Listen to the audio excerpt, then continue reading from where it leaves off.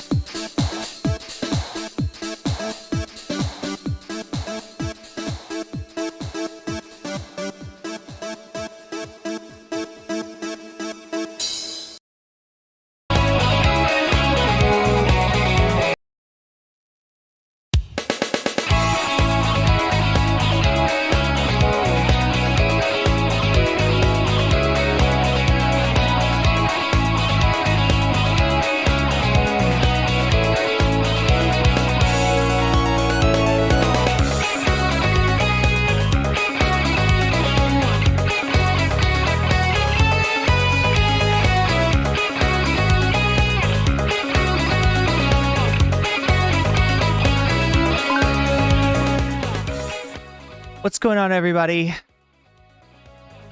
I hope everyone is having an amazing afternoon, evening, morning, or whatever it is in your time zone. It is the 16th of November, Saturday of 2024. This is NCC TV coming at you live from Sumaru City. We are live, or at least that's how it appears to my senses. Could be a brain in a jar somewhere. Don't know, don't care.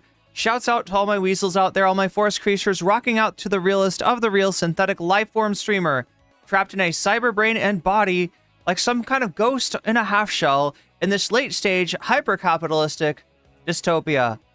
Forced to exist in this twilight realm to pay off my debt to society and my student loans. I hope you're having a good day, whoever, whatever, wherever, and whenever you are. We're about to jump into it right here on twitch.tv and youtube.com. High risk, high reward, high on life, or whatever simulation, simulacrum, simultaneous, spontaneous singularity of consciousness this is, was, or will be sometime in the cyber future. Boop. Boop indeed.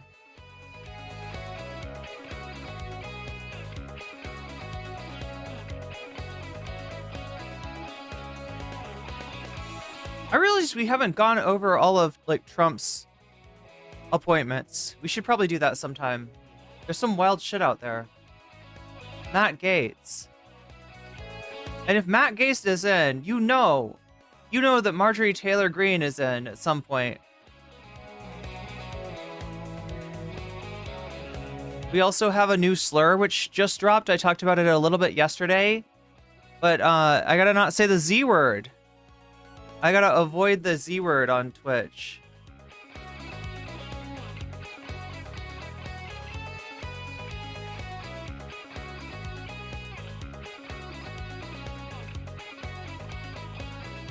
There we go. That's what happens if you say the Z word.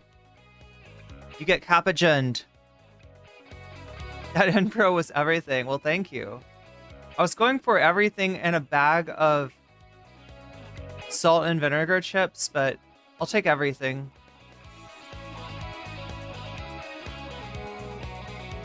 But yeah, so much going on. Twitch is demonetizing more and more people. More and more people are saying they're feeling the pain, feeling the lack of ad revenue. I'm getting mixed messages on who exactly is losing ad revenue. Obviously, I am, because I stream in politics. We're in politics right now. I put the big, do not watch me, I'm bad for you, caveat warning on my stream because I'm required to. If you say anything that's political. But I'm getting, it seems like some people that should not be demonetized are getting demonetized. We took a look at one of those the other day, an Iranian streamer who used the tag Iran in his stream and was told by his partner manager, that's what you get if you're a partner on Twitch, right? That's what you get if you're doing well on Twitch. Look, chat, we're gonna try to do well on Twitch, all right? But I can't count on ad revenue anymore. And I really want to turn those ads off. However, I need to know that I'm gonna make that money back in subs. So we need to get those subs up to 100. We may have actually fallen back a little bit overnight. That's what happens. That's what happens from time to time. Oh yeah, we're at 58. We're at 58. So yeah, I said the other day only 31 subs to go before I can turn ads off. Now it is 42. So yeah, but yeah, I would love to do that. I would love to stick it to Twitch and cut off those ads because like I'm not seeing that money anyway. Definitely figure he'd appoint Marjorie Taylor Greene, except I think he hates her. Oh, she's a strong woman. She's a strong woman. I said that wrong.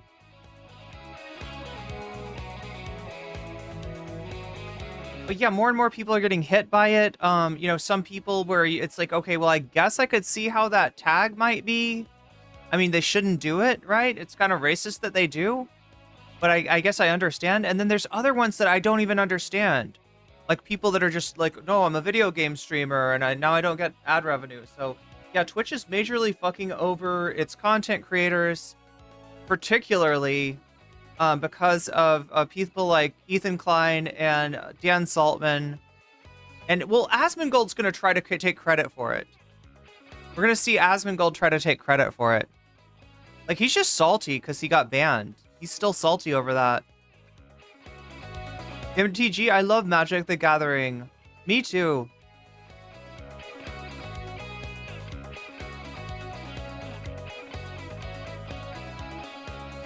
Wait, I found out the Kid Flash is a Midwest... Who's Kid Flash? Is a Midwestern conservative? Oh, the Tyson fight. I actually watched it. After the fact. I did not pay... I do not have Netflix. And I guess that's a good thing. I guess that's a really good thing that I don't have Netflix, right? Because I would have felt really ripped off not being able to really watch as many people were unable to watch the fight last night. But yeah, I don't know. Anybody else think that thing is fixed? Like, that didn't look like a real fight. And I don't know how much of it was like Tyson taking the dive or I'm sorry, not Logan, Jake, the other Paul brother, you know, going easy on his dad's boxing hero. But yeah, nothing about that felt real. That did not look like boxing. Or you know what I mean? It looks like boxing between amateurs. Like, and I hate hearing the fight commentary people. I hated hearing them glaze up Jake Paul. He's not a good... What are they talking about? He's not a good boxer. Isn't his brother like a better boxer than he is? I feel like I've seen one of the Paul brothers box and they were like all right, but it's not Jake Paul.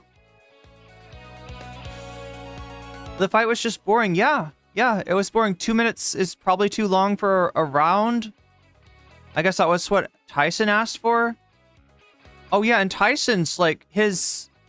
I don't know what happened. Is it because he chased Logan in the first round that he just, his footwork was terrible. There was no footwork. He was just like planted. Like Tyson was just fucking planted. I feel like Tyson would have won if it was just 5 years younger. Did people think that fight was legit? Do people think that was all real? Like that was the outcome of them both trying their hardest. Jake Paul tragically still alive. I think he paid him to lose. Yeah. And also the specific way that he lost, right? Because look, you know, you were of two minds. Either you think that Mike Tyson has got knockout power and he retains it into his old age, or you think that, you know, 27-year-old versus 58-year-old, right? But either way, you're not really predicting it goes the distance. You're not predicting it goes the distance and gets decided on points. You're predicting that there's a knockout, whether it's Mike Tyson, you know, like maybe you even think that Mike Tyson, you know, defends, he slips and all that shit, and then he finds a spot and he just lands one of those gazelle. I guess he's not going to do gazelle punches. I should get over that. I should get over the thinking that there's going to be a gazelle punch left in him, because like given like his, I don't know, whatever was going on with his it's his knees, right? It's Mike Tyson's knees that are giving him the problem. It seems like. I don't know, just based on where the brace was and how he was moving, it looks like it's the knees. And so, yeah, with the knees, you kind of need those for a gazelle punch. Chat. You know, it's the kind of punch where, like, let's say that you threw a hook on this side of me, right? You know, you were trying to hit me, like, ideally, like, right here, but maybe, like, up here, too, you know, somewhere around in that real estate, right? And I do the proper block, which is that. Like, right, I turn away, and I close this down. You can't get, you're not gonna hit anything there except for my arm. Like, so, like, right when I do that, like, sometimes I can use that to, like, wind up a hook in return, which, you know, you might be expecting, might not be the best punch to throw, right? But sometimes you can kind of, like, you can do this and go down and then pop back up, and with a little jump with it. That's a gazelle punch. This is what Mike Tyson is, like, famous for. This is what one of his best moves was, the gazelle punch. And yeah, in his prime, this is, you know, this was a big part of his repertoire. Obviously, like I said, with knees, you know what I'm talking about? I'm talking about, like, you know, you're pivoting hard with that move, right? You're not only pivoting, you're pivoting down and then jumping out of that pivot. You're springing out of that pivot. He doesn't have springing power. He doesn't have plyometric, you know, he can't, yeah, I mean, like, what are you expecting? Dude is 58 years old. Sorry, a little too much fight talk, maybe. I'm not a boxing person enough to know how to tell whether it was fake or not. Watching Doom speedruns. Kind of different. A different kind of violence, true. His brother... Yeah, that's what I thought, Davy. I know I've seen one of the Paul brothers... I get them mixed up. I don't really care about the Paul brothers. Apparently I should. Apparently they're like huge social media bubbles, according to Wired magazine. He just beat up an old man. I mean, yeah, kind of, but also not as bad as he could have. I don't know. Like, there was something wrong with that fight. That's all I gotta say. Jake Paul is the Jake Paul of Logan Pauls. Nothing is real, says One-Eye Dragon. He does have a bad knee. Old man got... Oh, yeah, he got tired. Yeah, he did. They both actually look tired. And if you're Jake Paul, that's not good. That's pathetic. Like, right, if you're calling yourself a... The only reason that I go hard on Jake Paul is because he and his promo team and whoever the fuck was calling the fight are treating him like he's a real boxer. They called him a disruptor. He's doing disruption. He's disrupting the sport of boxing. Right? They're treating him like he's actually, oh, geez, can anybody beat Jake Paul? Yeah, like 2/3 of boxers, yes. 2/3 of heavyweights can beat Jake. What are you talking about? I can't believe they are glazing him up like this. Going deep state and saying Jake Paul used his connects to give Tyson an ulcer with chemicals. Obviously joking. Obviously, Corwin, obviously. Thought it was rigged from the start, but I assumed that Tyson was the one planned to win before. Yeah, I mean, I guess that would make sense. Yeah. How does rigging usually works where you... It works like if the rigging is done by... Wait, who else taking bets on it, though?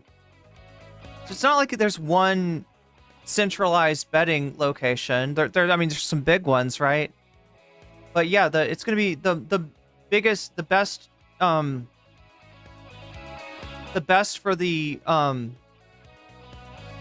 betting agencies or whatever is if a result that is not anticipated comes to pass, right? And where was the money? Was the money on Tyson? Was the money on Paul? Taylor Serrano was good though. I didn't see the other bouts actually. I haven't watched those yet. I feel like Mike Tyson would care enough about his legacy that he wouldn't.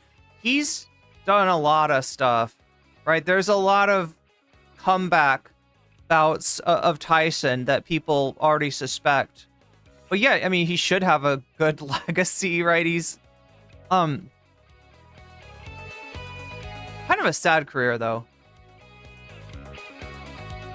Two rapists hitting each other. His knee blew out like 20 years ago.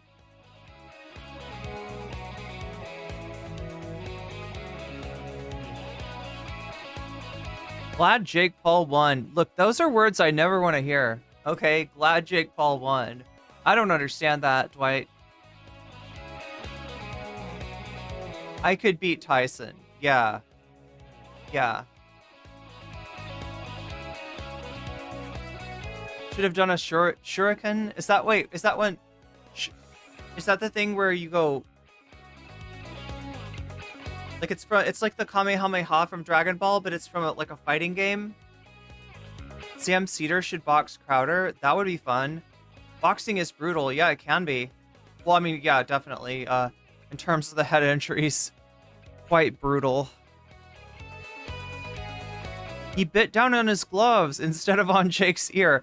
Yeah, some people said that he was trying to push the mouthpiece back in. That he had a mouthpiece like coming out on him. I don't know. Ethan Klein is a clown. That's true, Sean K. Here, wait, let me actually get chat all set up.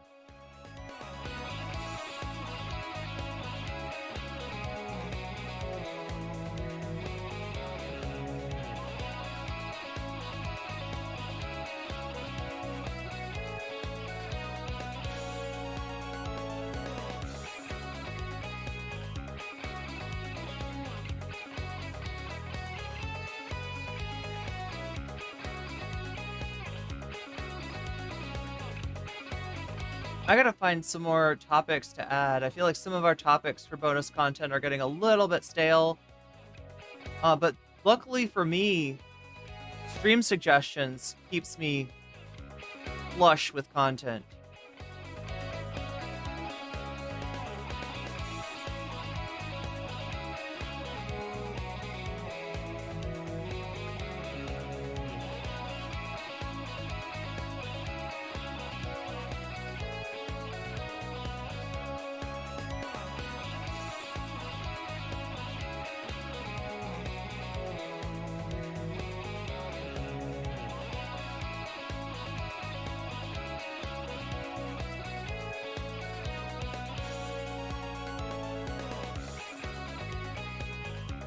Oh my gosh, an Illuminati video got recommended. Is this an old? I think that's an old Illuminati video. I'm just like imagining people that don't know who Illuminati is finding her videos and be like, hey, look at this. This is a pretty cool.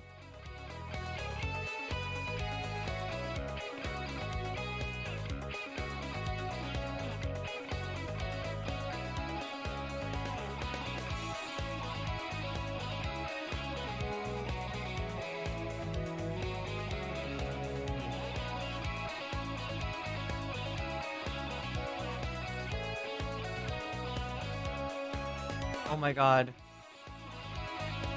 Why not? I'll do it, chat. I bet you'll. Oh my god, I pressed the wrong button there. I'm sorry. Did anyone just get an ad? I pressed the wrong button. I seriously did. Wait. Ethan Klein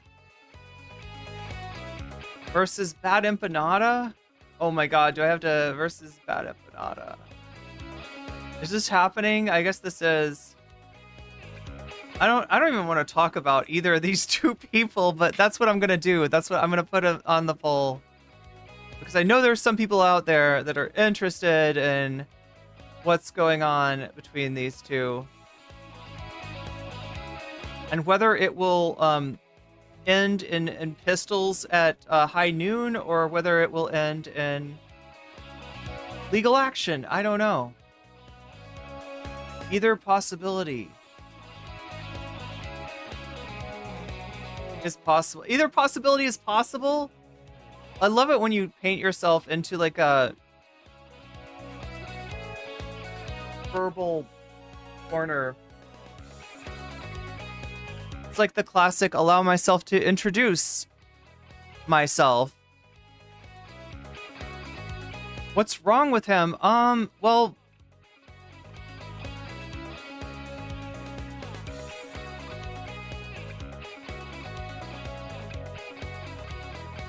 I guess you just have to know him.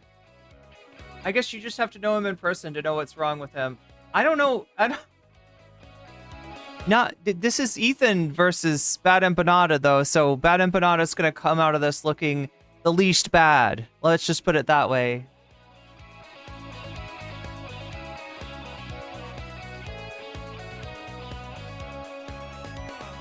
Didn't Illuminati have her own company town? She had a company house. Didn't she? Kind of a company house? But I don't know what I said that implied like I was throwing shade at Bad Empanada. I just don't like covering Bad Empanada because it's always toxic shit. You know what I'm saying? Like the people that... Mainly because of the people that Bad Empanada deals with. Remember Apartheid Anime Girl? Like, I had to deal with Apartheid Anime Girl myself. She's a fucking monster.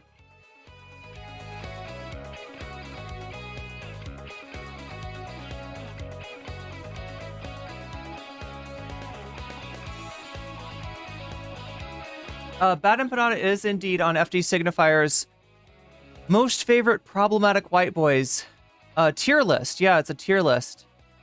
Based Empanada. Like, I mean, as far as what has Empanada done that's wrong, it's so hard to describe, right? Because he's had a zillion Twitter accounts, and you know, that's where you're gonna run into stuff like that. I don't actually want to go over the greatest misses of Bad Empanada. All right, I've defended Bad Empanada when he's been lied about, which is often. And I've also seen him, you know, be pretty toxic to some friends of mine who were just trying to help him out. All right, I'll leave it at that. Do you understand what I'm saying? Oh my God. I will leave it at that for now. Right, because we're not trying to blow up Bad Empanada right now. He is not the one that's done something wrong.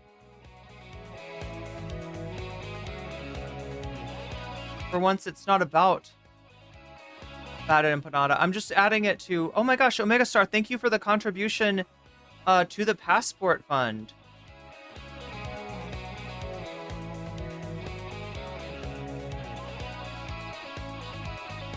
Yeah, so what's the Passport Fund? I should probably explain that too. Let's get off of the Bad Empanada thing before half of chat thinks that I'm like some kind of Drew Pavlo, you know? Like, I'm not one of those people, okay? Just so you're really clear. My issues with Bad Empanada are not the issues of that shitlibs have with Bad Empanada. It's usually more on a personal level and stuff like that, but I don't even care about that. I don't care about that. Bad Empanada, not my floor, not my problem. He's Ethan's problem. He's Hasan's problem. He's all kinds of people's problem. He's not my problem. I don't have to say shit. I don't have to say shit. He can dig his own hole. He can dig his way out. He can make his own bed. He can lay in it. He could not lay in it. Other people could lay in it for him. I don't care. It's not, I did nothing to deserve to forever have to either, you know, criticize or defend or anything Bad Empanada. But yeah, what was I going to explain? The Passport Fund. Okay, so yeah, on throne.com, which, wait.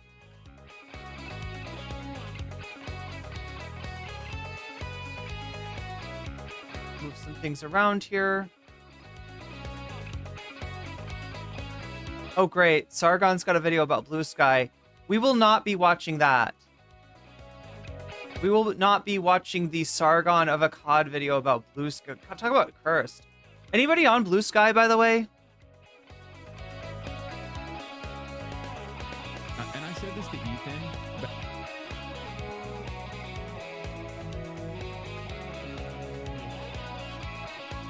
That's right, another mogul mail. I'm going back to back, and I gotta say. I'm sure some of you are, but if you want to, you can follow me on Blue Sky. I'm Irene Geller on Blue Sky. What's up, Nabil? Good to see you. I'm Irene Geller, same at that I have on Twitter. Actually, I don't know. Sometimes I think like maybe that should just be my name. Sometimes I think it should be like No Comment Chick featuring Irene Geller. That it's like less weird than being called NCC. That took some getting used to, like becoming NCC. You know, that's like a weird, because then everybody starts thinking all these things about me. Oh yeah, NCC loves drama. I do? I love drama? NCC's all about the drama. Yeah, no, she loves it. She hates Dylan Burns. She hates Vosh. She's like, I'm like, wait, I don't hate anybody. Who are you talking? Who's this NCC? It's so weird when people talk about NCC. And the other thing is like, I never know if it's like haters or if it's like people that are like, yeah, NCC is cool. She punches the sussy commentary creators in the nuts, rhetorically speaking. And they like that. They appreciate, many people appreciate that. Many people like appreciate the mythology surrounding me more than they appreciate the reality of who I actually am, which is a fairly nice person. All right, so what am I doing? I'm going over here. There we go. Yeah, so we're 15% of the way towards the goal. Thank you, Omega Star, for contributing to the Passport Fund. Yeah, so the Passport Fund is on, there we go. That's why I opened the screen. It's on Throne, which the wish list for Throne is right there. Right now, yeah, the thing that's most on my mind is getting the fuck out of the United States of America, because I am getting the fear.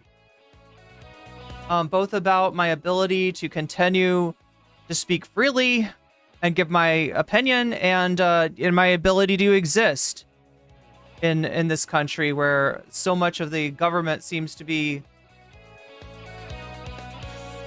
intent on, or the incoming government seems to be intent on illegalizing my existence. So NCC is nice cat ceiling, like a cat in the ceiling that watches you masturbate, or NCC is November chooses champions for what sport? Wait, is there a sport where November chooses champions?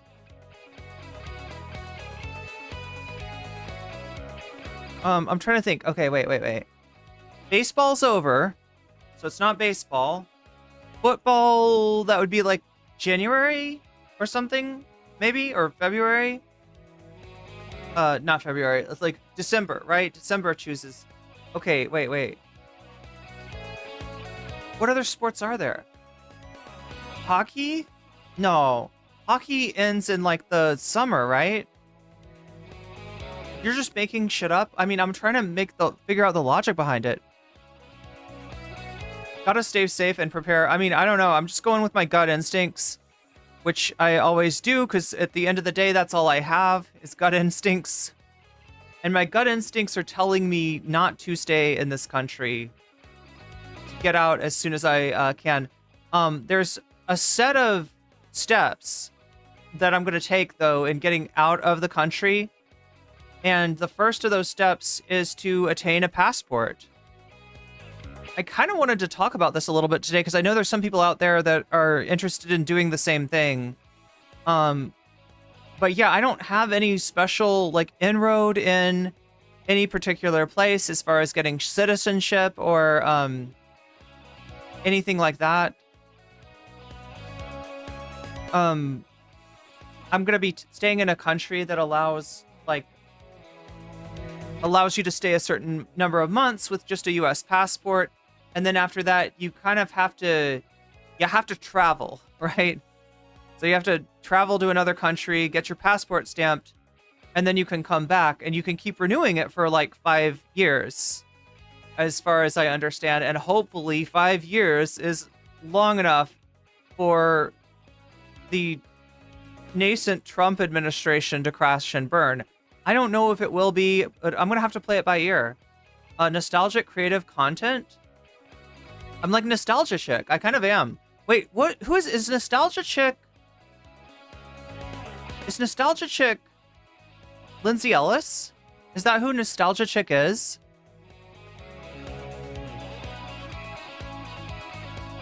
Can somebody please explain to me what Jake Paul was saying when he suddenly talked about heroes, troops, and better times? I didn't see that, Sanshiro. I just watched the fight. But yeah, so yeah, that being said, I've got a passport fund that you can donate to on throne.com. We are 33% of the way there, right? 33% of the way for me being able to go and get a passport, which is going to be the first step. I think the second step, oh no.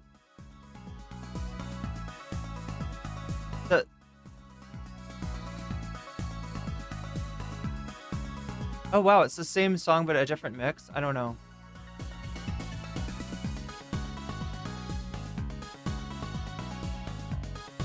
Oh my god, chat, I'm having so much ADHD. I'm getting distracted by so many different things. I'm sorry. Yeah, the second step is a plane ticket. The third step is figuring out what the fuck to do with my stuff. Do I want to try to store it in the US? Do I want to try to ship it? Which turns out to be a little bit cheaper than I thought it was going to be. Yeah, somebody sent me a link to a thing that says that they can ship, like, you know,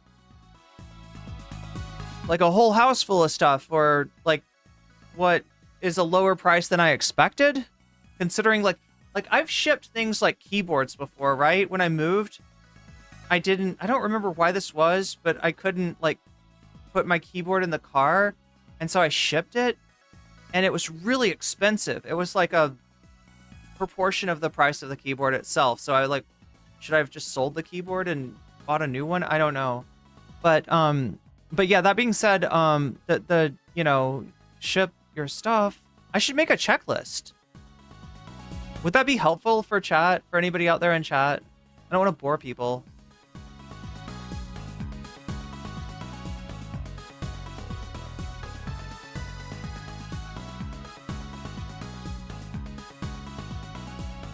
I know you all love the MS Paint streams.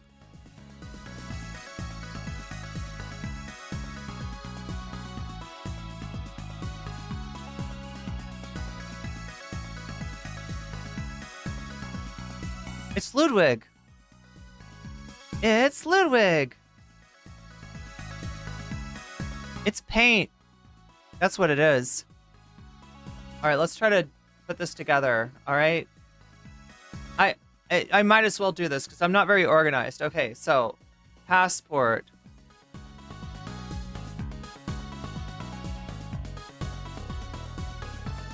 That's the first thing. Second thing is plane ticket.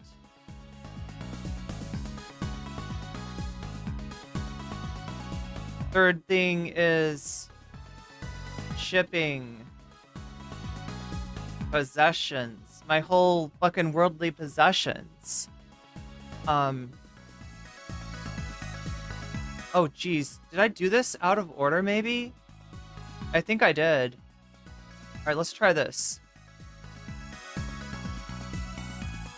Let's organize this stuff a little bit better. I think it goes like right there.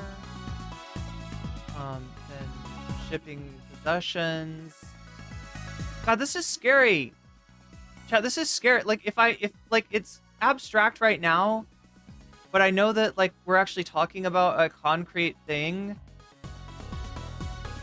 And it's gonna be, like, concrete when I'm getting on a plane.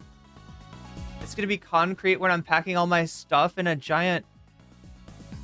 I don't know. Wait, let's cut that out again. Shipping possessions, because before you can ship possessions... you've gotta have a place to ship them to. Oh my gosh. It's so logical. Alright, so, apartment. It was so peaceful up here, but now there are freaking communist invading radicals. Okay, so passport, plane ticket, apartment. I don't know, those two could switch maybe. Shipping possessions. What about like medical? Like you gotta get certain like certain vaccinations and stuff. Like that's important. Wait, the medical, maybe does that come? Okay. Like maybe the passport.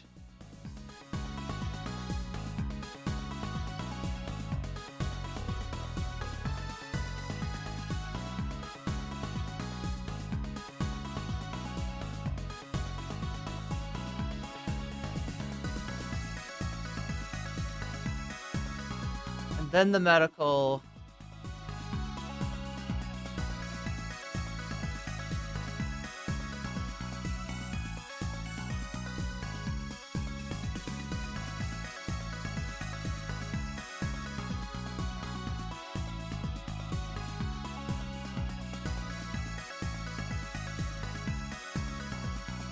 Passport, then the medical, then the plane ticket, then the apartment, then the shipping of possessions, then the drawing of squares. Am I forgetting anything? Oh my gosh.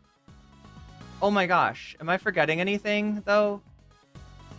I feel like if I am, chat will remind me. Right. Putting all these check boxes here. Checkbox. Checkbox.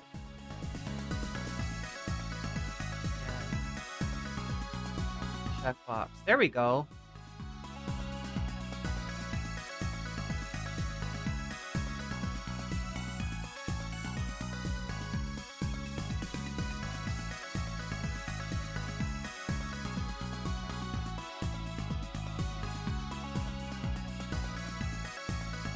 Oh my god. Thank you, Anonymous, for contributing to my passport fund. You are amazing, Anonymous. You don't even want to be thanked, but thank you anyway.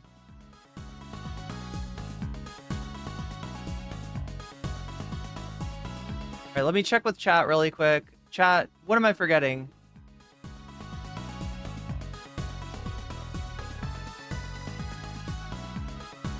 Yeah, as far as the bad empanada... Oh, God, sorry.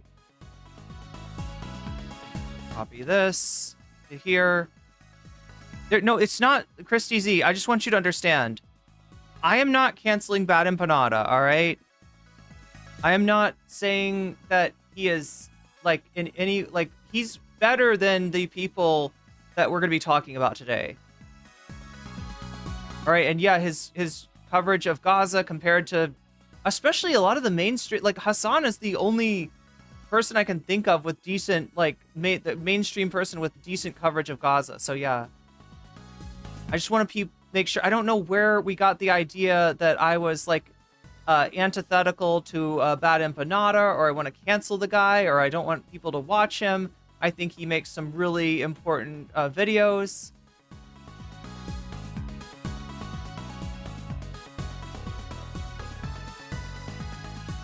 And in fact, his channel, like right there, there's not even a, okay, so Chad is kind of having this discussion for me.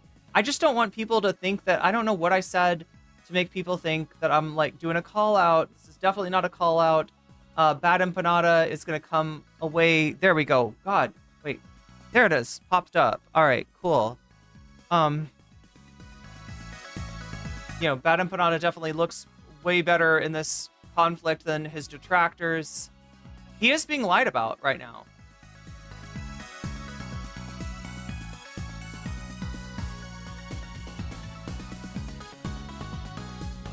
I only know about her from other... Oh, about what? Nostalgia Girl? Her critic? Wait, Jacob, who are you talking about?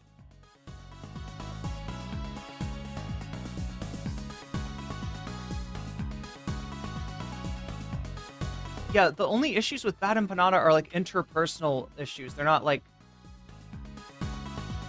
content or takes or anything like that.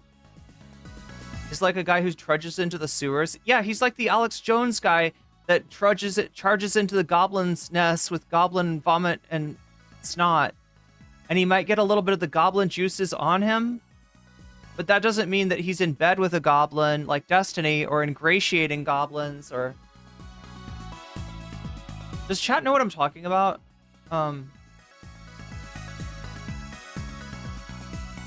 Ethan always looks like he's just been woken up by someone scary in a scary mask. Yo, his main channel comment. Yeah, exactly. His main channel content is amazing and well sourced. The sewers are his... Thank you, Jacob. Thank you, Jacob. I could not think of how to put that. I could not think about how to put that. But that's true. YouTube personality drama. Me too, Mozart. Me too.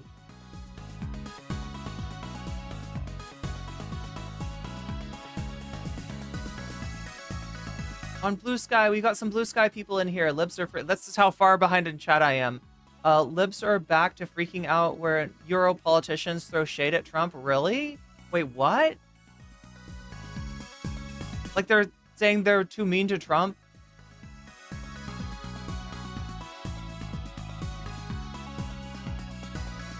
So everybody is their own name, like on Blue Sky. Not everybody, but like a lot of people in chat are. But yeah, feel free to follow me. I'm at Irene Geller. Taekwondo, one of the forms involved a groin punch. Whoa.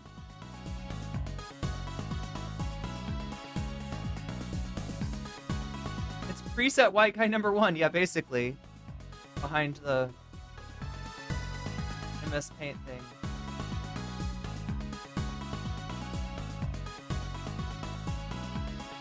I had a passport once. Me too.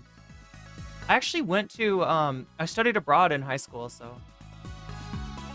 Leave to go where? That's the whole question, right? And maybe we can talk about this too. Yeah, some people are looking to Canada. Some people are looking to, I think I've heard people say Costa Rica. You know, people that, you know, have the money to do it maybe might go to the EU, although things are looking kind of bad depending on what's, you know, country in the EU. What is the best country in Europe right now? Like as far as like least likely to go fash? Would it be Ireland? I don't even know. I just know I could not afford to go, like I don't think I could afford to live in Europe. It's very expensive. Mexico seems kind of nice. Yeah, I was thinking about that.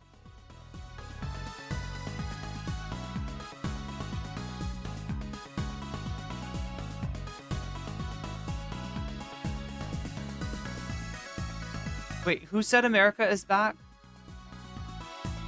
Oh, Jake Paul. I got it. Imagine seeing bad empanada on the street. What if you move to Argentina? How much are those things? Passports. Okay, so let me tell you. My passport fund that I've got is 100 and... Wait, does it say it here? I don't know why it doesn't say it. I think it's like 181 and 36 cents or something like that, right? And that's for that is for a passport book, a passport card, and the expedited shipping. Which I might have left something out because I feel like there was also like a price to like expedite the passport itself. But yeah, we're at 50% funded. We're half of the way there towards funding the passport, so that's looking like a... And of course I want to do this first because what you do is you go to the passport... Wait, I'm trying to remember. Did I go to like a post office for my passport? I can't remember what where do you go for your passport? Let me just like look this up really quick. Where do you go for a passport? If you have a current passport and you need to get it renewed, you don't even have to go to any place, right? You can get it renewed over the... But if you either don't have a passport or you've let it lapse for too long, then you have to passport agency or center. So that's where you go. You go to a passport agency or passport center.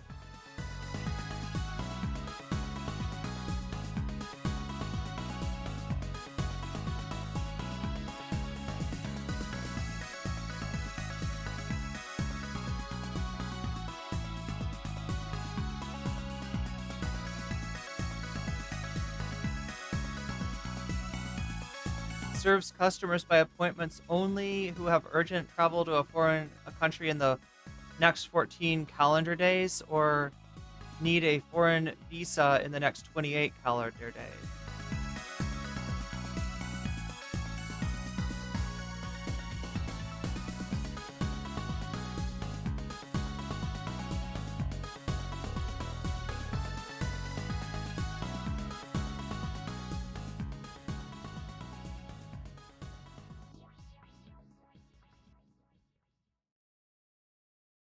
Looks like the hours of operations are like 8 a.m. to 3 p.m. depending on where you go.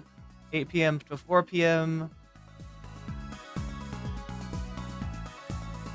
7 a.m. to 3 a.m. or 3 p.m. 8 p.m. to 4 p.m. Yeah, and they're going to be different like depending on where you live.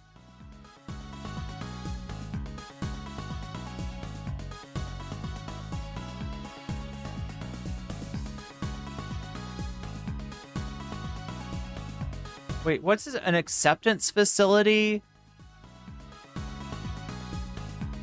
Confirm you meet the requirements. Fill out your form online and print it. Get evidence of U.S. Citizenship. That is like going to be, you know, something like a birth certificate or an old passport, photo ID, you know, your driver's license or ID. Determine special circumstances. Provide a photo. Calculate fees, find a location to apply, track your status.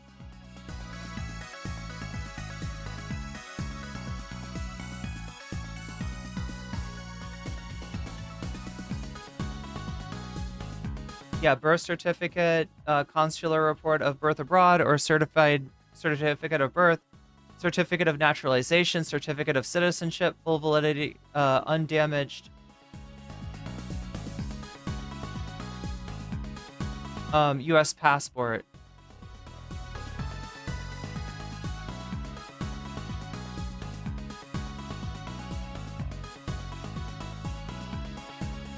And for anybody who's wondering, right, as far as your gender marker, I think that they make it easy now to change that on your passport.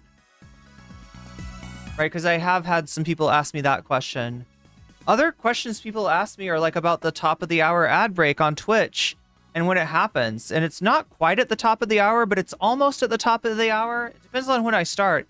But it is a 3-minute ad break. I don't get paid for it.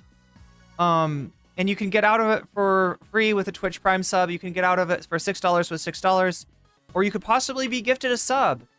Speaking of gifting of subs, I now have 59 concurrent subs running on Twitch. If we get that to 100, I will turn the ads off. And we will see, I don't know if they'll still do pre-roll ads, but I'll turn as much of the ads off as I possibly can. Because Twitch is kind of fucking me over. Right? They're running ads, but they're not paying me for the ads. And I want a reason. Give me an excuse. Give me a reason to turn them off. I want to do what Hasan does and go to kind of like a subscription model rather than an advertising model. So yeah, if we hit that, we can turn the ads off, and I can still get paid for streaming on Twitch. That's the idea. So what are we doing today? We're doing Ethan Klein. We're doing Ethan Klein. Jesus, I wouldn't want to have to do that. No, Ethan Klein's doing himself. He's cooking himself. He's doubling down. He continued, and I don't know what he thinks. I think he must be getting some like Destiny. He must be talking to Destiny, chat. Anybody, one in chat if you think he's talking to Destiny. Here's why I think he's talking to Destiny. Destiny does these purges. He purges his community of communists. That's one that he's done.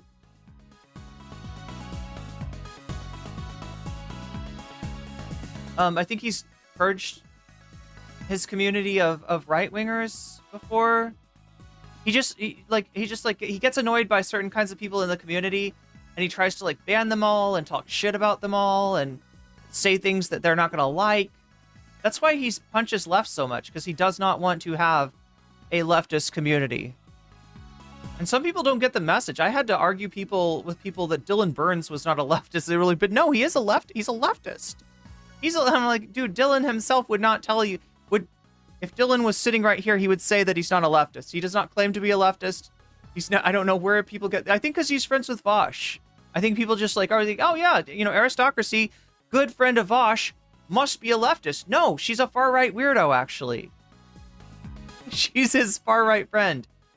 Your username NCC reminds me of the song "Welcome to the DCC." You might be moving again. Yeah, lists are really helpful when you have ADHD like I do. When you ride alone, you ride with chat. I suffer in hot weather, so Ireland is almost perfect for me. That's kind of... Ireland is like the opposite of the weather in the place that I'm looking at right now. I suffer in cold weather. Although, honestly, I haven't been in high humidity in a long time. Yeah, it really does hit different. New Zealand would be my first choice, but it's nearly impossible to immigrate there. I remember... Oh, no, that was Australia. There was like a time where Australia was looking for people to work in sheep ranching, like to, help with the sheep. I don't know how to say it, chat. To work with sheep. Because apparently Australia has more sheep than peeps. They got like the ratio of sheeps to peeps is like skewed towards the sheeps. Different places that do passports, post office. Okay, so maybe I did. Maybe I did go to a post office. This was a long time ago, though, chat. Like I said, I did this in school. Like, right, I was like a, I stayed with a host family. Some universities do passports. I did not know that, SM. Yeah. New Zealand also looks like Nova Scotia on the map, which I find amusing. You're right. I never thought about that, but that is what it looks like.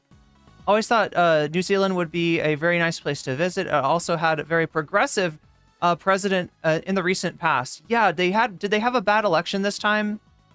I mean, like, sometimes other countries, a bad election, it looks like a good election here. It took me like 2 weeks to get my pass. Only 2 weeks? Okay, well, let's go.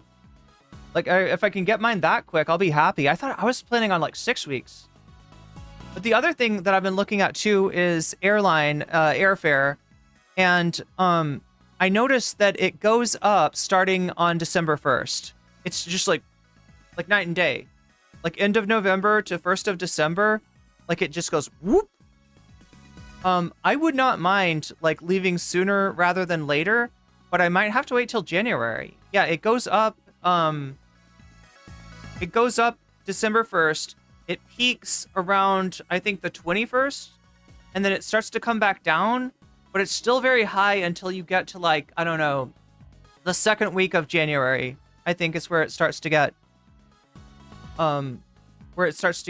back to a normal price. Why are people saying Ireland? I don't know, Keffels? Is it a Keffels thing? Keffels moved to Ireland, but I don't know. I think that might have been because she knows someone there. Oh, as a good and not fasci, as a country that's not gonna go fascist anytime soon, which they seem like few and far between. Ireland is awesome, a bit rainy perhaps, but pretty awesome and fairly remote.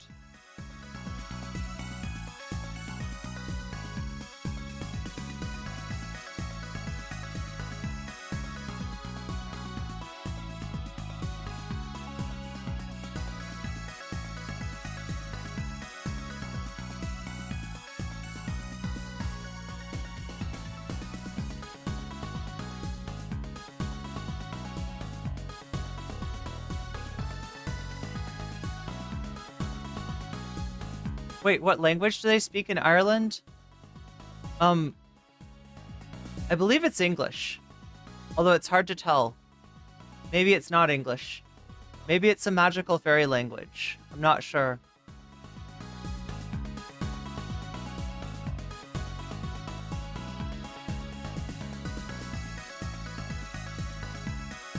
Need to change my... Yeah. There's like... It's easier than it used to be.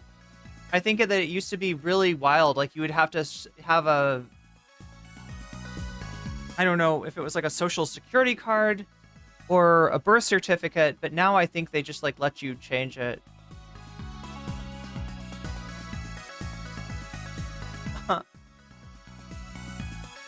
Islands in the stream, that is what we are. No post in between. How can we chat wrong? Sail away with me to another world. We'll chat with each other. Yeah, so part of my part of the reason that I chose the place I'm choosing is because the rents are much lower than they are where I live. And it would give me a chance to try to save some money. And that seems like a good idea. Right? Especially if I'm halfway across the world. But yeah, there's a lot that goes into this. Behind chat way more than usual, like maybe 5 minutes. Did you set it up that way, or is the computer being sassy? I hope I'm not that far behind. I feel like I'm close. No, I just like let chat go for a long time, and I wanted to talk to everybody.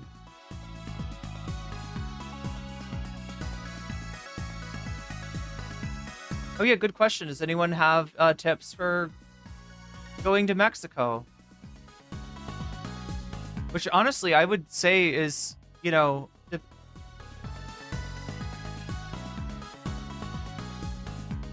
like the biggest danger for Mexico at this moment seems to be the United States. Like, Trump has made some rumblings like that he wants to go to war with the cartels, which realistically would just look a lot like going to war with Mexico. English, and some people do speak Irish. Gaelic, is it called? Leprechauns. Yes. Ireland. Iceland! But it's too cold? Oh my gosh. Well, it's got a volcano.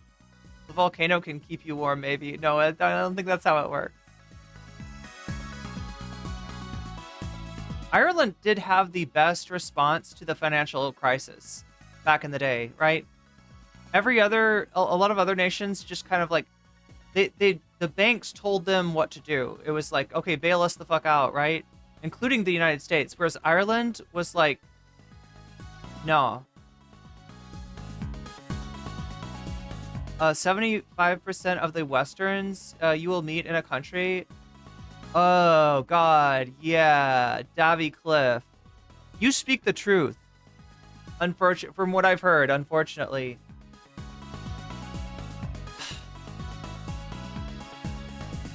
75% though, that's fucked. But the biggest reason, like, I'm not that I'm trying to hang out with any like expats. I'd rather like, you know, get to know. I'm thinking of Iceland. Oh yeah, I meant that about Iceland, not Ireland. The Pancho Villa expedition too. This time we mean it.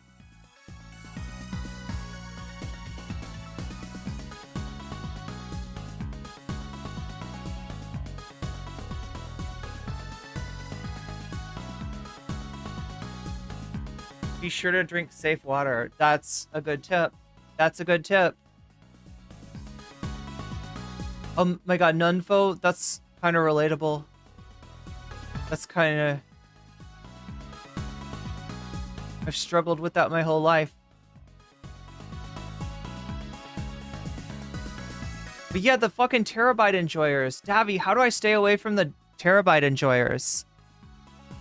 If I just stick to the... If I just stick to the Muay Thai gym, got my passport for it in like 2 weeks, but my brother got his a lot later, and we got them done on the same day. Jeez, what does that mean? Do you think they like inspect some people more? Christmas and New Year's is huge in Thailand. I'm in UK. I know a lot of people going for that period. Oh, I see. No, it's not even my country of choice, Davy. It's the one that I can probably swing. Got my passport done at the post office, easy peasy. Did you have to expedite it or anything, Omega Star? Or did you just, like, how long did it take? I wonder. People are saying 2 weeks, but then some people are saying more. Holiday pricing for the, yeah, for airfare.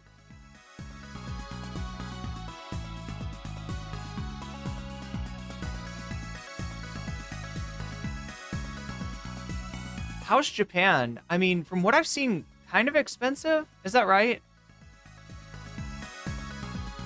Extremely racist and hard to immigrate to. That's true.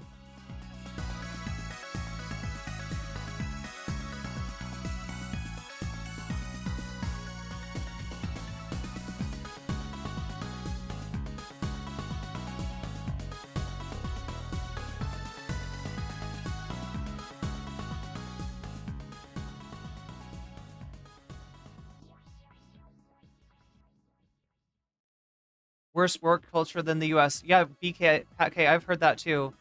But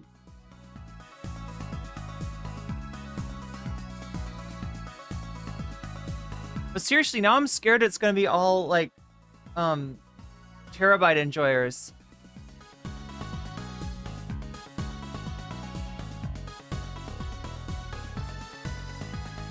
It's gonna be all Vosh fans over there.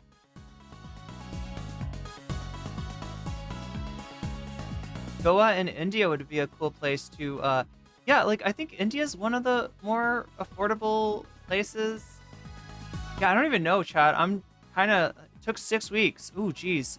That's what I read. Actually, that's what I saw quoted online. So when people were saying 2 weeks, I was a little bit surprised. But I guess people just you get them early, maybe, and it's a good thing.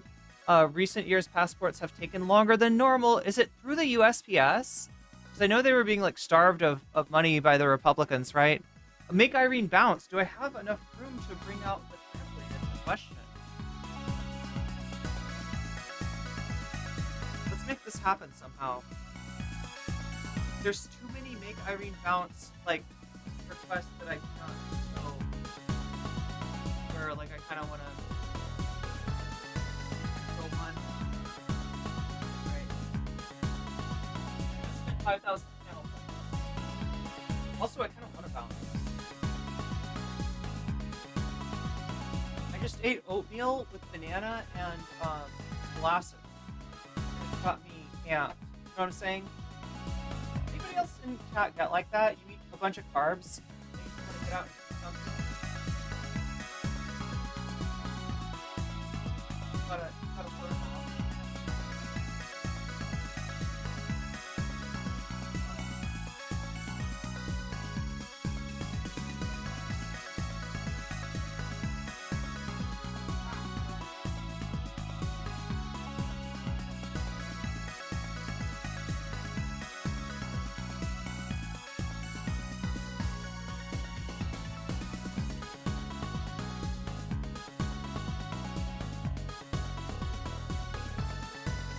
But Davy Cliff, do you have any suggestions for keeping the 5 terabyte enjoyers at bay? Like, what do I do? Just tell them I don't like Vosh? Just be like, have a Vosh bad sticker? A Vosh bad t-shirt? Love Taiwan, can't deal with 6 months of heat and humidity. Oh shit. So if you have like a speeding ticket, it can take longer? That's wild. That's cool, Mozart. Paid for mine to be expedited and it still took 3 weeks. Paid a ton for expedited shipping of the documents. I was just renewing.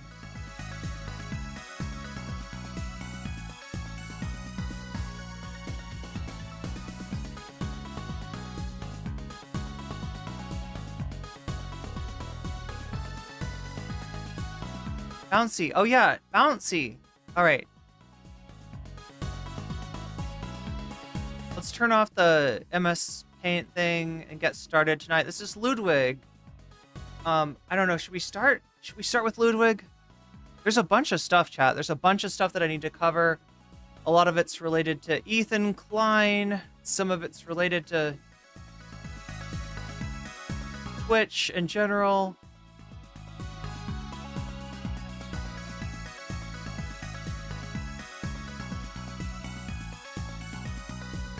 This is how easy it is, chat. This is how easy it is.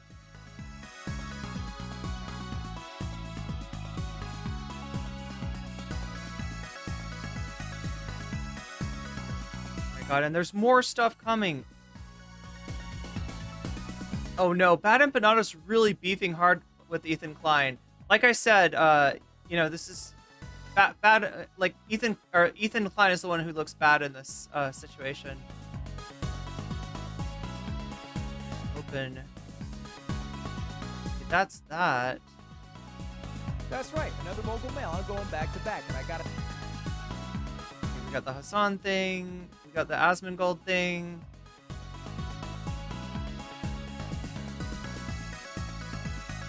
We got Tim Pool for some reason. Maybe that's a good one to start out with. Tim Pool. Let's start out with Tim Pool. That's one you don't expect. Is Tim Pool calling out Hasan? Yes, he is. That's what's going on here. Let's take a look really quickly. Who's winning? 69% of you are here for that drama. I put that juicy drama on the menu, and 69% of you have taken the bait. You've fallen victim to my evil plan, to turn you all into drama frogs. Although, honestly, like, I think I saw a drama frog the other day in someone else's chat. Like, literally just somebody trying to start up drama between two streamers, and I happen to be one of them. And I was reminded that, like, however much I joke about you, chat, being drama frogs, you're not like this person. You're not toxic. You don't take, you know...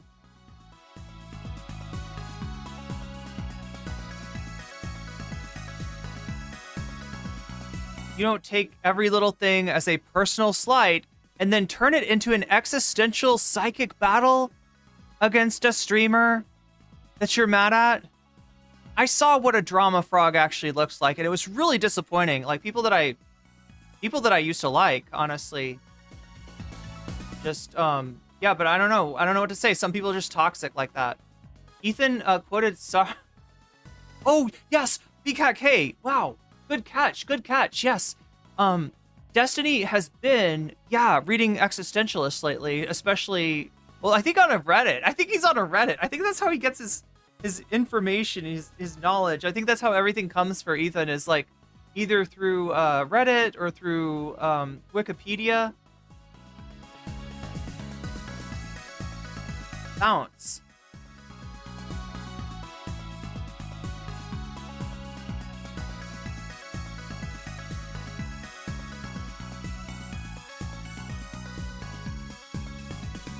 Ton of drama frogs on H3 subreddit.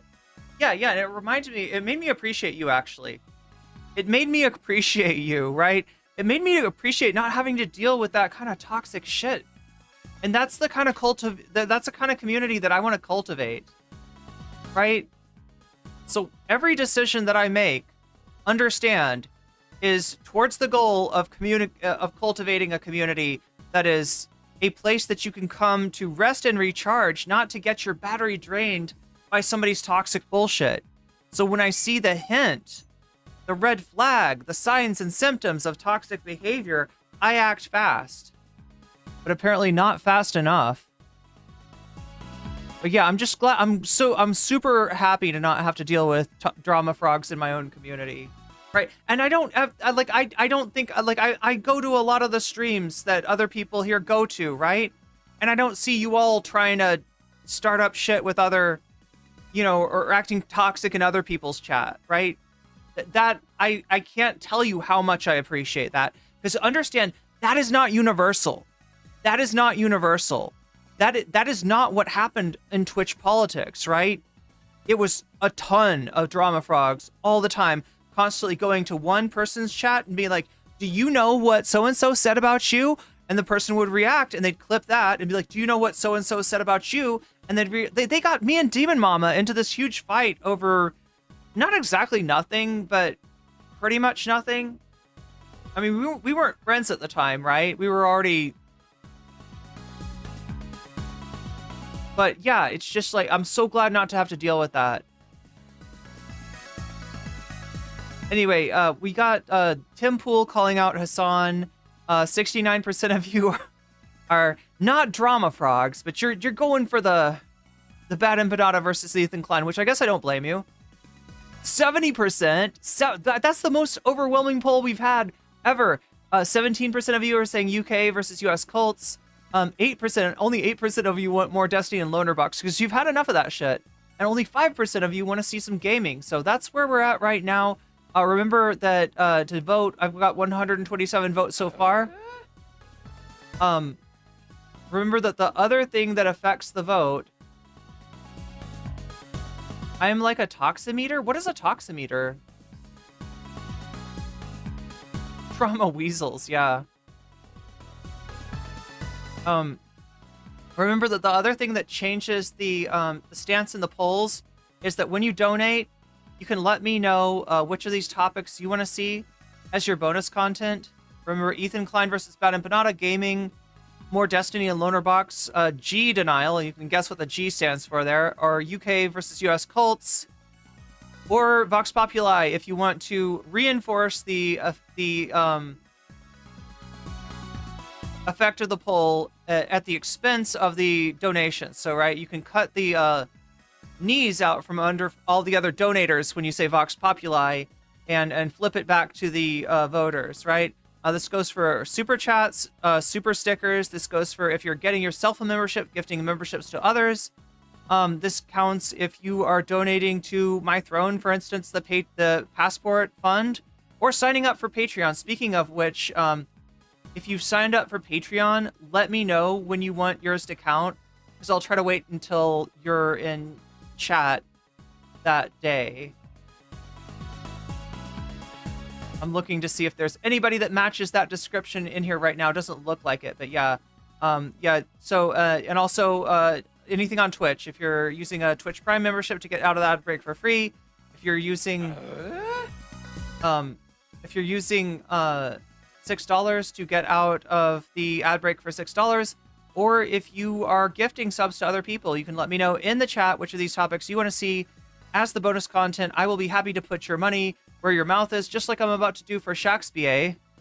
Shaxba says, add mine to Empanada KO's moldy bag of... Okay, we're not calling people brands of hummus. That'll get me in trouble. I'll be off of here quicker than Frogan was, and for longer too. Oh, there we go. Yeah, Crystal, do you have an opinion on which of these topics? Wow, that gets us up to 63. Remember, if we ever hit the dono goal, if we ever drive it to 200%, that means there's 2 bonus topics instead of just 1. So that's a entire possibility tonight. It doesn't happen very often, but when it does happen, we double up on the bonus content.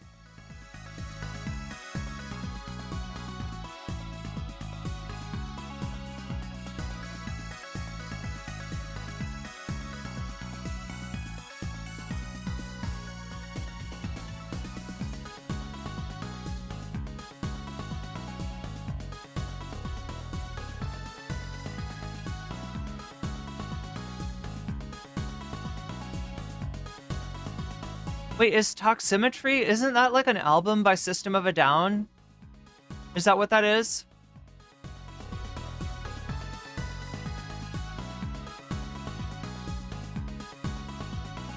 Oh great, there's a new... Oh no! Oh no! You're right, BCatK. You're right. Oh my gosh! Chad, I can't talk about hummus. That's the thing that'll get you in trouble worse than anything, is if you insult a store-bought hummus. Anyway, let's get going. Let's see what we got here, and we'll see how the bonus content shakes out. I feel like though, if we do hit it like at 200 level, like, you know, if we do unlock 2 topics, I feel like I should give you like a better choice of topics. Empanada Intifada. Yes, indeed. All right, 68%. We got a lot of people interested in that content. That makes that 7. And also, if I miss, But now there are freaking communist invading radicals. this is a hummus-free chat. I mean, no, we just gotta generalize about hummus. Maybe, like, it's okay if we say that, like, hummus is good, but, like, I don't know. Do you condemn hummus? I'm not allowed to condemn hummus. First they tell you to condemn hummus, and then they tell you you can't condemn hummus because that's BDS, and BDS is bad. It counts as discrimination on Twitch. If you discriminate against certain types of not so great store-bought hummus. Which really, like, I just had, like, honestly, some hummus gives me acid reflux, right? Most hummus does not. That's why I, like, try to avoid hummus when it does not sit well with me. Anyway, so yeah, that's how the dono goal works. We're at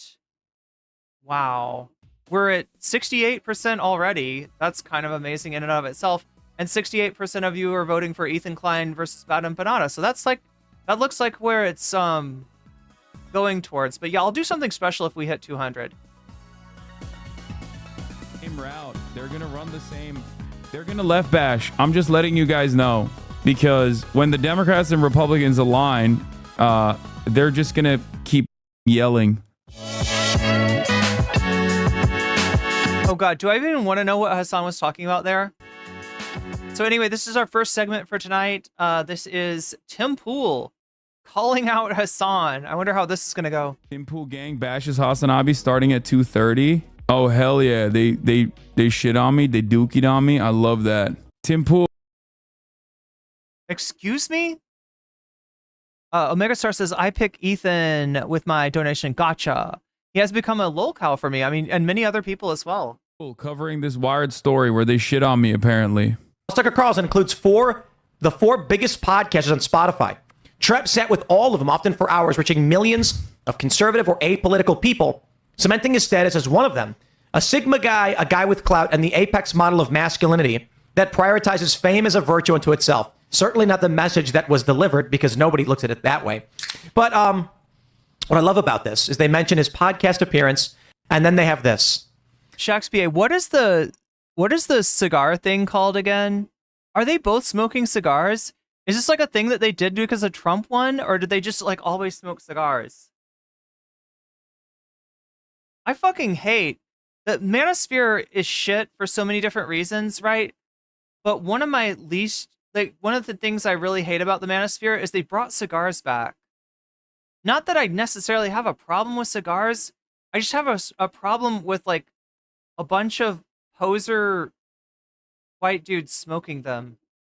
They say what Trump and his team understood is that the disclosure, to whatever extent that means anything anymore, no longer happens in op-ed columns or The Daily Show. Kamala Harris seemingly did not. She did appear on Call Her Daddy. Look at these assholes. We got 2 cigars here. A stratospherically popular podcast with an audience. Is there a third? I think this guy's smoking one too. Primarily comprising young women. And her campaign enlisted a number of influencers as surrogates. But she skipped Rogan, Lex Fridman, and other mainstream adjacent Lex Friedman, yes, on podcasts. And even if she hadn't, the world of conservative influencers dwarfs their liberal counterparts in both. Oh no, Shakespeare. I was about to disagree with you and say actually Michael Knowles for once is not smoking a cigar, but you were right. He just had his down. I was like, no, Shakespeare. Sometimes you're seeing a cigar everywhere, but no, it turns out Shakespeare was right. Michael Knowles. So what is this like? Like everybody but Tim Pool has a cigar here. Follower size and impact. In the same way, Democrats never found their own Rush Limbaugh.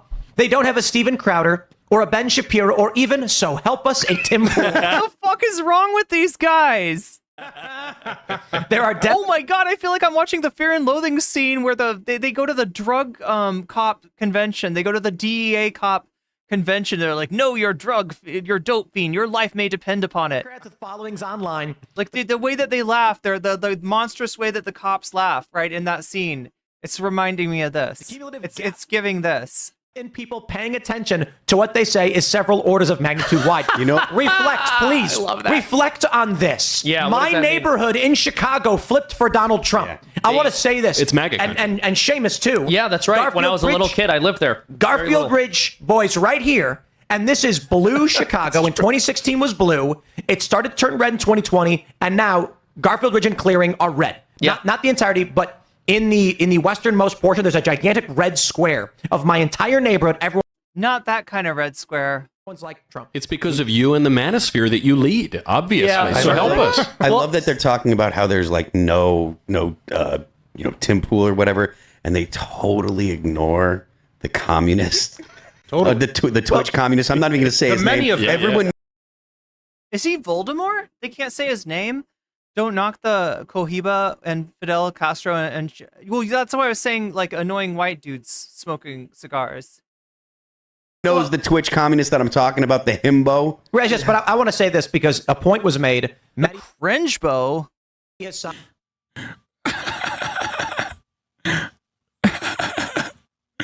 Damn, I live in this dude's mind, dude. God damn. Hasan was talking to some guys on some show, and he was like, they said Kamala should have gone on Rogan, and he goes, no, we Democrats needed Joe Rogan. And the response was, they had one. His name was Joe Rogan. That's right. That's right. That's right. Well, I also just want to point this out. This term manosphere is hilarious because it just turns being a man into a political opinion. What are these Well, I want people to notice something, all right? So there's two prescriptions as to what the Democrats should do different.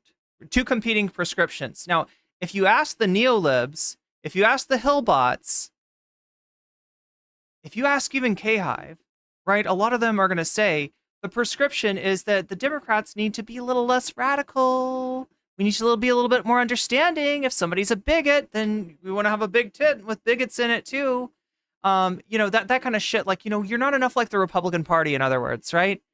These guys are saying that shit too. There's an agreement between Republicans and shitlibs. There's an agreement between Republicans and centrist libs as far as which way the party should move in. But chat, I ask you, are Republicans going to give you good advice on how to win against them? Probably not. Probably not. So the fact that, the loser liberal portion of the party is choosing that side, is making that diagnosis, is trying to purge the party of its better angels as we speak, should be sus. podcasts actually have in common with one another? What they're saying is we have failed to secure the male vote. So what we're going to do is tie together a coalition of things in podcasts. Okay, I got to say something. It's not about the male vote. That's not what lost the election. The Democrats did not turn out their base. Some people predicted a lower than normal turning out of the base based on the policies embraced by the Biden administration and continued by the Harris campaign. You could have, it wasn't hard to call. And happened to You have more than twice as viewers, Law. I know, but hey, it's all good, baby. enjoy, and then say this is a dangerous political movement that was The male vote. working against us. I need to stress this real quick because they're saying we don't have a Tim Pool. You did have a Tim Pool. His name was Tim Pool. My neighborhood in Chicago, which has been What the f do you mean? You were, dude, come on, dude. This guy, he's I mean, look, I'm sorry. He's self-sucking. still doing the, I guess at least he's admitting that he's no longer, he's left to left now. Democrat my whole life, which had the mayor come down, a Democrat mayor that everyone cheered for, is now voting for Trump. It's not that you don't have one. It's that Democrats want to live in a world where the only Remember when Tim Pool did a did a whole ass video about how I was gonna kill myself because I'd fallen off when I was in Australia, and it was because he got duped like everyone online from Destiny's orbiters somehow finding a way to clip me out of context in my Discord when I was living my life with my friends, not having a care in the world, not online at all, and people were like, dude, what the f***? I heard you wanted to kill yourself. Are you okay? I was like, what are you talking about? These motherfuckers clip me out of context. Yeah, exactly, Mozart. It would be more impressive if it wasn't so pathetic. That's how I see it. That's how I see it, the self-sucking. Text on Discord, dude. Only thing that makes you a Democrat is choosing to be a Yeah, I fell off so hard, dude. Democrat. They're like, we don't have a Garfield Ridge. They're thinking, what they're saying is, we need a podcaster who, no matter what happens, no matter what the policies, they will always just say they're a Democrat. The liberals have ostracized everything masculine and code. Wait, wasn't I mentioned in this article? They literally move on from reading it. I'm literally in the article. Am I not? I think I'm straight up in this wire. Didn't Tim say he was quitting or something? Yeah, something about that. I think he was just mad, right? He had a day when the computer that they were using crashed, and it caused them to, I don't know, cancel a show. And he was like, "Well, I'm clearly the only one who's doing anything for this show. I'm the only one who cares about it. So, I'm gonna take some time off since nobody else gives a fuck." But maybe he was just being a bitch. I don't know. Wired magazine article, which is kind of funny that they're like, "Oh, this guy." Yeah, what are they talking about? Garfield Ridge? It's a neighborhood in Chicago. Never even mentioned the single him in most the article. No, they do. I'm pretty sure. That's funny. Anyway, aren't they kind of right that the establishment left has ignored the material needs of young men for too long? Not the other stuff, though. Yeah, they have. And they've ignored the needs of everyone, not just young men. Oh, this is the Donald Trump Manosphere 1 article. Maybe I wasn't in this one. I got a Wired magazine piece all together, though. Maybe this is probably a different article that they're reading. I'm glad that they voluntarily brought me up as the Joe Rogan of the left, though. But the man called me a himbo. That's crazy. That's right. He's supposed to be having babies, isn't he? I know. Really weird stuff. Narwhal by Nature, thank you for the super sticker. And Thomas Jerome, thank you for the super chat. Hydra Pool left his hair. Alopecia. Wait, is that the... Does he say that he has that? I'm confused. The truth will set you free, but first I will make lasagna. Yo, President Garfield sounds based. We need a president who makes, lasagna. I love lasagna. Democrats are already talking about 2028. Josh Shapiro is already fielding calls from Democratic Party leaders in Pennsylvania urging him to run for president. Gavin Newsom held a Friday call. I told you guys. I told you that these three were going to be the dumbass picks from the dumbass Democrats. And they're already on their dumbass shit. Worst outcome of this election is now I kind of respect Hasan. I looked at this yesterday. There were so many people. I've seen many right-wing 18 to 22-year-olds saying the left doesn't speak to me or address me, but just make me a villain because of my grandparents or whatever. I obviously don't agree, but what do you say to that? Yeah, dude, if you're 18 years old, you're a villain. That's what I say. I'm like, yeah, you're in your villain arc. Be a villain. a villain, dude. Who are these DEIs ruining everything? Guys gonna blame when Trump is president and liberal media stays the same? No, they're gonna run the same route. They're gonna left bash. I'm just letting you guys know, because when the Democrats and Republicans align, they're just gonna keep yelling at the left. That's the only appropriate venue where everyone can unite, What is this? There's a Chopper clip where they talk with Sam Cedar about what kind of right-wing grift. Mozart, I actually thought about that too. Because I'm always trying to figure out why Trump loves YMCA so much. Why he is so zesty. And it could just be culturally, that's what he's attracted. He's a zesty guy, culturally speaking, right? No implications on anything else. But it could also be, the message in it, young men, there's a place you can go. I mean, this is basically Trump. You can get a cigar, you can smoke it at Trump's YMCA, and you'll buy some golden sneakers. They would with Bitcoin. Base their personalities around. Right. And becoming a YouTuber. Because this is what we were thinking. If we did it, how did Sam show up in this? Right-wing grift left. This is Sam talking about how easy it would be to become a right-wing. Super chatted $5. Inputting this toward gaming sparkling heart. Gaming. Oh my gosh, I appreciate you, gaming frogs. I need more gaming in my life. For real. For real. That's the only appropriate venue where everyone can unite, you know? At the YMCA. Where they talk with Sam Cedar about what kind of right-wing grifters they would base their personalities around. Right. And becoming a YouTuber. Because, like, this is what we were thinking.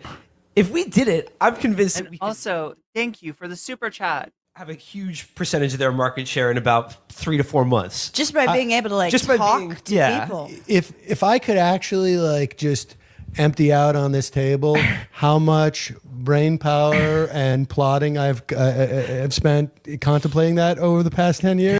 Why would you put Destiny as a racist Twitch streamer? He's one of the most liberal Twitch streamers out there in 2017. God, I can't believe I went on Chapo. Not the last time, but the first time I ever went on Chapo, I defended Destiny. Oh my God. Ugh, how embarrassing. Not gonna lie, you took the L on this? Yeah. Look at my goat. Look at how young he looked. I'm a real sucker for someone who presents themselves as like earnest and is like. Wait. I mean, they already have a hype house, don't they? Like, I swear to God, they do. Like, Destiny has a hype house, but is he gonna make another one in an illegal settlement, possibly? Change their perspective. You know what I mean? That is my biggest weakness. Anyway, I'm tired. I'm gonna go hang out with my brother. I love you guys. Peace, everybody. Love you all. Bye-bye. What is the music?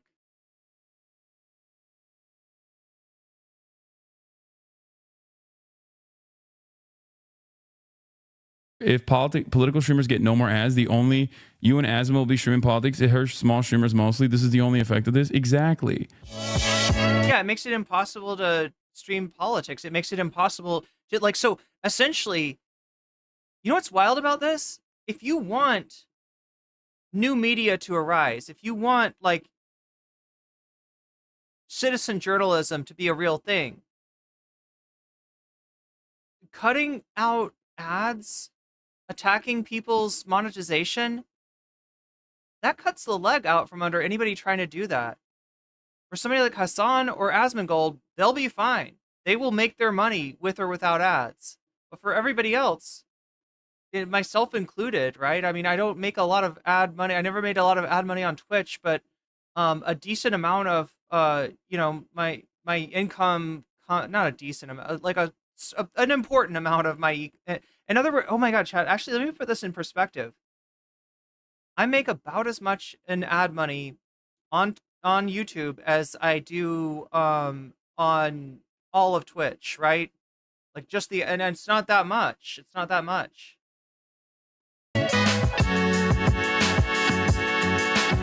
Wearing the cap so you don't get arrested? Yeah, no, it's not just that. I'm wearing the cap so that I can. Oops, says, can vouch. I was a villain at 18. I was too. I was definitely in my villain arc. I don't get banned. My villain era. I'm wearing the cap so that everybody knows that, I have the appropriate political opinions. Your cam is mirrored? Yeah, I think so, but it doesn't really matter. I don't know how to fix it, and I don't really I should sell merch. What would the merch be? care. Why am I wearing this? I would only sell merch that people wanted. Because I'm apolitical, and I want everyone to know I'm apolitical. I don't like coffee. Realize how many normies getting flashbacks to the YouTube apocalypse. It's scary. It's scary. Like God. The lucky thing is that YouTube has figured out that they can sell ads for different channels to different advertisers. These have bad opinions of Hasan, or at least the wrong idea. I had a friend in Discord say that ad issues on Twitch were caused by Hassan Piker. Dude, they're not normies. The people that have that opinion are coming from Reddit and Twitter, which automatically ourselves and those people are not normies. Normies are the people that work at the burger place we went to today.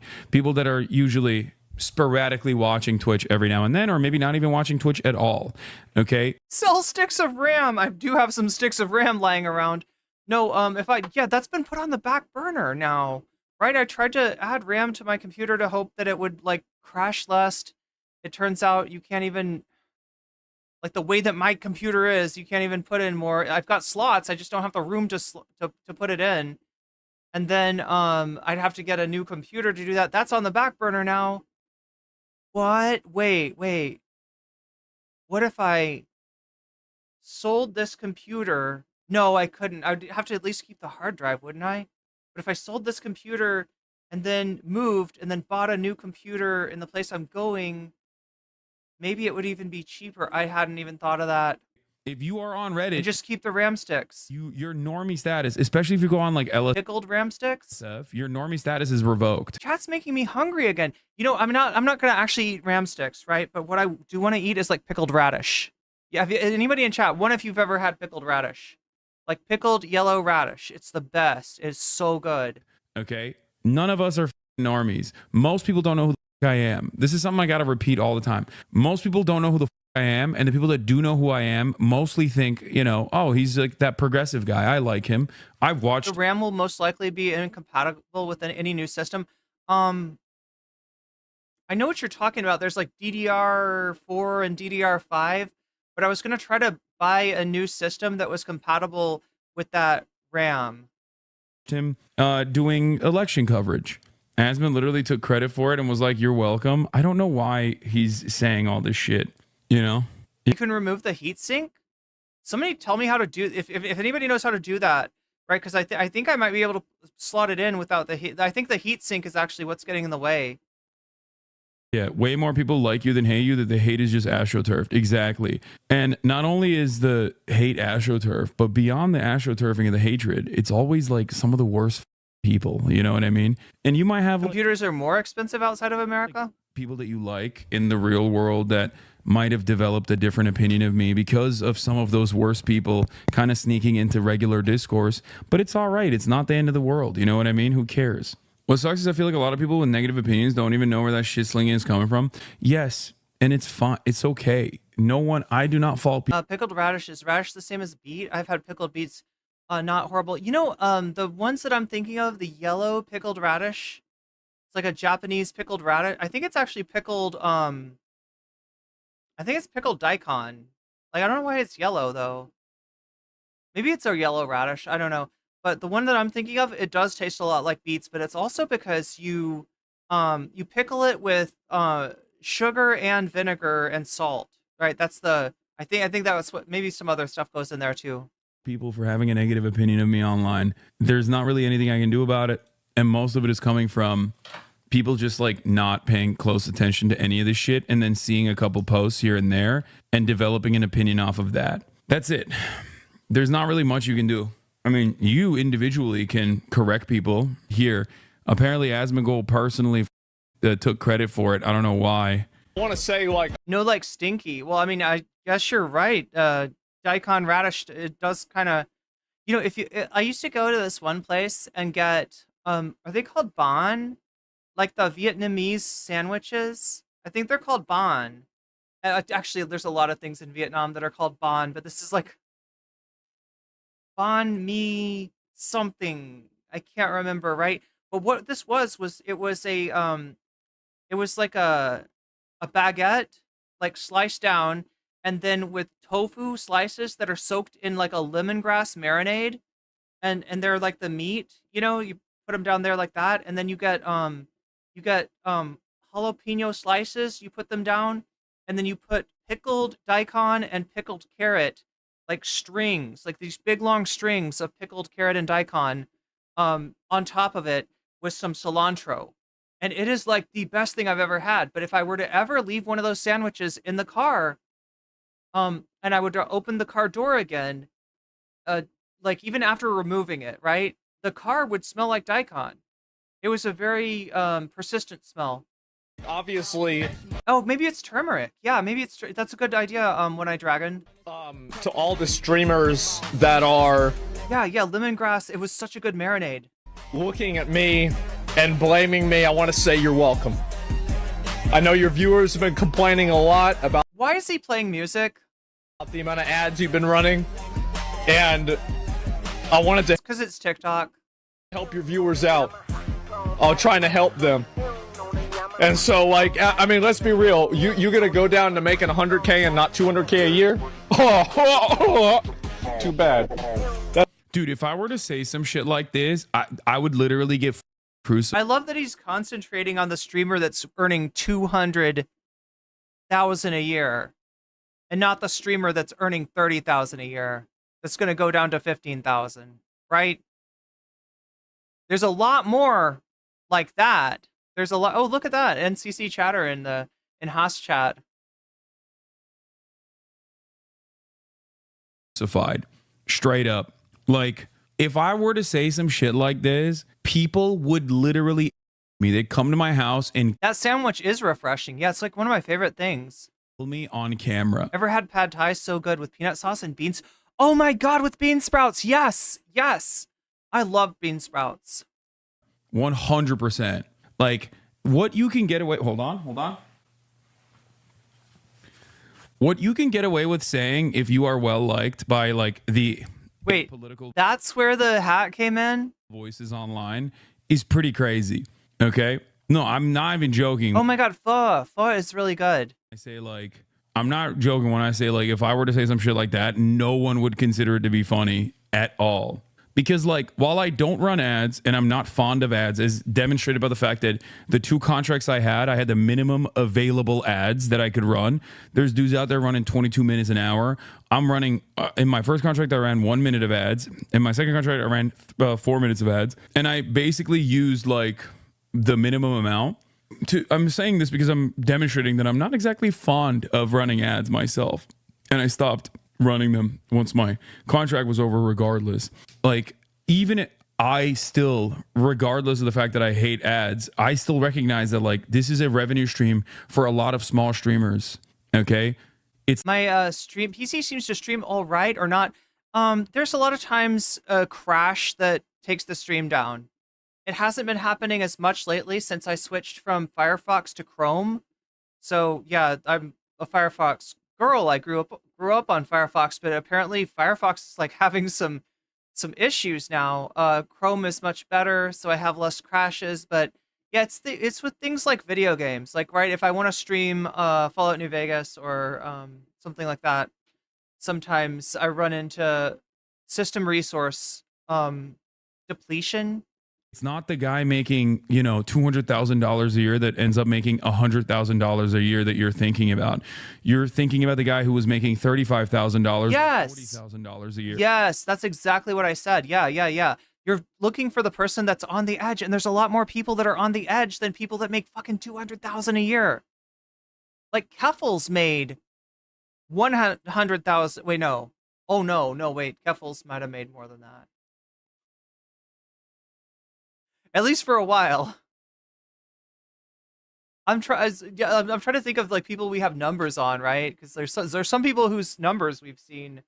I'm trying to remember, was Keffels making like 100,000 a month or something? Who's now making $10,000 a year? Like, that's it. So like these are small streamers who want to make a living, who are chat, we just need to get 1,000 in my chat, then apparently I'll be just fine after that. Fantastic, creative, and on the precipice of making it. And we're just missing like 900 or so. 900 of our closest friends. Bring them along, bring them in. I think like it really f***s them over. Make sure you apologize to everyone and say you love them, otherwise Dan S's army is gonna clip. Stop the food BS. No, I'm about to get hungry too, Davy. Like, I'm the one that's gonna... Have you ever tried stinky tofu? I haven't. Asmongold. Nice. Oh my god. Chat is so on tonight. Extra radicchio banh mi with chopped jalapeno on top. Gluten-free. Oh god, that's right. I can't eat gluten anymore. That was back when I was eating gluten. Vietnamese food is so good. Yeah, it is.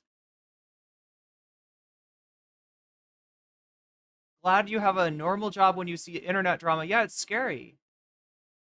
It's a scary way to live. The pickled states of America. Pickled radish is the cold sink. Wait, for the ram card, lemongrass tofu. Wait. Oh my god, I am making myself hungry. And apparently I'm making chat hungry too. Discovered Vietnamese food after moving to Melbourne from the US. I mean, it is really good. Yeah, no, I feel you, Davy. I'm starting to get hungry too. I don't have anything. I need to get groceries.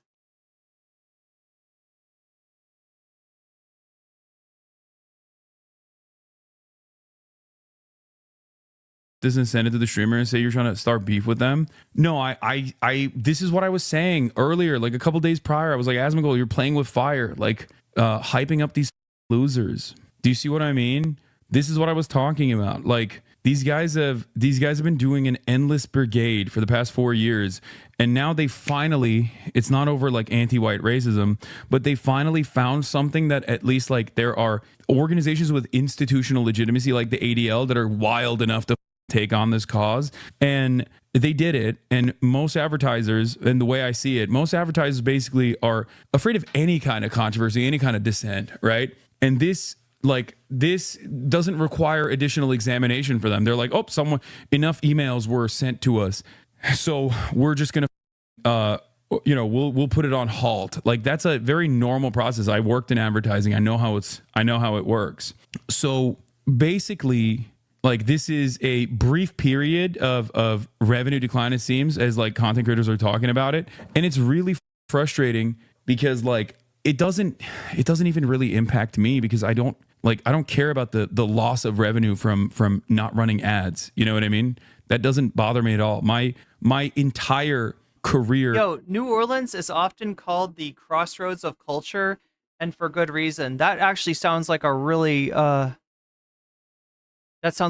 cool revolves, or I decline advertising. Cuisine fusion. Like regularly. I've declined very famously numerous ads from big ass sponsors that were willing to give me $1 million, $800,000 for a poker tournament, shit like that. Durian is like one of my favorite things, right?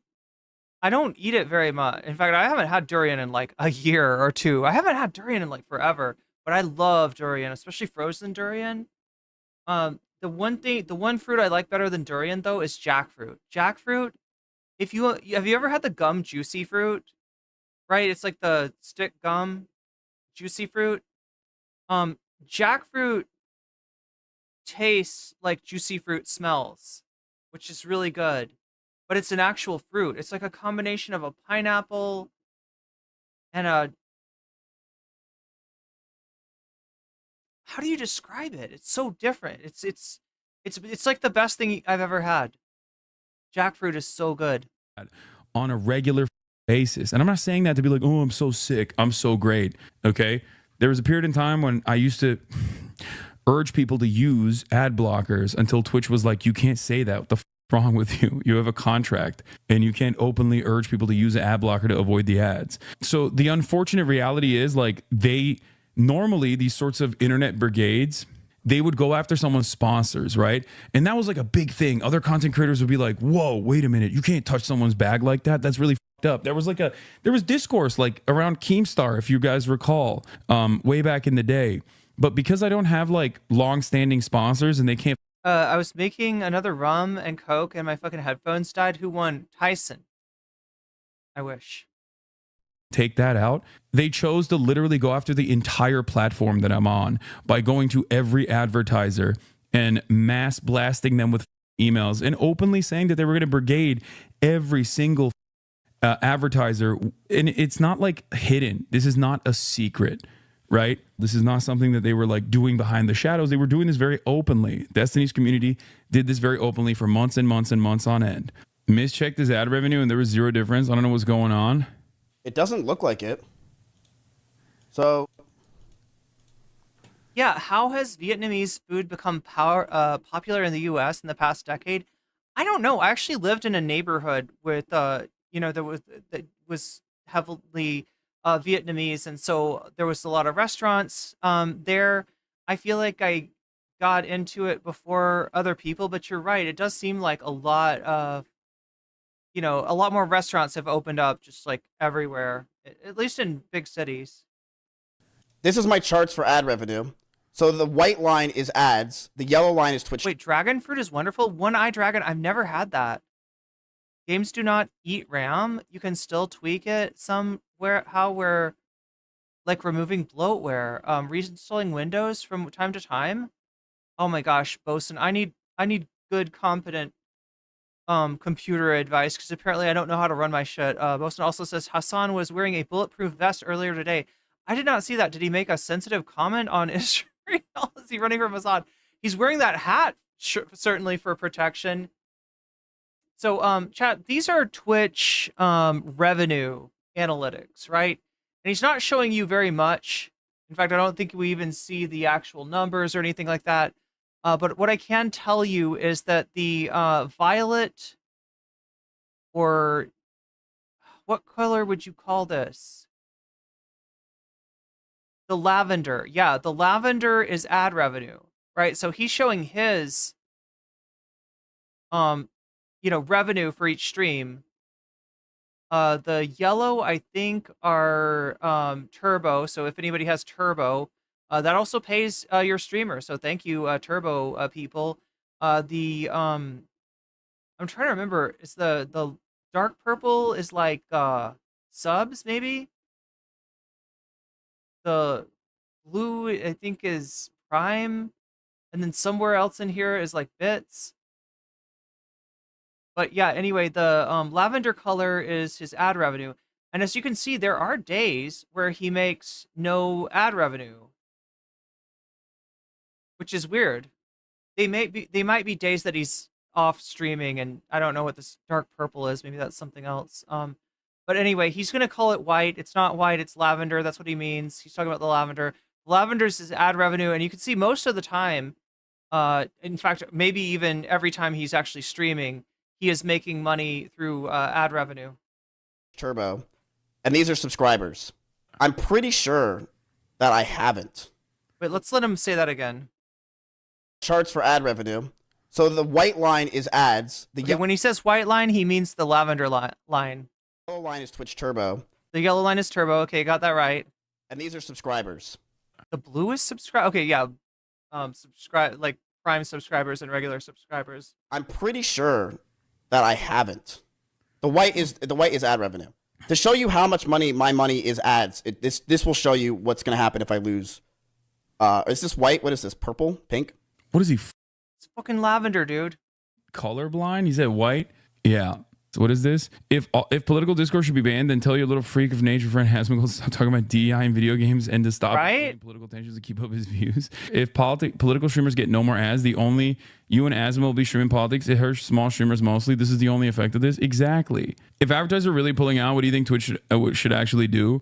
I don't think advertisers are really pulling out. If anything, I don't know if there's like a serious loss of revenue for streamers. Some are reporting that there's a serious loss of revenue for streamers.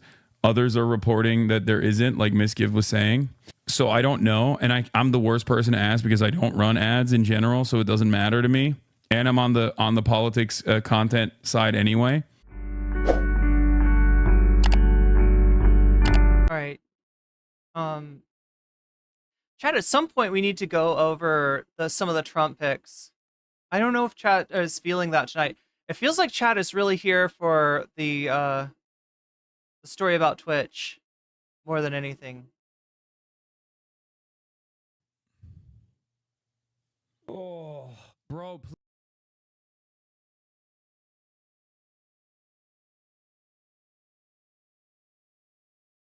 Oh my God.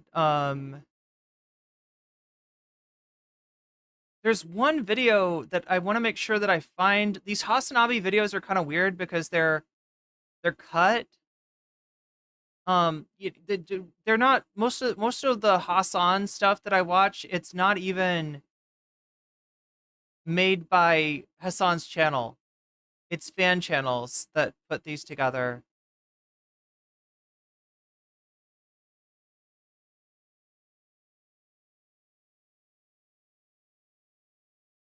But yeah, Hasan actually spent like almost a day like clapping back on the Ethan Klein bullshit.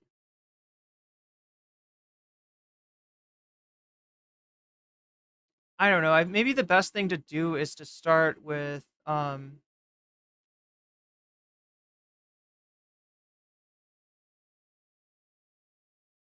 clip of H3 that's been going around. Here we go.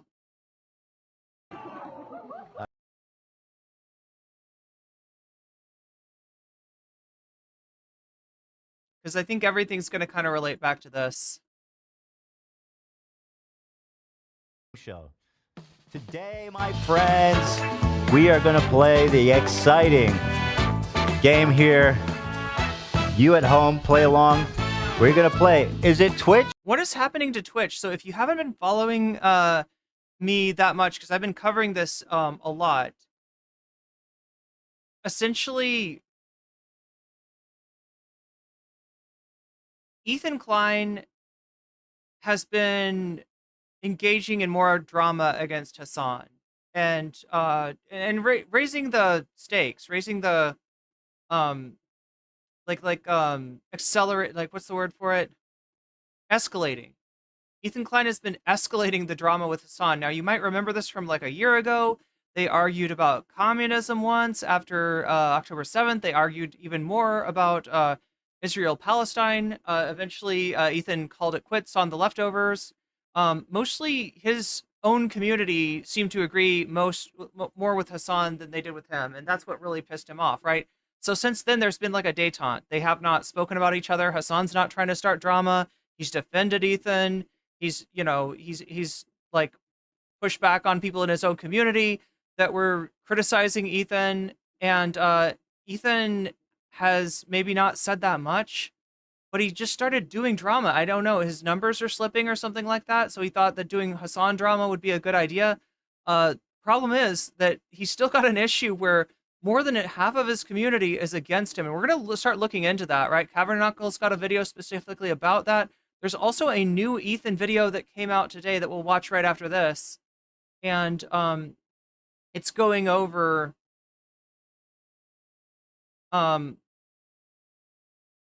yeah, basically Ethan's taking credit for so you're not allowed to say the Z word anymore, right?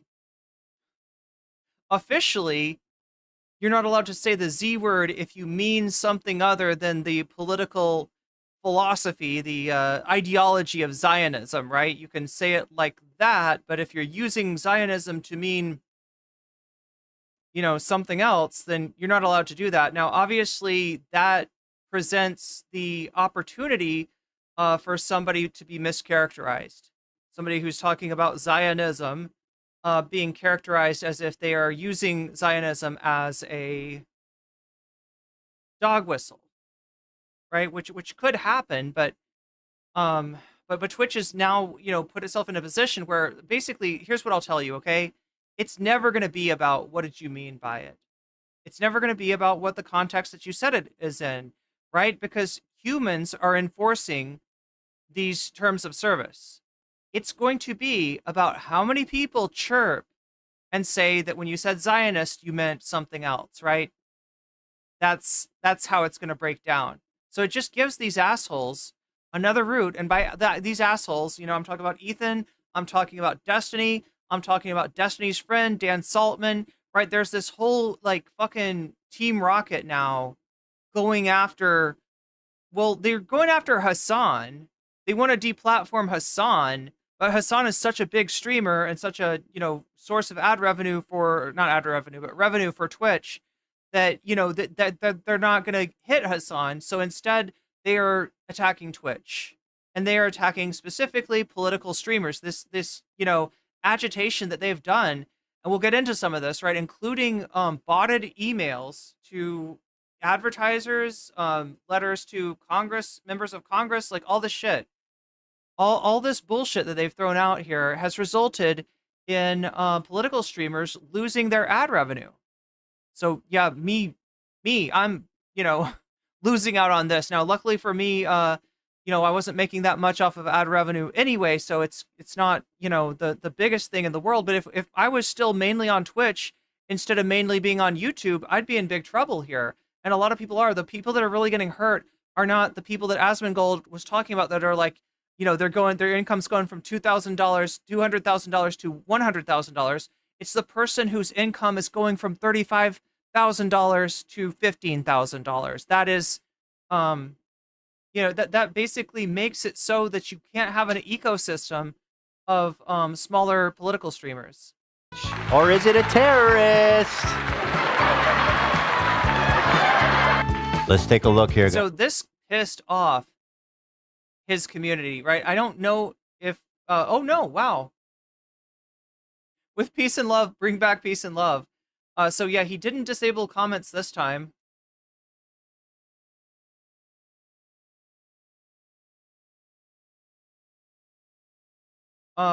He is getting a decent amount of clapback in these comments.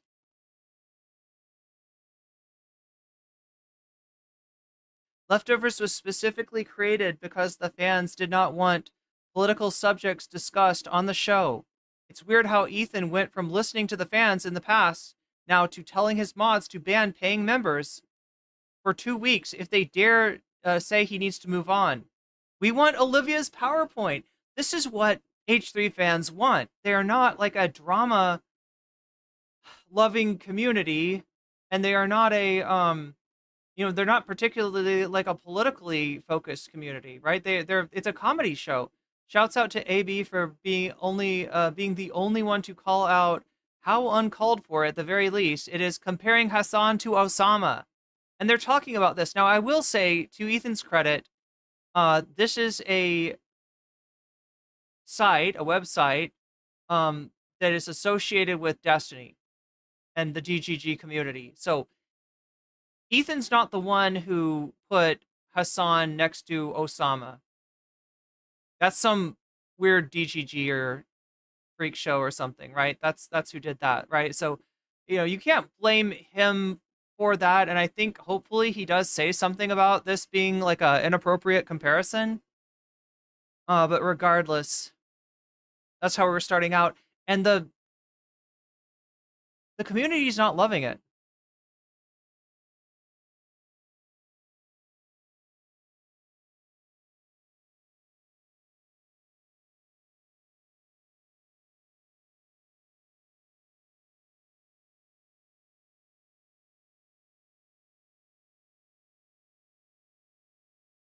So legitimately insane. I never comment, but I miss the old show. Surprised comments aren't turned off again. With peace and love, Ethan, can you do this on your personal channel? Yeah, he does have a channel. When they say his personal channel, they are talking about... Let me bring it up for you. They're talking about the Ethan Klein channel.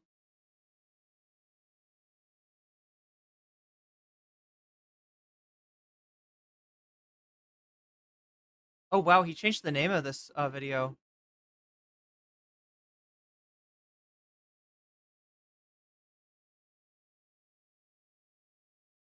Yeah, so this is the channel they're talking about. And as you can see, other than this Mike Tyson versus Jake Paul video, it's like all drama about Hasan for the last month.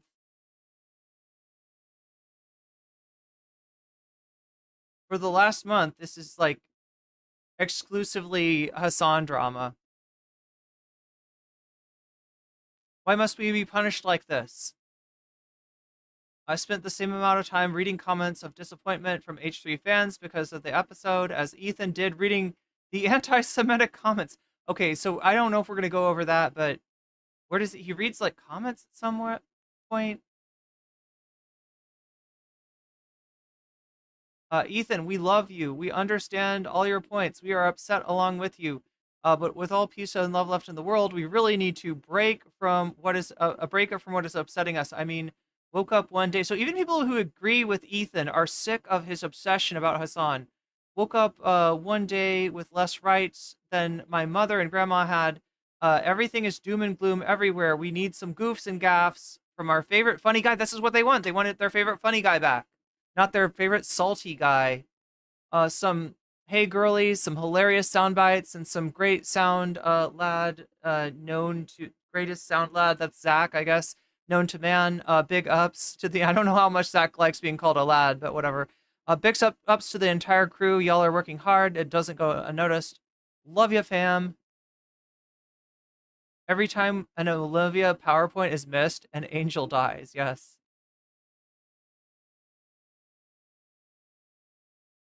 Yo, a brand of hummus is obviously anti-Semitic to Ethan, but associating Muslim streamers with bin Laden is not Islamophobic. Great moves, Ethan. Keep it up. Proud of you. Oh my god, they are roasting him. Chat, this thumbnail did not lie. Like, whatever Vamps puts on the thumbnail, it comes to pass. She is she has the prescience. She can see into the future. Not a fan of Hasan. I am not gaslighting or part of another community. Have loved H3 for 5 years now. Literally have watched every single podcast from beginning to end. Became a member, but now I've canceled it. I have sympathy and Ethan for Ethan's concerns of anti-Semitism. I do not accept any form of bigotry. However, it is very hard to sit through all the complaining when at the same time there is mass murder of children and women going on. There's not enough balance in his speech and energy towards certain issues. Yeah, this is people's problem right here. I don't think I've heard it summed up in a sentence better than this, right? It's depressing, and like many others, I want to distract from these depressing world issues and my personal life issues. Wish Ethan would listen to his own fans who agree with his position, but can't listen to such a one-sided discussion. I'm not one to leave negative comments, but it's become too much. I'm Jewish. I of course care about the rise of public anti-Semitism, but this show is supposed to be comforting. It was so peaceful up here, but now there are freaking communist invading radicals. And instead it's just Ethan ranting about the same things over and over again while the crew sits there uncomfortable. This content has to move to his personal channel. Again, that's this one. He's right about there being 1.5 hours of regular content, but doom scrolling comments on Pierce Morgan video. Oh, is that what he did? He scrolled the Pierce Morgan. It's a waste of everyone's time, to put it mildly. I've been a fan since 2016, paying member for years, but between the 3-hour rants and the Roblox talks, I don't know what I'm watching anymore. It feels so fucking stupid that I was paying $7.99 Australian dollars of my money when Ethan can talk about these Rolexes. He's buying what? While asking us to continue to pay for memberships. For what? You're silent. God damn. God damn. Is he ever getting cooked? You silence all of your viewers and ban fans for sharing opinions. This shit is so wild. Okay, I've read enough comments. I've read it. Now I'm reading too many comments. I'm just like I thought that I was going to have to search, chat. I thought these comments were going to be, kind of groomed. They were going to be, what do you call it? Landscaped, trimmed, right? You'd see the pro Ethan comments or the just normal comments, but no, a lot of the comments are not happy with what's going on. Curated, thank you, Carlisle. That is exactly what I was trying to say. Politics needs to become less about fear and anger, more about apple pie and vanilla sauce. Damn. I know, groomed. Of all the words to use, but guys, start. All right, everybody, hit me with that suspense. Good. First it was Gaza, then it was Lebanon. Next, oh shit, I'm being timed. Next is the rest of the world. They own America, they own Europe. They control information, porn, Hollywood, banking, your favorite celebrity CEO. Israel's just getting started. Resist. What? I don't know. I know. And I even know who said it. Which one? That's a Sneeko quote. Twitch. He said that on Twitch? Motherfucker, I'm from Twitch. Okay? Sneeko is not one of us. Right? I don't like being called Twitch Pole. I technically fit that definition, even though I'm very counter to most of the Twitch Pole culture. But I do not like, that's not a fucking Twitch streamer. That's a YouTube creator who I guess had a Twitch channel that got banned at some point, and then they unbanned it for some unknown reason. And when people noticed it and said, hey, why are you unbanning Sneeko? They said, oops, and they banned him again. Calling Sneeko a Twitch streamer, you're talking about somebody who's probably done, I don't know, less than 10 hours in the past 3 years. That's a Twitch streamer? How the fuck is that a Twitch streamer? Oh, he tweeted it. Twitter. Remember, this is the man that Twitch unblocked, albeit briefly. Very briefly. It's so Didn't he get bizarre. banned a day later? Well, I think the only reason... Because of the backlash? Yeah. Oh, pruned. Oh my god, thank you. Yeah, pruned. That's kind of what I was going for. Shit was happening at the same time. Fuck you. I think someone... Yeah, okay. If they're Muslim, they call them terrorists. If they're white, they call them mentally ill. If they're Israel, they call them our greatest ally. Ooh. I don't know. That could be another Sneeko, to be honest. I think it might be terrorist. Yeah, I think it's Twitch. All right, I'm going with Dan. Dan's playing. Oh, yeah, you got it.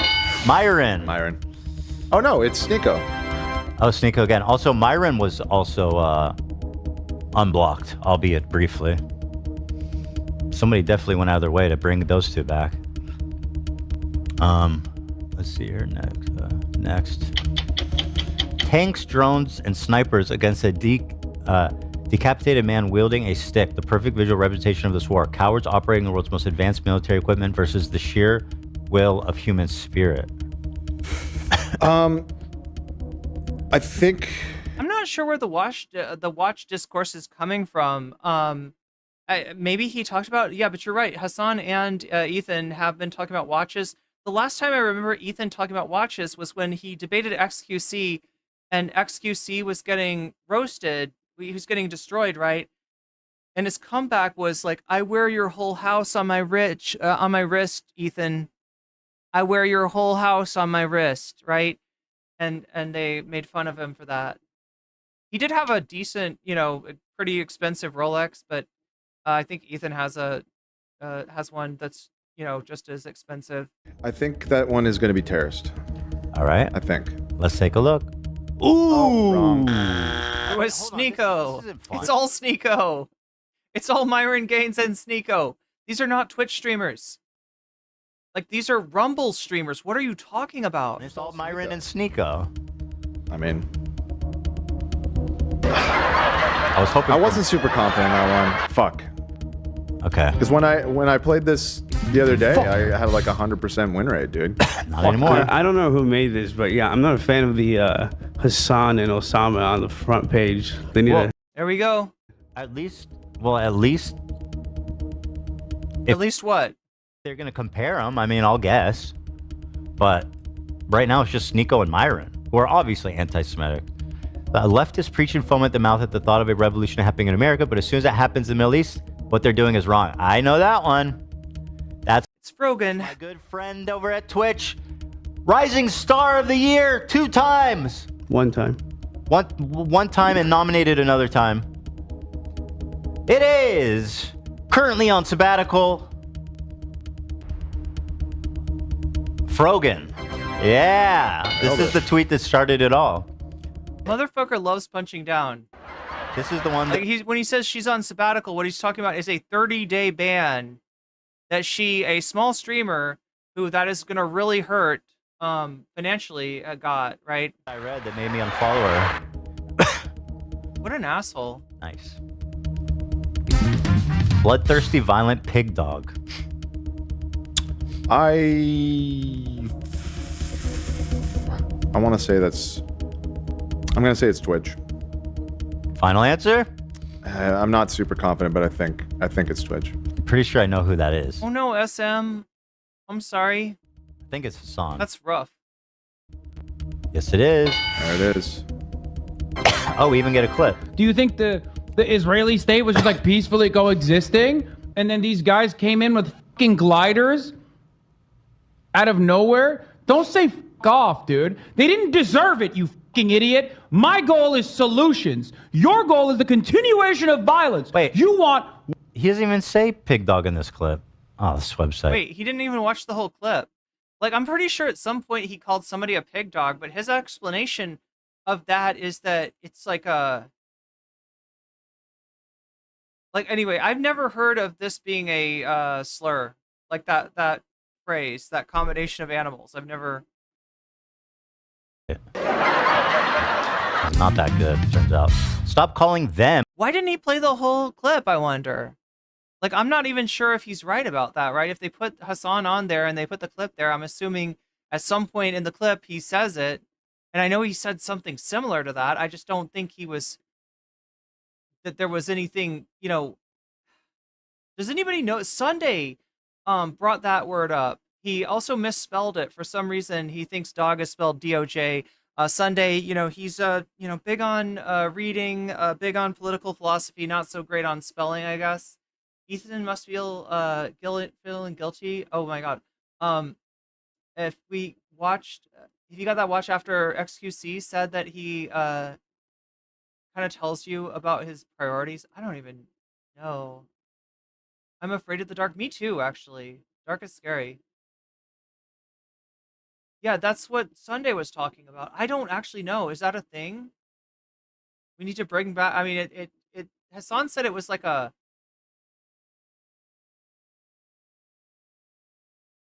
Too crashed out, brain to be patient and for that clip to play out. He has Hasan clips memorized, I guess so. Yeah, he said PIGDOJ or something. Yeah, capitalist pig dogs, I've heard. Yeah. With a Russian accent. Well, I always heard like capitalist running dog. DOJ, a wrench, you can DOJ a ball. Big Doge.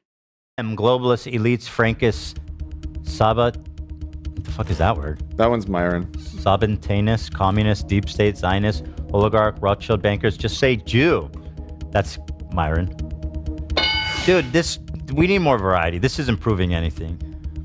United States. It's wild that even the ones that they're attributing to Twitch are Twitter posts, and they're from content creators whose main platform was never Twitch. Should be held responsible at the end of the day for 9/11 the same way that people say Israel should be held responsible for the attack on October 7th. That's a hard one. Any thoughts?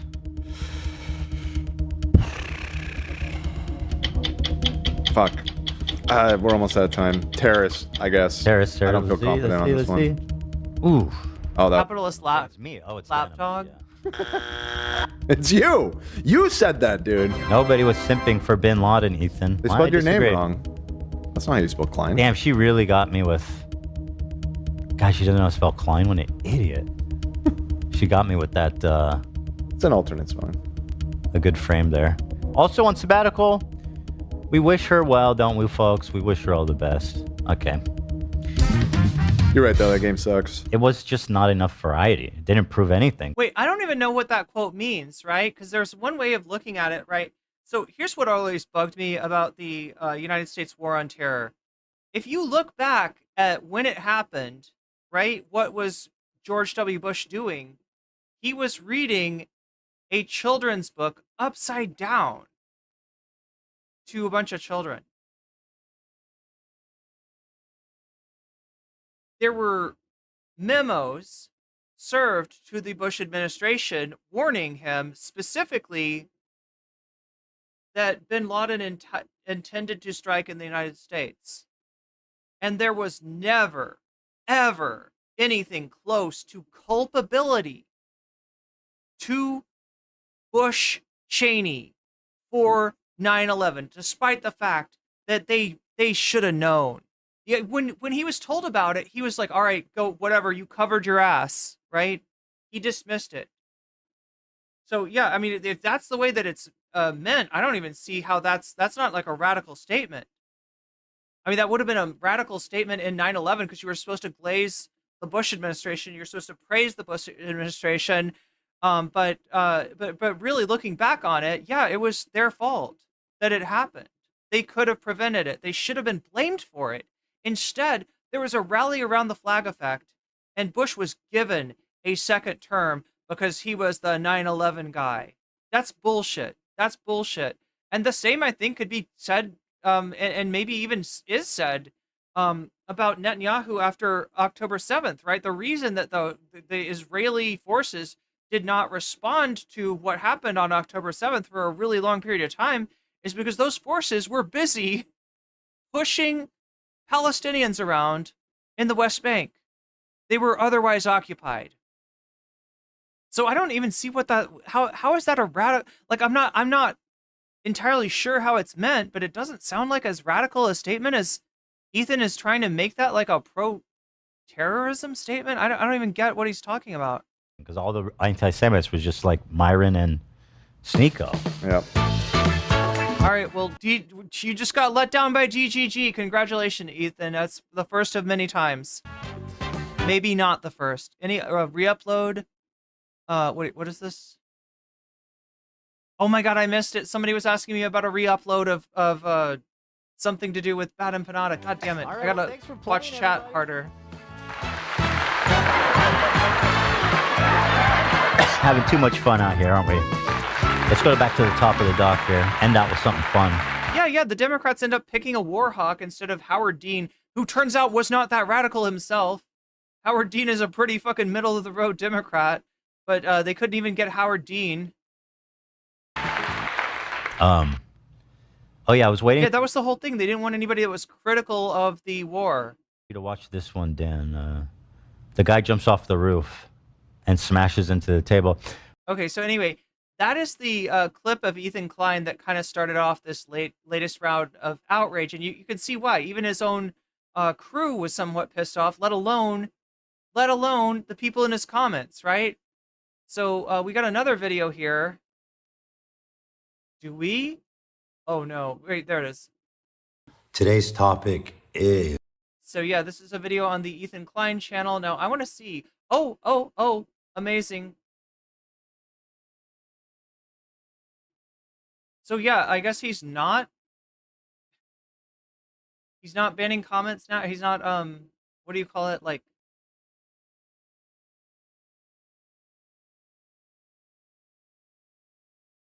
so yeah, here's the comments. I can't take Ethan seriously. Okay, so some people are talking about his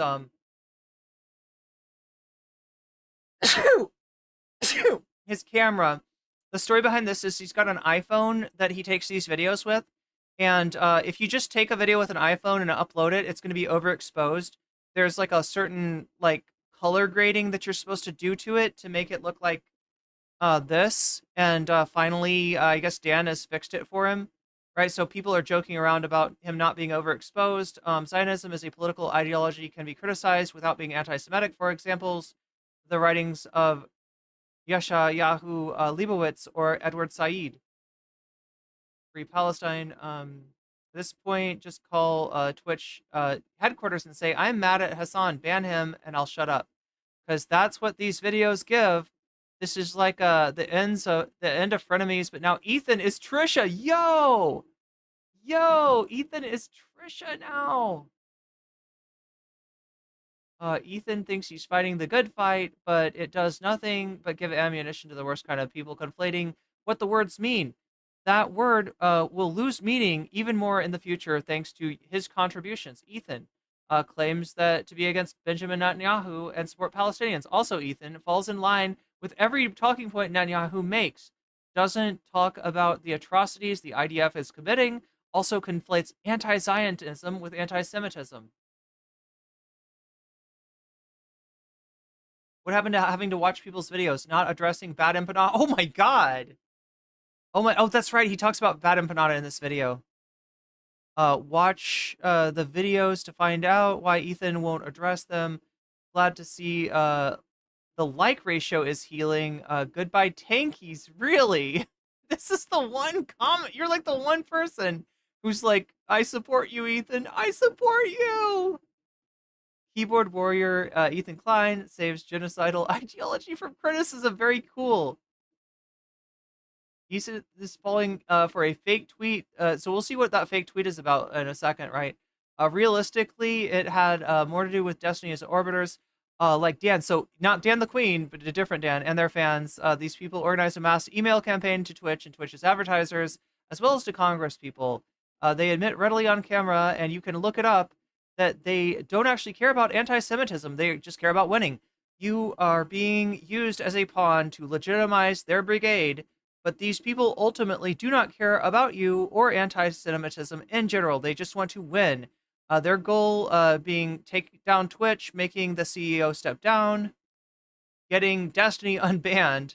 If you actually look into these things, maybe despite your confirmation bias, you'll start to see reality. This might take some time and introspection, peace and love, that perhaps you aren't capable of right now due to your emotions running high. Maybe start watching Brittany Simon's video on her experience. Wow, we just watched that last night. On her experiences with Destiny, because it's pretty far removed from the particular drama, or whatever you want to call it, you've had with Hasan. Yet the insight to the character of this type of person you are aligning yourself with. Whether you want to admit using our destiny or perhaps even associating with destiny as orbiters, it's pretty clear where your information is coming from. You have opened his subreddit on stream during one of your critiques of Hasan. I don't know what will happen if you continue down your current path, but I don't think it will be good or make you feel fulfilled. It's clearly taking its mental toll on you. Good luck with the defamation suit. I mean, I don't know. Bad Empanadas threatening a defamation suit, maybe?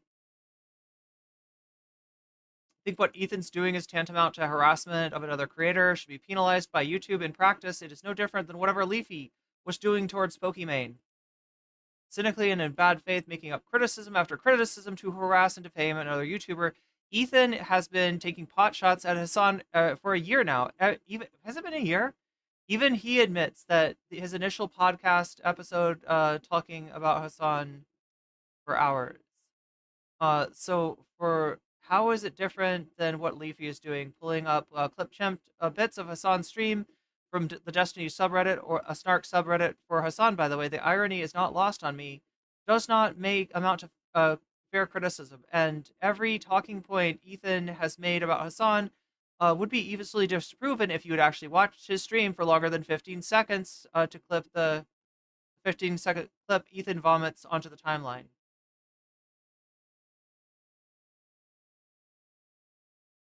Wild crash out to watch.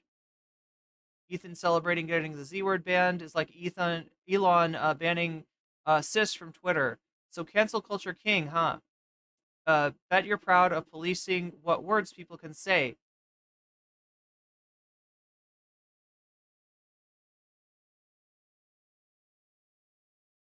God damn, he's just getting, like, almost every single comment here is cooking him. He went down a crazy rabbit hole. Seek help.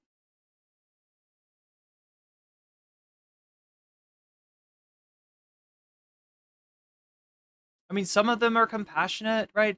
I hope you climb out of this rut. Ethan, your crusade against Hasan has been sad to watch, and more of your fans are transitioning to snarkers than ever. Take a break and talk to the crew because they are clearly not aligned with you on this. It's hard for them probably to speak up, honestly, given the position that they're in. Just imagine how current fans would feel if Hasan was collabing with Keemstar, Quarter Pounder, Quartering, Ryan Kavanaugh to share your out-of-context clips, attack Ethan's friends, begging his fan base to attack Ethan, even after Hasan defended Ethan for the first 6 weeks of this until and still asks fans to leave Ethan and company alone. Spent every stream in the last 9 weeks attacking Ethan while Ethan did his best to ignore the situation and defend Hasan, then getting multiple of Ethan's friends banned for a month and after turning an obvious joke about annoying people into supposed Islamic hate, even though Muslims wrote the skit. A Jewish person wrote the Sabra skit, the joke. Okay, so yeah, talking about the Sabra, the panel. It's not actually a hummus panel. It's like a Habibi panel was actually the, anyway. Ethan, just say you're listening to Dan Saltman because you've basically showed your ass and told us. If so, you should really see how he thinks about anti-Semitism. So these people are pilled. These people have seen Dan Saltman admit that it's not about anti-Semitism. It never was. It's about winning. It's about winning. It's about getting Destiny unbanned or at least striking back at Hasan and or his platform. And they don't care who they screw in the process. You are a weasel. Bad Empanada got a new subscriber today. You're sending people to Bad Empanada? I don't know about that. Ethan. Yeah, this is just like how many comments of like it was 1,000 comments when I looked at it this morning. Where are we now? 2,370 comments. Anyway, it's wow. And look, I looked at almost everything on there. I wasn't skipping the good comments or the unrelated comments or the like, right? It's just all like it's almost unanimous. Is Twitch's new update on hateful conduct policy. It's official. Twitch has said Zionist, Zionism. Hot Ham Radio says he basically did send me to Bad Empanada. I never would have known about him if not for this drama. Look, I'm not endorsing anybody. I'm not dissing anybody. All right. I feel like, Bad Empanada has done some objectively good work in the field of video essays. Obviously, his behavior on other social media platforms is more controversial. I'm not trying to weigh in on that or anything right now, but it does seem like, from what I've seen, that Ethan may be falling for some ops on Bad Empanada, right? So, I will say this much about Bad Empanada: some of his most ardent detractors are 1,000 times more problematic than he's ever been, right? Whether that's Vosh and the White Leaf Network, or whether that is people like Drew Pavlo. As a slur is no longer allowed, people. You can't just call anyone a Zionist anymore. I have some pretty conflicted thoughts on this change. Let me read it to you, and then I'll give you my thoughts. Let's see here. Our hateful conduct policy is designed to protect our community from attacks based on a person's protected characteristics such as race, nationality, religion, or sexuality. The policy prohibits harmful behavior, like suggesting that a victim of harm deserved it, or sharing a hateful image or symbol. An image of hate.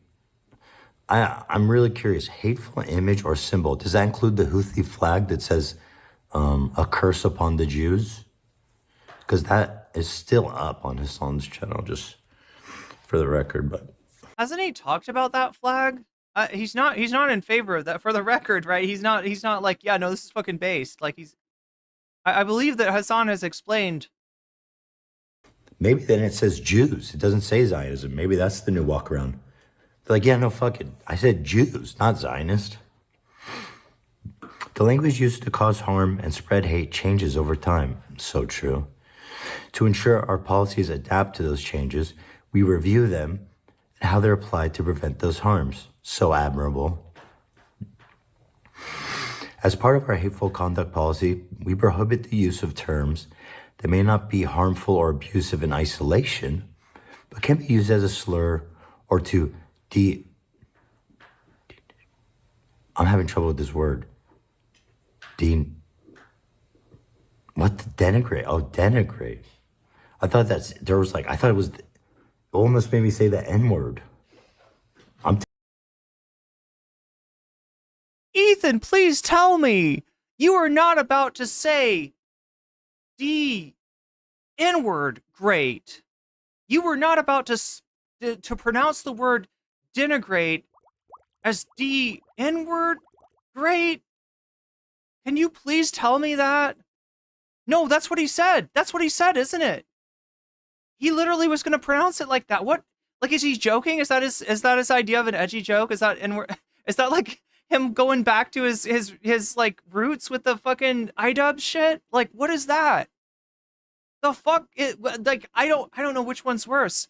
Lisa Blogger, thank you for oh, sorry, Lisa is a blogger. I was thinking it was a reference to a JoJo character for a second there. Thank you for the Prime. What? Denigrate? Oh, denigrate. I thought it was, it almost made me say the N-word. I'm telling you, this denigrate word is dangerous. Is he really that, like, unsure of the pronunciation of words? Or was that supposed to be an edgy joke? I almost said that. I can't tell. I would have been in violation of this very thing I'm reading. Unintentionally, of course. It's just wild considering like who Ethan has been and who in some ways he still is, that he's going to clutch pearls so much about like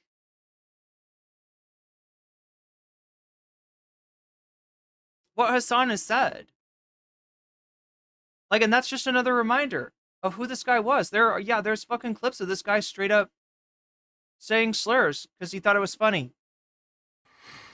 But can be used as a slur or to denigrate others in certain contexts. In line with that approach, starting today, using the term Zionist to attack or demean another individual or group of people on the basis of their background or religious beliefs is against our rules. We recognize that Zionist and Zionism also refer to a political movement. Using the term to refer to the political movement, whether in a supportive or critical way, does not violate our hateful conduct policy. Our goal isn't to stifle conversation or criticism of an institution or ideology, but to prevent coded hate directed at individuals and groups of people. We include examples of the language we prohibit in our enforcement here. We want to make sure that our hateful conduct policy continues to be flexible and yada, yada, yada, yada, yada. Here's my take.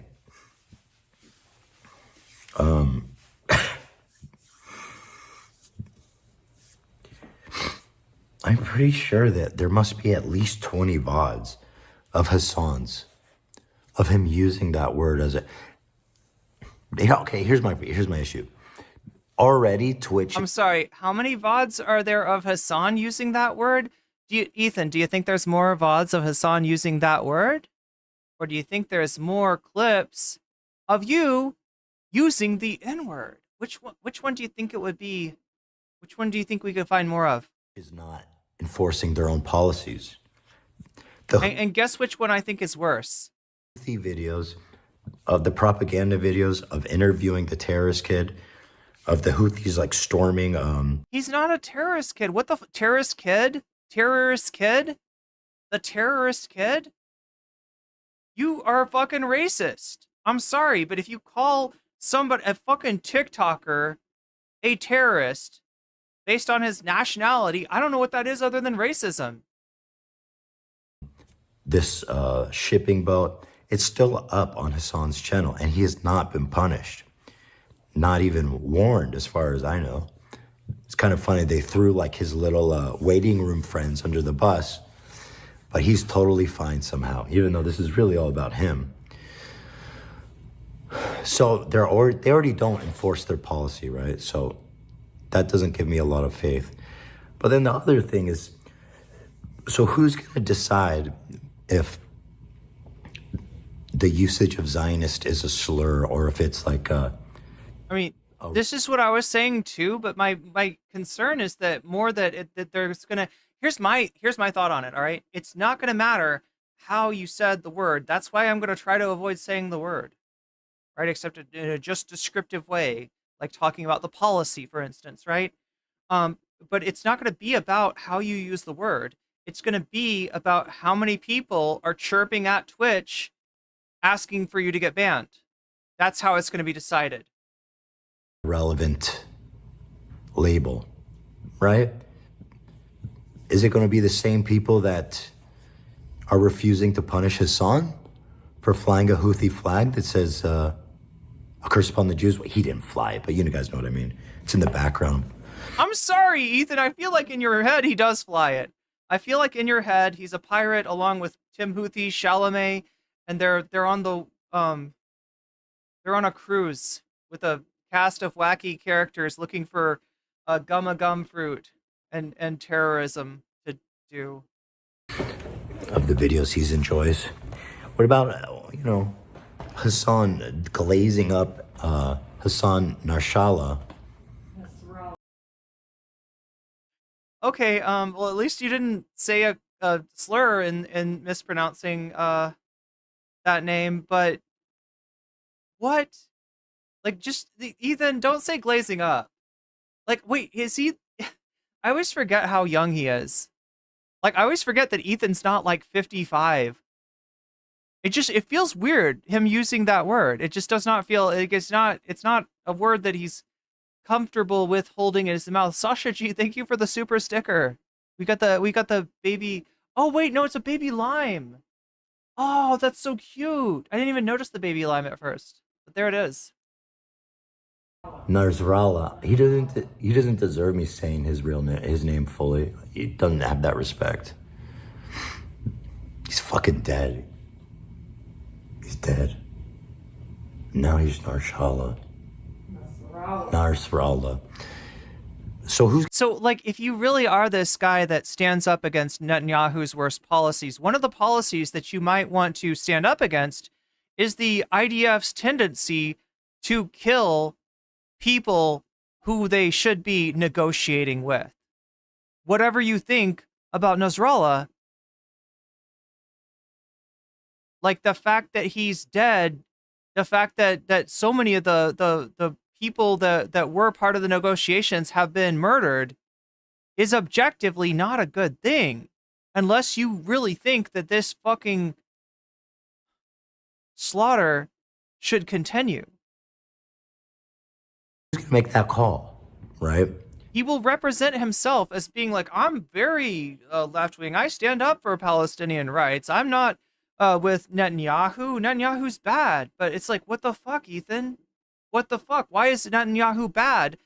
In your own words, because he won't negotiate. Because he won't set a ceasefire to get the hostages back. These are your own words. This is your own, what you were saying about Gallant. And yet now you're celebrating the fucking, targeted killings. That's great. And the escalation of the war into Lebanon. You're celebrating. You're happy. You're dunking. That's great. God damn. Is it Dan Clancy's going to be making that call? Who's qualified to make that? I know that everybody who works at Twitch is like mega Hasan simps. Yes, that's a requirement. When you go to Twitch, you're given a quiz. If you can identify the names of the different Hasanabi emotes, that'll get you in the door, right? And then the next round is like, I don't know, if you can identify the guests on, I don't know, you show how much of a Hasan fan you are, and that's how you get, that's how you become a Twitch employee. Right. We've seen the videos of Dan Clancy singing him happy birthday and forcing everyone to participate, but they all love him and they all think and feel the same. I'm sorry, the forcing them all to participate is you making like all kinds of assumptions, like that he went around. Like this is like Stalin. He imagines Dan Clancy like Stalin. Like he's like, all right, we're going to all sing happy birthday to Comrade Hasan, otherwise to the gulag with you. Like, right? Like, what do you think he, like you don't know that. You don't know that there wasn't just like a, hey, like, how, like in an office, right? If you ever worked in an office, sometimes when somebody's birthday comes up, somebody gets a card.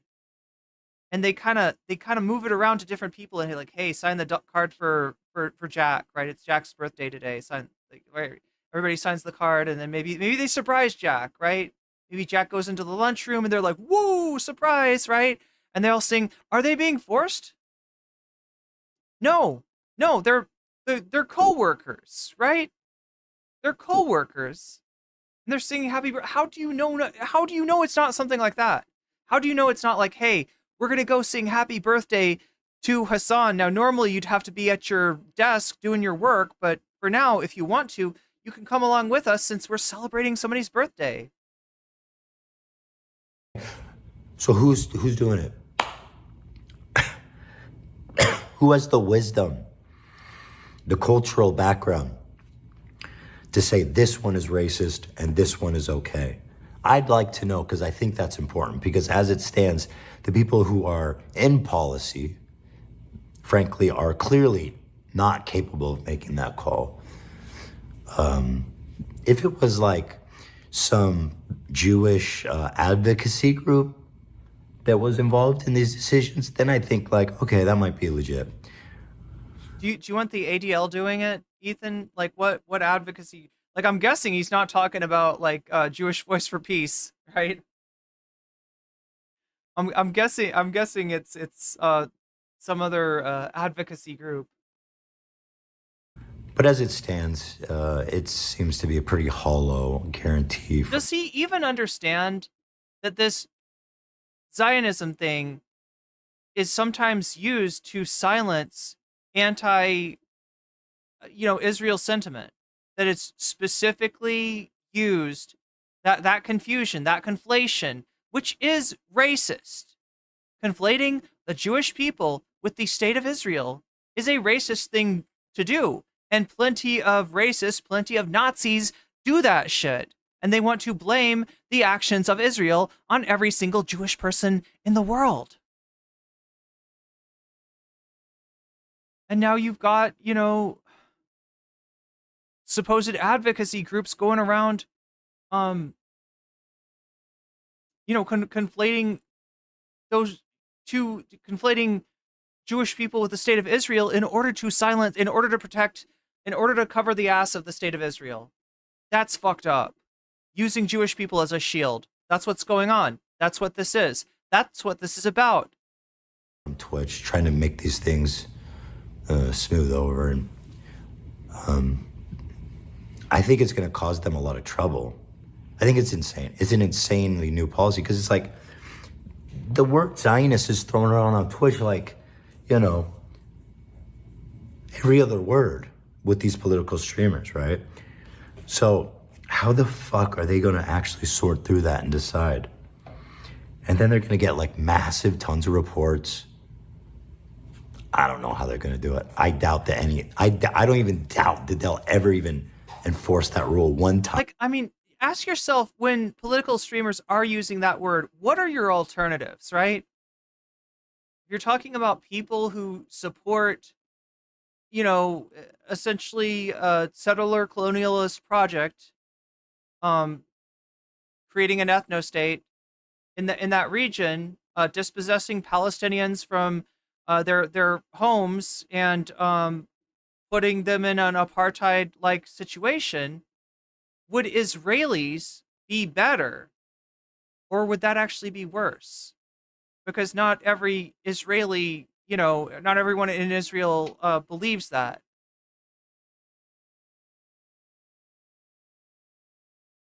Like, I don't know, what do you want to do? What do you want to, how do you want to address that, right? Because I get the feeling from Ethan, he just doesn't want anybody to say it. Not even one single time. So yeah, empty, hollow. I mean, Hasan has been glazing up. This dude, Bad Empanada. Why is Ethan Klein talking about Bad Empanada? Like, we're talking about somebody who's got, like, you know, like a legacy podcast, like that's a famous YouTube podcast with 2 million subs to it. And Bad Empanada, what does he have, like 200,000 subs on his main channel? Why are you talking about how is this happening? Can we call it the Z word? I guess we're gonna have to. If you guys know who that is. I don't trust Twitch to be able to, you know the difference between, like I said, I think that their decision on whether to ban somebody or punish somebody over the Z word is going to be not, the context that it's set in, but rather the noise that's being made about this person saying the Z word. He's like actually psychotic, and he's been making a lot of hate videos about me and calling Ela terrorist and baby killer and all this.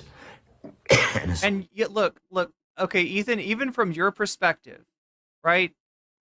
Even if I agreed with you and I was trying to give you good advice as a friend, which I'm not, and also Hasan is not your friend, and I don't care, we're going to get into that a little bit later, right? But even if I was on your side trying to give you the best advice, I would tell you, this Bad Empanada guy, he's been doing a lot of content. He's been saying your name a lot because he would like you to respond. It would be beneficial for him and his channel were you to respond. So if you do not like this Bad Empanada, Ethan, then it is incumbent on you to not respond. And yet, here we go. You're making his day, Ethan. You're making his fucking day.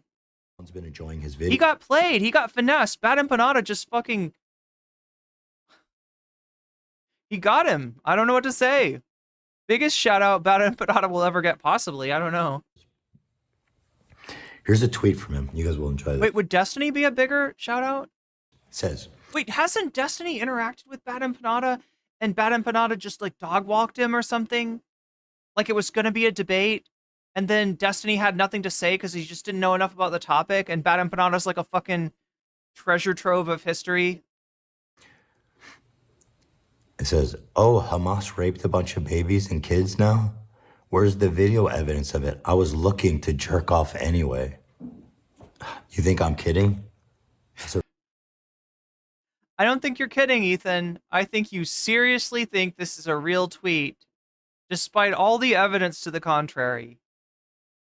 Chat, correct me if I'm wrong, but this is not just a fake tweet. This is a famously fake tweet. This is a notoriously fake tweet.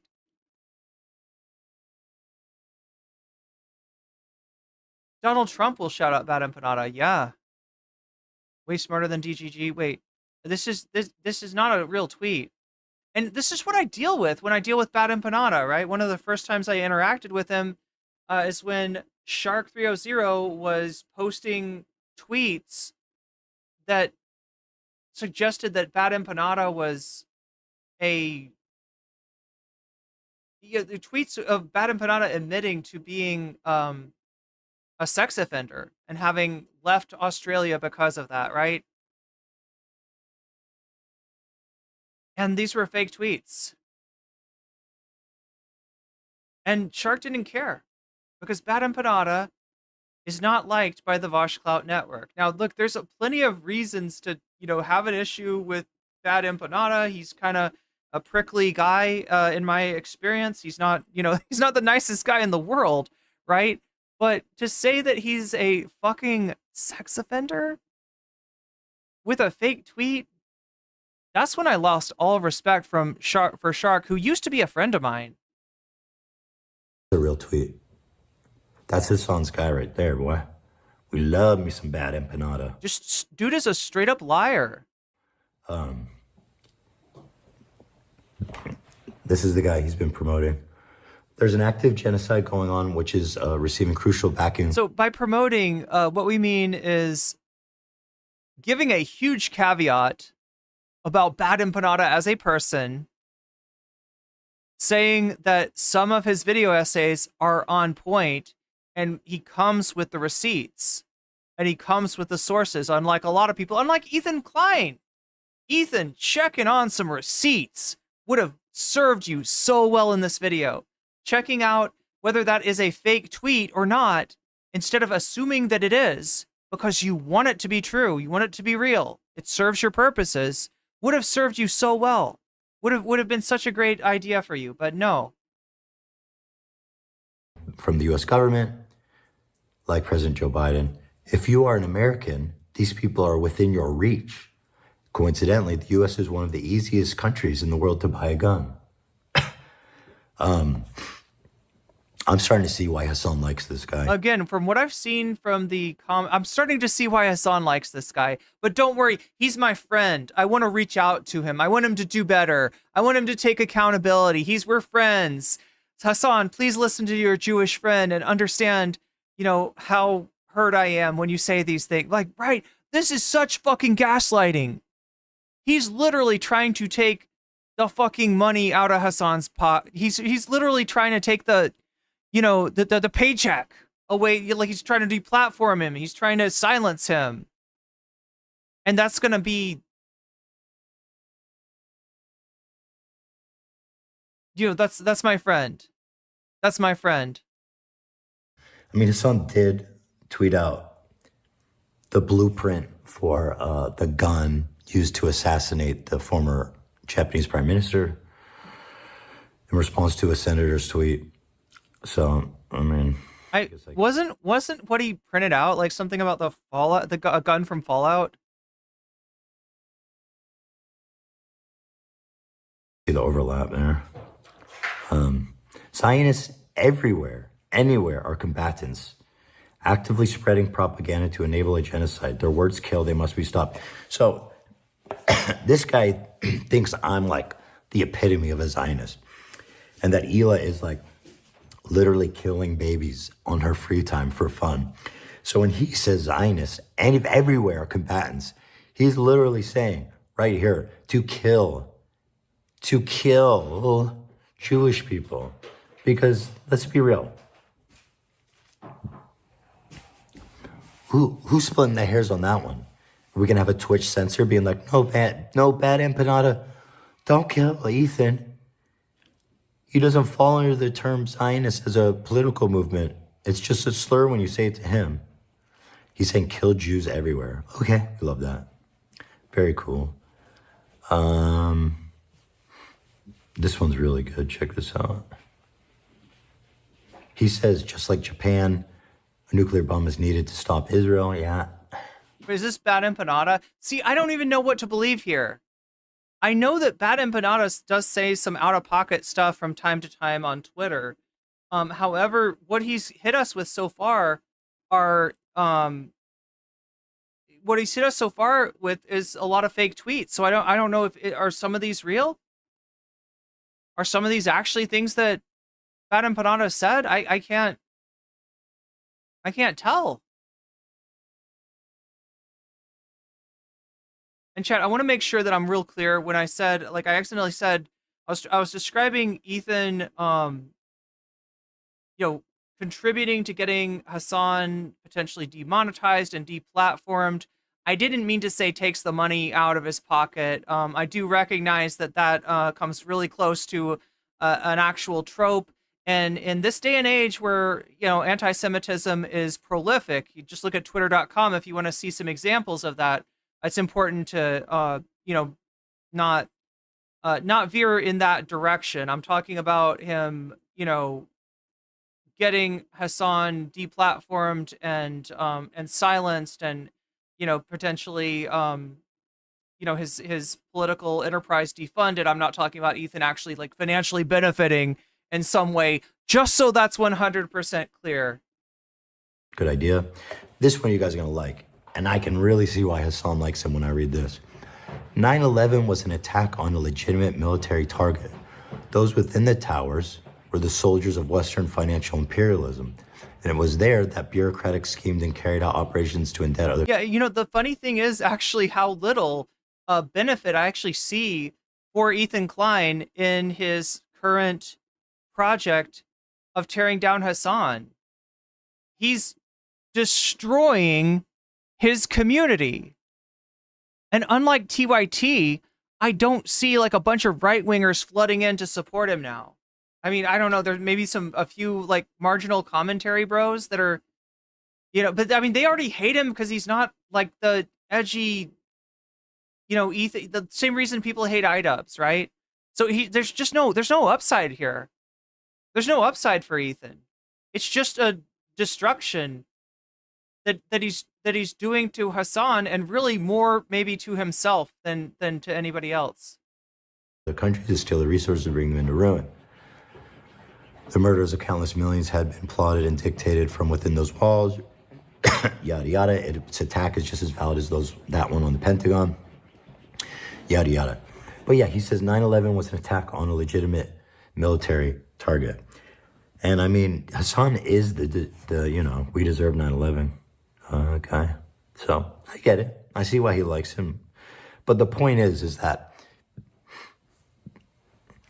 even if Hasan somehow purges the work... Look, I mean, I don't know how you want to say it. Maybe Hasan didn't say it in the best way possible, but the United States and its interactions with other countries, both in, in this hemisphere and in other hemispheres,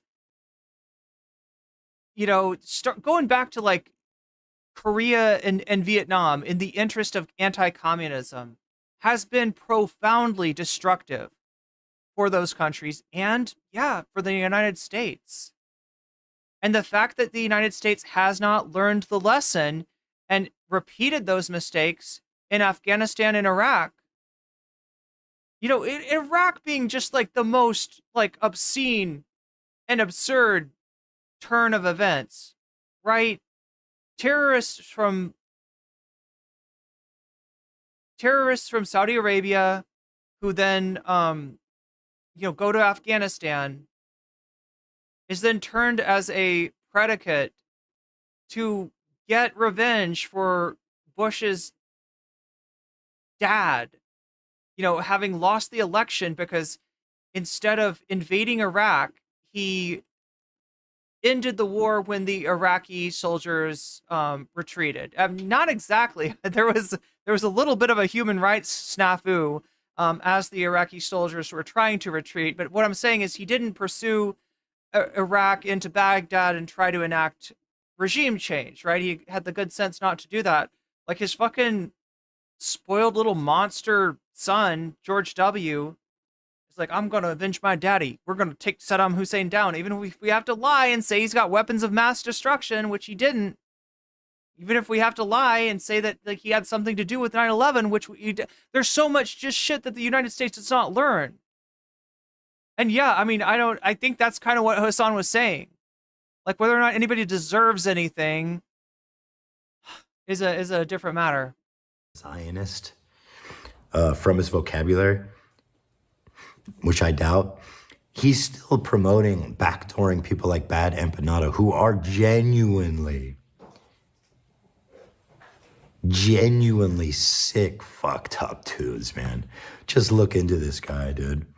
I'm telling you, just Google his name. Ethan, there's somebody I want you to look into, all right? That you've been platforming, that you've been lifting up, that you've been fist bumping with, and his name is Destiny. And you really should look at who you're getting in bed with.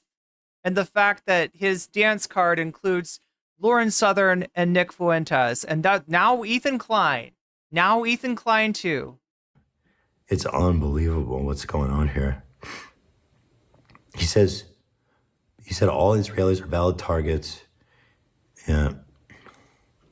I mean, even your dog wants you to shut the fuck up and move on, Ethan. Even your dog. You see? That dog is sick. That dog is saying in dog language, I am sick of this shit, Ethan. Please move on. It's just the tip of the iceberg, if I'm being honest. But this one really, I mean, this is what he looks like. There we go. This is what he looks like. Charming guy. Oh, Hamas raped a bunch of babies and kids now? Where's the video evidence? I want to jerk off anyways. Very funny. Very funny stuff. What's funny is how willingly you accept a fake tweet as the truth. And now you make me question everything else that you claimed, right? The fact that you do no research, no verification, you got no sources, no nothing, Ethan. You just got a tweet that says what you want to hear, and you're going to believe it because it's convenient for your fucking argument. Guys. So, in short, I'm kind of curious of how they're going to enforce it. It might be interesting just to see, you know, how they do it, because I think it's going to be a mess. I think it's going to be ineffectual, and I don't think it's even going to be enforced. So, well, you know, maybe I'm wrong. But until then, don't you call me a Zionist on Twitch, you. I'll get you. Don't you be calling me a dirty Zionist pig dog. And look, this is the one thing I agree with them on, all right? Somebody on Twitch says that about Ethan, and, you know, he finds out about it and wants to make a big deal about it, right? Any large content creator, like, blows it up, yeah, you'll probably get banned. And it doesn't matter how you were saying it, in what context, or anything else. Inbred. He knows this is not about eliminating the use of that word as a dog whistle. It is about silencing criticism of Israel. And he seems to be perfectly fine with it, right? He didn't say, don't you use that as a fucking, you know, workaround to be anti-Semitic. He said, don't you call me that word. Big dog Zionist. You can somebody explain the pig that do I want to say it? Is it a slur?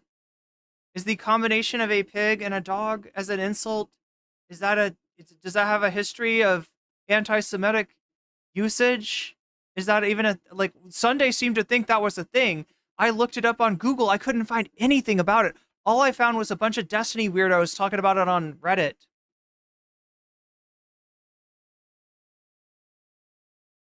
say that, okay, because Hasan calls Jews inbred a lot. I don't know if you knew that. Do we need to bring up the clip of you saying that? It's a weird thing to say. I don't know why anybody would say it, but you did too, Ethan. Do we need to grab that clip? Have people seen the clip of Ethan saying the exact same thing? he's accusing Hasan of saying?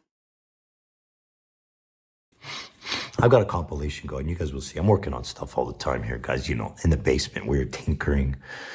Hey, Ducky. Look at him. So cute. This is Ethan Klein, guys. In the basement, giving you an I do for today. You guys like this format? I'm gonna try to do these more often. It's just a one shot, one kill, bada bing, bada boom, straight upload. Yeah, one shot, except the gun is pointed in the wrong direction, Ethan. The barrel of the gun is facing towards you. Yeah, it's one shot for sure, self-inflicted. God damn, chat, if you look at this shit, do you like these? Do you like these community members? Do you like these chatters? Do you like these commenters? And the whole, they're like, no, we don't want more. No, don't do. Look, if you want to talk to us from the basement, talk to us about something we want to hear about. Not this shit. Not that. Look at all these commenters, right? He's like, do you like this? Are you entertained by this? You digging this? Today. You guys like this format? You guys like this format? I try to do these more often. It's just a one shot. How? Kill. Bada bing, bada boom, straight upload to the dome. Oh my God! He thinks he's doing an execution here. And he's only harming himself. I don't know, chat. I don't know what to tell you. I don't know what to say. That shit is wild. That shit is wild. Anyway, you know what else is wild? Is that Ethan Klein versus Bad Empanada, a continuation of this drama, which I guess we already started through this video, has got 69% of support amongst voters. We've got 203 people voting 230 people voting today. Of those, 69% of you want to see more of this Ethan Klein Bad Empanada drama. And you might get it. You might very well get it, because we're at 85% of the dono goal. If we get to 100%, we will unlock that content. If we get to 200%, we might unlock a second piece of content. Of bonus content, I guess, is what I'm trying to say. So just remember, you can you can still vote.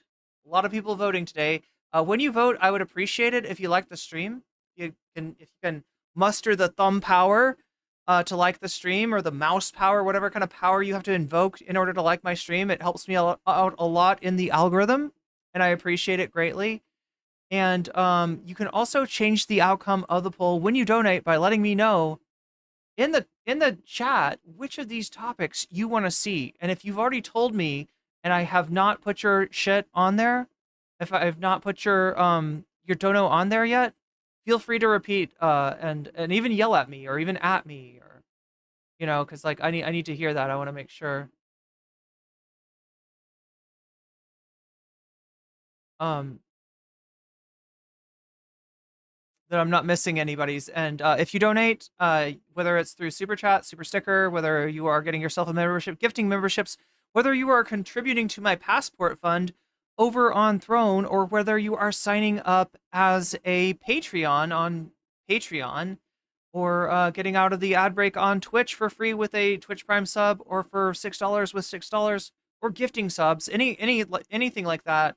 That's a dono, and you have the ability to direct your dono to the topic of your choice, and buff it, and buff the topic. That's what's up here, right? That's what this is right up here. You're getting buffs, right? And so far, the Ethan Klein versus Bad Empanada content is buffed by 23%. Gaming is buffed by 5%. And you can let me know, and I will put your money where your mouth is, adding your dono as a percentage to the topic of your choice, and thus helping your favorite content win. You can also vote against the money in politics by saying Vox Populi, and that will actually cut the base out beneath stuff that people have donated for, and bring it back to parity with whatever the poll is. So I hope that makes sense. Oh my God, Pixel Paleon! get out of the country Ethan is in. Thank you so much. That's really sweet of you. That is really sweet of you. And that brings us up to the dono goal.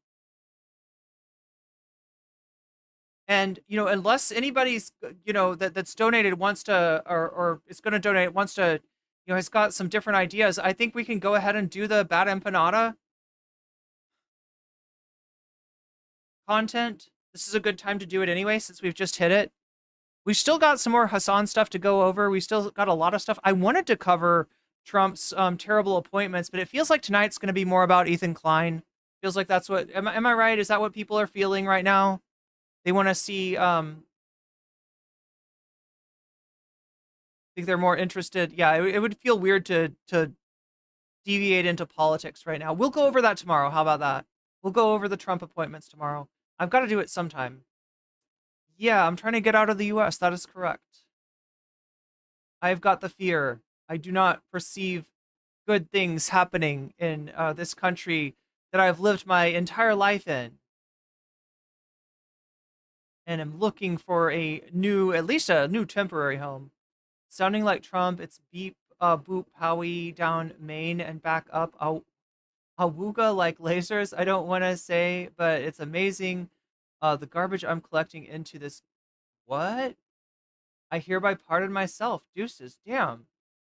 I don't know, Miskatonic, you seem to be on a roll.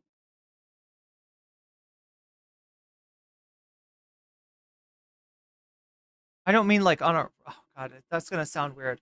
I just meant like you're on like a, there's momentum to that chat. To that chat. Take wagers that Ethan and Gila, oh god. I don't know. But yeah, thank you, Pixel Paleon. The very generous super chat. All right, so yeah, since we're there, we'll go ahead and do it. I don't think that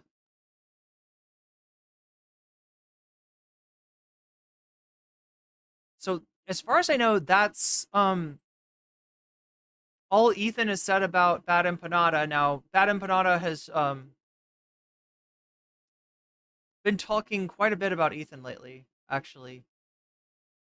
Ethan Klein accuses me of PDF. Helia. He must face consequences. 20 hours ago. Oh, geez. And this is that other topic in the bonus content. Is that one winning? Or, like, not winning, but is that one in second place? Oh, no, that one's in third place right now. Yeah, that's the more this one's the more Destiny versus Lonerbox G denial.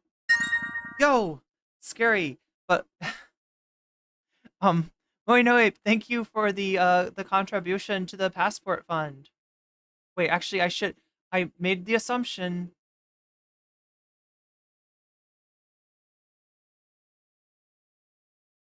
Make sure I'm saying this correctly.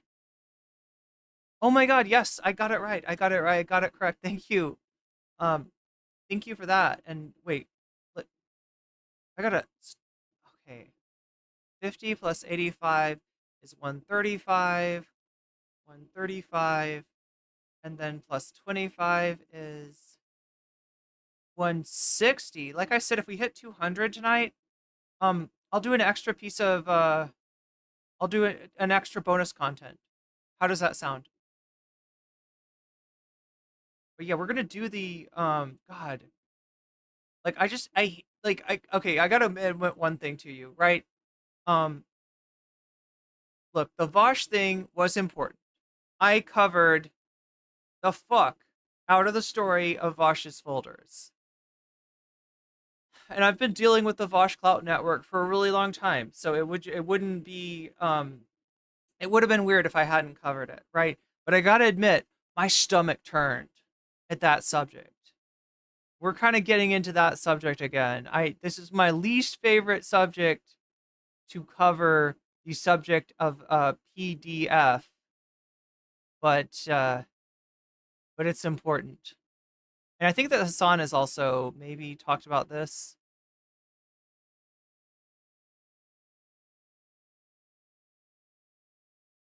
So yeah, there have been a decent amount of videos about Ethan Klein and H3.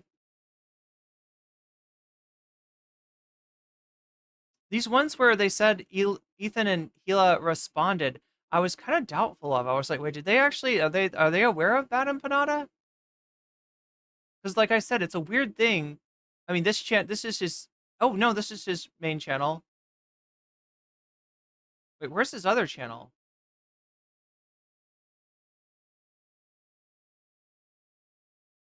There's probably more stuff on the other channel.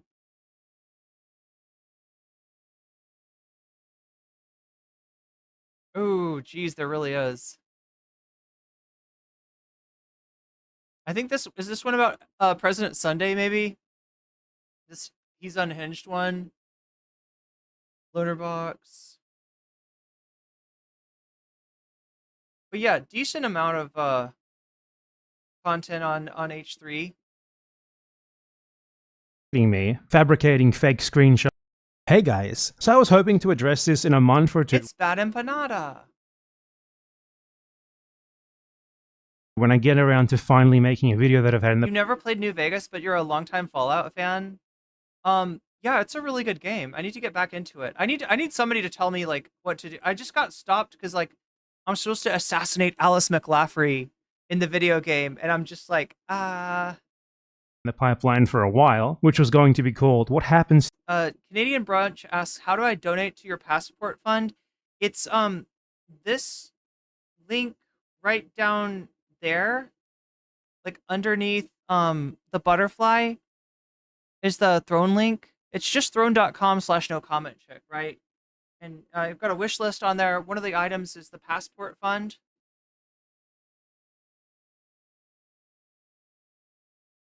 To you when you criticize Israel. And I was going to go over. Wait, actually, are you a Christian, Irene? As in, do I like believe in the Father, Son, and the Holy Ghost, and that Jesus was like died for our sins and was raised after however many days, and he let people feel his wounds and stuff. He walked on water.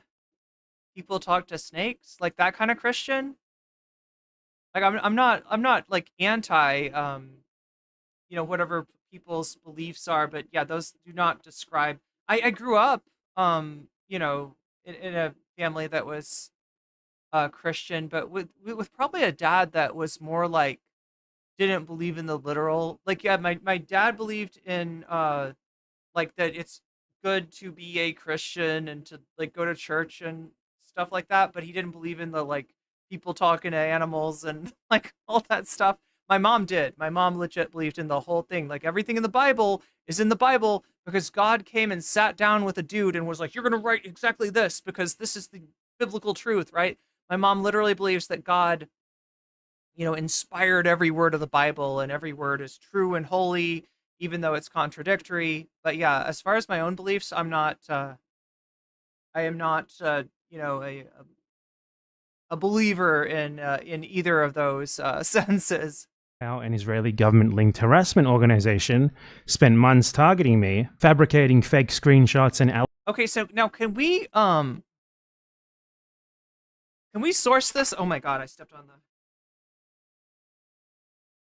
like what he said about being targeted, right? I mean, there are organizations trying to target advocates for Palestine. But what's he talking about? An organization? What happens to you when you criticize Israel? And I was going to go over how an Israeli government-linked harassment organization. Oh, Shirion Collective. Okay.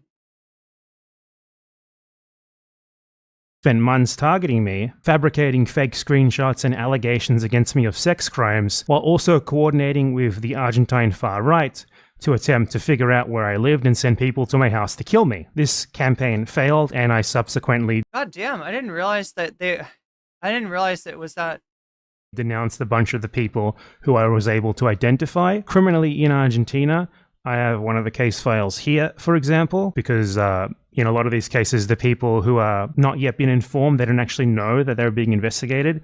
So I can't reveal anything about them and who they are just in case they catch wind of it, which unfortunately this video might make some of them catch wind of it, which is why I really didn't want to talk about this until the time to actually do so came. So now I will. Anyway, so Ethan Klein has shared a defamatory screenshot, a fake screenshot, along with some other screenshots he posted from accounts that clearly aren't mine. That picture too. That particular picture of him. Tweets that he, of course, did not confirm were real or not either. I guess he was too dumb to look at the handle and see that it was an impersonator. Nonetheless, I don't particularly care about those screenshots, but I do care about this one. Given that this is Ethan Klein choosing to hop on to a Zionist organization's campaign to brand me as a sex criminal. Acknowledged under defamation precedents in most countries in the world, it's pretty much the worst accusation you can ever make against someone. Ethan Klein, a creator with millions of followers. Oh yeah, Canadian Brunch, sadly, it's not a clickable. It's not like a clickable thing. It's just throne.com/nocommentchick. Is there like a... Maybe I didn't put that on my... It should be on my Twitch somewhere. Apparently doesn't have any legal advice or something, and he thinks that just sharing screenshots that he has not verified at all of very easy to edit social media posts is a good idea. Well, it's not. This is a screenshot that is obviously crafted specifically to accuse me of pedophilia. 2 seconds. 2 seconds of critical thinking, and you could look at it and think like, hey, why does this have so many likes? Why does it have like no replies? You would think that someone saying something like that would get like lots of outrage and not many likes, right? And why is it that there is not a single mention of my handle on Twitter from October 7th to October 9th, 2023? If there were 4 replies, like the screenshot shows, there should be 4 mentions. And it's also kind of impossible for me to have made it anyway, given that my account was suspended at the time and was not unsuspended until November 6, 2023, as this email clearly shows. So Ethan Klein, you have one very simple option here. You offer an unreserved apology on every account where you posted this. You deal with all of your fans on the social media platforms that I know that you control, such as your Reddit, who are presently not only posting this screenshot, but accusing me of having committed sex crimes, and you of course delete your own defamatory posts, or I will be forced to take every means necessary to retaliate against someone who is clearly not responsible enough to have such a big platform. So I suggest you take my very generous offer of apologizing and just admitting that you are kind of a dumb fuck who believes anything that you see. Destiny, who is an actual pedophile who you are associated with, someone who admitted to being attracted to 15-year-old girls. So what is the admitting to jerking off to 15-year-olds then? What is that in relation to? I never admitted to jerking off. I think I just said like this, I think the log is something like this 15-year-old chick was trying to send me, or was sending me pictures of herself and she was hot as fuck. It's like really hard to like turn down some of these people. I think Wait, how old was she? She said she was 15. And who shared photos of them in group chats. Perhaps it's not the best idea to believe what you see from that guy's fans next time. Perhaps it's not the best idea to post easily. So like I said, like I always say, the apple doesn't fall far from the tree, right? The apple being Vosh, the tree being Destiny. That's same kind of shit, same kind of behavior, same kind of culture, because Vosh literally comes from DGG.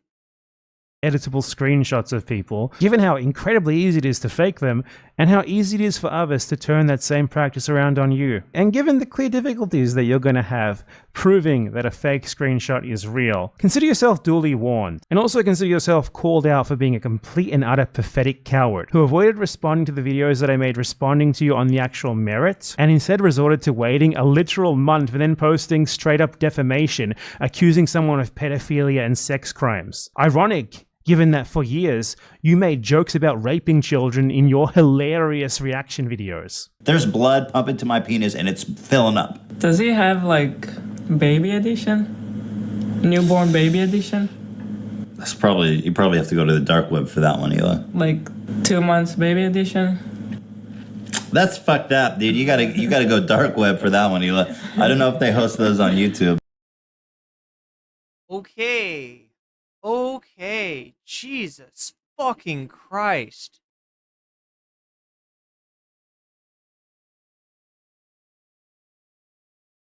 My God.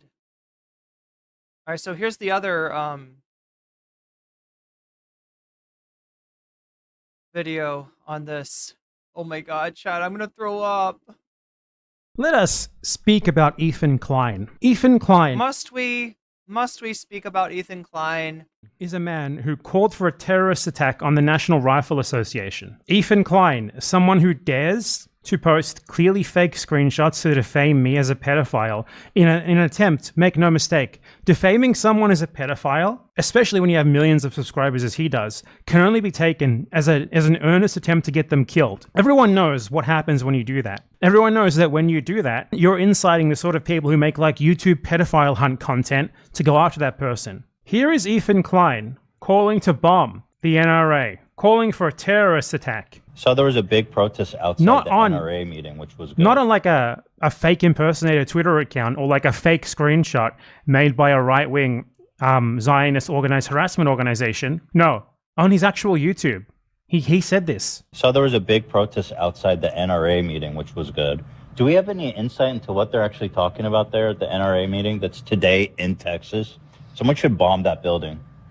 This is the guy who pretends to be offended at fucking 9/11 jokes. This guy, rather than attempting to... Yikes.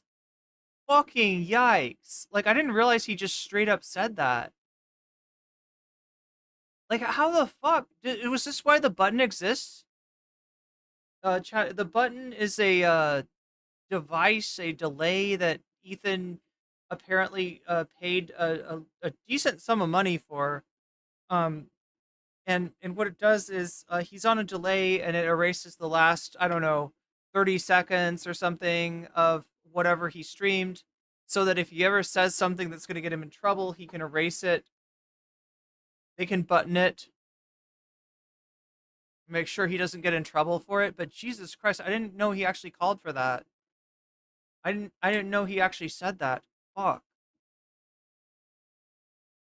Refute me on the merits of my responses to him, on the actual arguments, on the facts, would then like try to play like the good guy and attack me because according to him, I posted 9/11 joke tweets is the funniest thing in the world. This guy has been making videos where he calls for terrorist attacks, where he sexually harasses people, where he just outright talks about like pedophilia like it's a joke for years and years and years and years. You're trying that angle? Do you know who you are? You're a guy who is like such a depraved, meritless loser that if I search Ethan Klein N-word compilation, I guarantee you it will show up. This is what I was saying. This is what I was saying when he was talking about Hasan saying, you know, Zionist in a way that he doesn't like. Was he implying that Hasan meant Jewish person? Because that's actually really weird.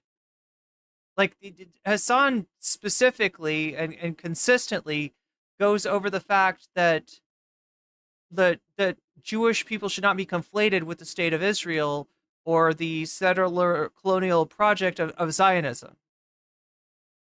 But he's trying to put that evil on Hasan anyway. Ethan Klein N-word compilation. The racist, sexist, and slanderous hypocrisy of H3 Productions. I'd gladly click this to show him saying it, but I also don't want to have someone saying the fucking N-word on my stream, so I want... Maybe don't, yeah, maybe keep that off. Compilations of you. That's not all. Do you know that the worst thing that Ethan Klein has done out of all the terrible things that he's done is... Do you guys remember the Boston bombing? This was a terrorist attack in the USA. I believe it was 2014. This was like an ISIS terrorist attack on a marathon. 2013.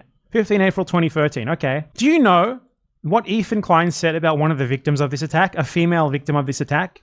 Should we watch a video and find out? This is gonna be bad, isn't it? Ethan Klein thinks that this has been deleted from the internet.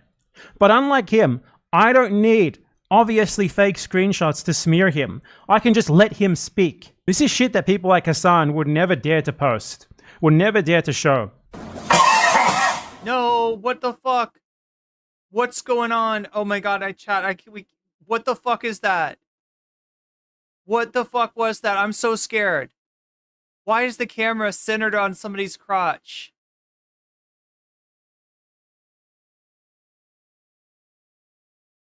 Like, what the fuck was that? It's on YouTube, so it can't be like...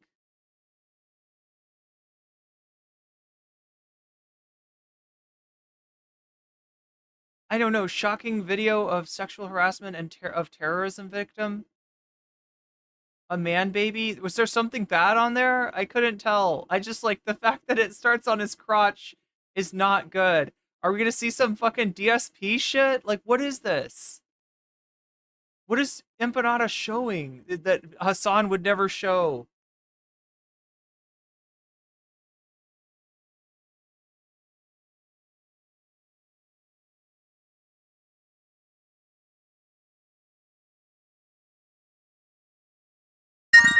Oh my god. Thank you for the throne donation. The throne dono, the throno, if you will. Oh my god, thank you for the contribution, Anonymous.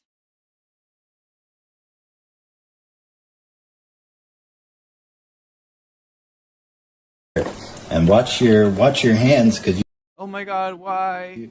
you're gonna get cut up on this one here, guys. What the fuck? This is someone who wrote this on her abdomen because she was a victim of a terrorist attack. You can scar me, but you can't stop me. Now that is interesting and very deep and poetic. But what's even more interesting is if we just go a couple pixels down. No, what's he gonna do? What's he gonna do? What is he doing, chat? I'm scared. He's gonna... This man is horrible. What? Boom. 1-8. Censored. Thank God. Thank God. Thank God it's censored. I was so scared it wasn't gonna be... Oh, thank you, Canadian Brunch. How much worse can this get? Was Healer filming this? Oh my god. Yeah, nothing like take me. This is like worse than the Young Turks making fun of camel toes. What the fuck? Like, I don't even know what he's doing there, but it's... Making a political statement, like showing off that camel hoof, girl. Oh no, that's exactly what the TYT was doing. But like in a worse way, like he somehow do it like TYT, like I'm trying to remember. Why do people do this shit? So, just to show you, to confirm 100% that he was making fun of a victim of a terrorist attack, incredible portraits of Boston Marathon survivors with messages of hope and healing to the world. This is a picture of Sydney Corcoran, who was a victim of the attack. You can literally... So he basically focused on the crotch. He zoomed into the crotch. Yeah, I mean, I guess that is exactly what TYT used to do. We see her scars on her legs. That's where the picture is from. And this fucking guy has the gall to post fake tweets accusing others of pedophilia. This fucking guy with this sort of shit all over his content. Honestly, do I need to watch the rest of it? I really would rather not. This is already fucking gross enough. It's gross enough that he filmed this. He would ever think to film this. And fucking gross enough that Healer, I would assume it's Healer, filmed it and didn't see anything wrong with it. Jesus Christ. I was just worried that he was going to be... I don't know. When the video started, it was like on his crotch. I'm like, no, what's he going to do? Oh my god. Okay, so he censored it. Fuck. Thank you for censoring it. That's more than enough of that. Yeah, he was like 32 years old in that video. He doesn't have any fucking excuse. Not that being younger would be an excuse for that. This fucking guy has the gall to pretend to be offended at 9/11 jokes and spread fucking fake screenshots made by Zionist organizations accusing others of pedophilia. Absolutely unbelievable. Like, these people pretend to be outraged, for example, at the narrative of Hamas mass rape being denied on October 7th, something of which there is no evidence at all. When he has literal videos of him mocking victims of terrorism and sexually harassing them, zooming in on their fucking body parts. She was an 18-year-old girl. So that means when the attack happened, she was like 17. That's unbelievable. Ethan, I know you watch this. You watch all my shit. You've been seething over for fucking like more than a month now. Big mistake. Huge Ethan L. Like, right? Look, if a smaller content creator makes content on you, like, unless they, I don't know. Like, unless the criticism is accurate and maybe you need to make an apology, I don't see why you'd be paying attention to it. And obviously, Ethan does not think that the criticism is accurate. You're just sitting there like the pathetic little goblin, Ozempic goblin that you are. Ozempic Hitler. Desperate for literally anything on me rather than actually respond. Emily French says, I'm ill. Me too. To the points in my videos. And the best that you had is that Hasan watched one of my videos on your new best friend, Destiny. A video that you, of course, could not actually respond to on the merits and had to literally bust out the fake fucking screenshots. Let this be a warning to anyone thinking about taking Ozempic. It has real side effects. Oh wait, no it doesn't. He was always like this. Sorry, whoops, it's not the drug. He's just a piece of shit. Yeah, I don't want to get sued by Ozempic. God damn. God fucking damn. Alright, let's take a look at the Tabernacle video here. So it's fair to say that Ethan Klein has been massively spiraling and has been playing the victim for like a month at this point in his ongoing feud with Hasan Piker after their messy breakup. It's also pretty clear that Ethan is actually being fed in real time on the podcast clips of Hasan from the Destiny Discord as well, while claiming not to know him, and also claiming to care so much about anti-Semitism that he has to just constantly attack Hasan for being anti-Semitic, at the same time being fed info from a community of a guy who spent multiple days streaming with Nick Fuentes, which pretty much says everything you want to know about this guy, and also seems to just be defending the most insane things right now. He said Yoav Gallant, him and his wife, said he was a good guy. This is one of the guys being investigated for war crimes in Gaza. One of the two people. The only other one, realistically, is Netanyahu and this guy, who they both praise on the show. And also recently defended... Oh, so now he's showing... the video that Tabernacle's showing is the one that sort of proves that right here... Ethan's on the phone asking for evidence that Hasan was anti-voting and encouraged people not to vote, and a number of other things. And as he's saying this, there's a thread in Destiny's Discord talking about, hey, quickly, I need somebody to get me this, the information that Ethan requested, basically. Then somebody posts that information on Destiny's Discord, and then Ethan pulls up the information, which highly suggests that Ethan is in that Discord or is talking to somebody that's in the Discord, talking to somebody from DGG who's giving him that information. The violent Israeli thugs in Amsterdam, and this is all coming from a guy who claims not to be a Zionist at all, but he's had his brain fully broken by left-wing people criticizing him over his support for the Israeli state. Not for what Israel are doing right now, although, again, he just seems like an idiot if that's the case. If he genuinely doesn't know, if he genuinely doesn't support what Israel are doing right now while allowing someone on his show, his wife, to say that Gallant is a good person, then it just shows Ethan has always been stupid. And he is stupid. I don't think he's that stupid, I'm going to give him a pass, but he is a total fucking idiot. And I want to talk about all of this today because even when Hasan has been calling out actual anti-Semitism, he's saying it's not good enough because Hasan is too critical of Zionism. And here's the main thing, right? Ethan's meltdown is so bad, even paying members of the H3 YouTube channel. So KDW's asking me what DGG is. It may have sounded like I said GGG, but I'm talking about DGG. So two of the biggest streamers in the politics space are Destiny and Vosh. And, in addition to streaming on YouTube for Vosh and on Kick and YouTube for Destiny, they each have a website, right? Destiny's is destiny.dg, or shortened to DGG, and Vosh's is vosh.gg, or shortened to VGG. And essentially, what this is it's like a parallel platform. So they'll stream on YouTube, and they'll embed that stream into their site, and they've actually got an on-site chat and an on-site, including like subs and stuff. So it's a way for them to get their subs off of Twitch, off of YouTube, and onto their own platform, and be able to facilitate the community supporting the streamer directly, rather than having a part taken away by the platform, right? So that's what DGG for Destiny and VGG for Vosh, that's what that means. In addition, like I said, there's a site chat there, and people will chat on that site even when there's no stream going on. So there's constantly a discussion of Vosh's and Destiny's community occurring at the site chat, if that makes sense.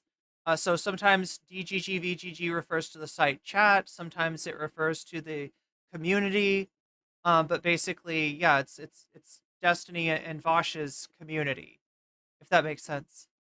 They're turning against him now, and they're sick of all this whining about Hasan.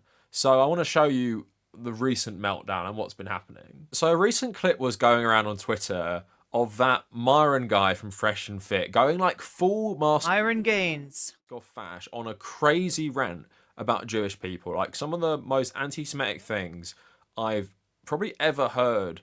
I wouldn't call him like mainstream because he's like a fringe figure, but a popular figure even say. So Hasan calls him out. This is how Ethan responds.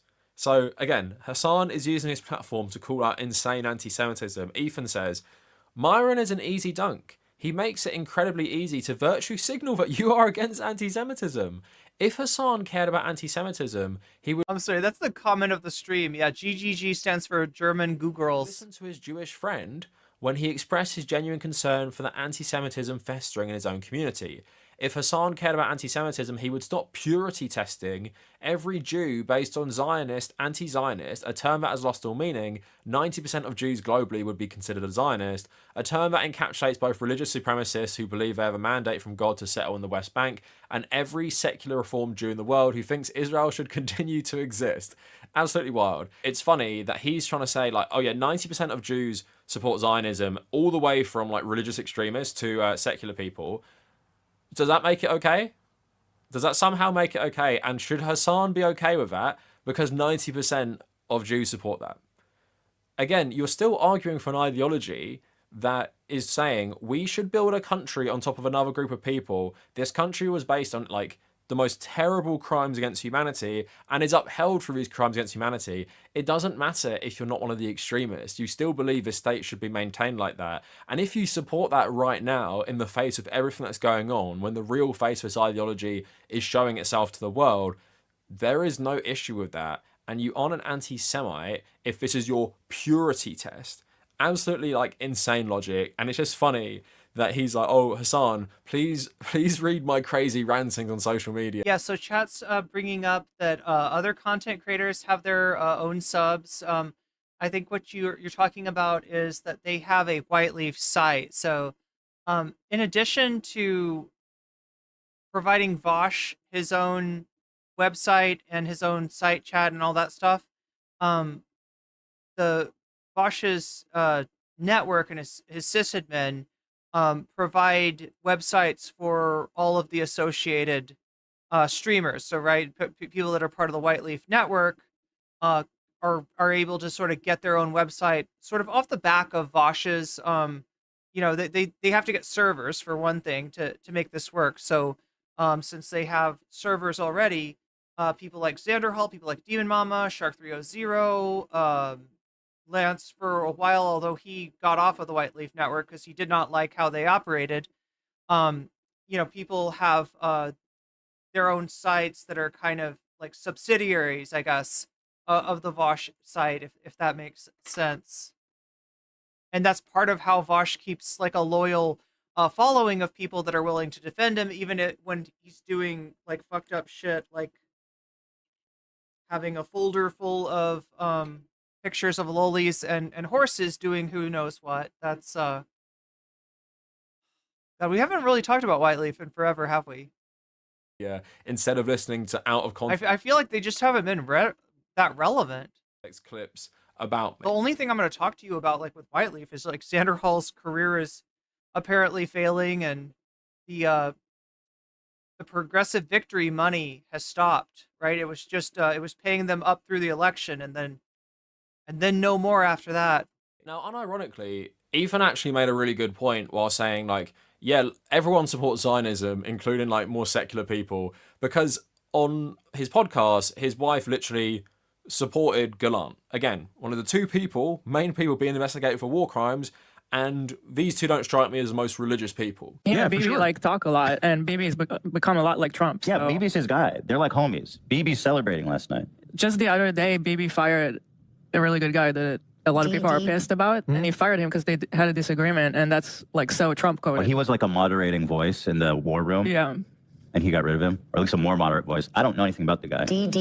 Just recognize his picture. He looked mean. I thought he was mean just because he looked mean. No, it's not. So he goes on to defend he's not mean.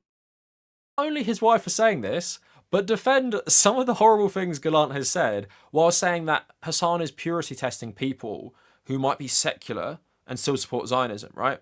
If they are like you, then yeah, he should be purity testing anyone who thinks like this. So he says, Hila doesn't know a lot about politics, but she knows that Gallant is opposed to Netanyahu and wants to end the war.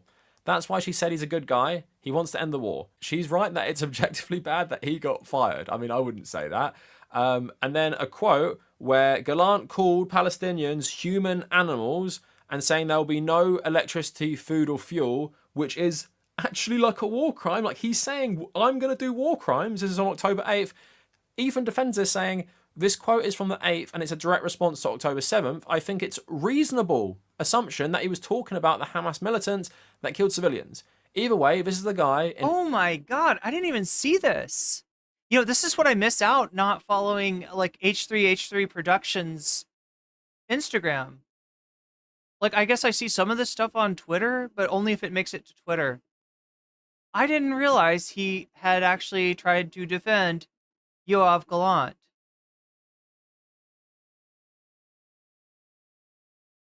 His war cabinet that wanted to end the war, and he was just fired. If you care about war ending, then you agree with Hila. Again, I don't think he's a good guy for wanting to end the war. I don't care that he was. So yeah, here's the deal, okay? Gallant and Netanyahu, you know, this is the Israeli defense minister, basically. This is the person who prosecuted the war against humanity in Gaza. And at this point in the war, he's saying that he would like to sign a ceasefire, secure return of the hostages, and probably pivot to Lebanon and or Iran. Right? So it's a difference in strategy. It's a difference in tactics. But is it really a difference in morality? Is this really like, this is a good guy? You know, yeah, I mean, like, I hope there's a ceasefire, for sure. But that doesn't make this the literal defense minister during the, you know, ethnic cleansing that's been going on for a year now is a good guy. Like, that's wild. That's wild that you would say that, and that's super wild that you would try to defend him even after. Oh, no, he was talking about the evil Hamas. He wasn't talking about the Palestinians, right? Fired. He's going to be replaced by people just as bad as him, but more religious. And that is what has actually happened. In the context where a genocide is possible, and I say that because that is what the ICJ has determined. Further, you know, investigation has to go on. They don't really make these determinations for a while, right? But they are, you know, they've blown the whistle on the very likelihood, the possibility of a genocide. In such a case, I feel like the lowest bar you could have is like not using dehumanizing language, not talking about human animals, okay? But no, he's what the fuck? What the actual fuck? This guy is one of the main architects of everything that's been like, look, when the ICJ finally does, you know, render its verdict on what has happened in Israel, his statement right there is going to be a piece of evidence. Happening, he's not a good guy, and you can't say that she was saying in the context of this he's a good guy, but he's actually a terrible guy. Why didn't she make that very, very clear, or why didn't anyone on the podcast make it very, very clear? In another post earlier... Wait, is Tabernacle pro that guy? No, Conrad. Tabernacle's talking about H3 Productions, Ethan and Hila, and Hila said on air that Yoav Gallant was a good guy, right? Because he'd been fired by Netanyahu for wanting to shift the war away from Gaza and towards Lebanon. And, this is the Israeli defense minister that's been there for the whole attack on Gaza, right? So Tabernacle is calling out H3 Productions, and Yoav Gallant not defending them. Yeah, Ethan said the reason he calls out Hasan so much is that he has been fighting extremism. Sanjil says, I'm not sure Hasan will win this. These people might take him down. You might be right, Sanjil. You might be right. They've already hurt a lot of innocent people in their Ahabian, that's not a word. In their Ahab-like pursuit of the white whale that is Hasan Piker. His whole life, which is absolutely insane, by the way, because Ethan Klein not only was cracking jokes about Aaron Bushnell straight away, he's also platformed some of the most terrible people, Jordan Peterson, and in the wake of JonTron going full mask off Fash as well, he gave him a really sympathetic podcast where they basically downplayed everything he said. So Ethan has never fought extremism in his whole life. He's never cared about extremism. He's just had his brain broken by anti-Zionists on the left. And remember, he's been calling out everyone, like Majority Report for being anti-Semitic, Hasan for being anti-Semitic. Now, chat, I need to confirm this, but I've been hearing in several different places that I trust, that the Majority Report has had some of their sponsors attacked. That the Majority Report might have lost some sponsors based on this campaign. In fact, I believe I even heard Matt Lesh mention something about that. Does anybody know what I'm talking about? Can we get the receipts on that? It's a good time, I guess, good as time as any to promote my Discord, and mainly because the Discord is a great place to send me information that you might have that I might not. So there is the link on Twitch, and there is the link on YouTube for the Discord. If you want to sign up, you'll also get stream announcements when a stream is happening, and you'll be able to connect with each other, which is really important right now because I know a lot of you are, just like me, having trouble dealing with the recent news, having trouble dealing with the implications of another 4 years of fascism. But yeah, that's why I'm bringing you that Discord link right now. And also for the fact that I don't,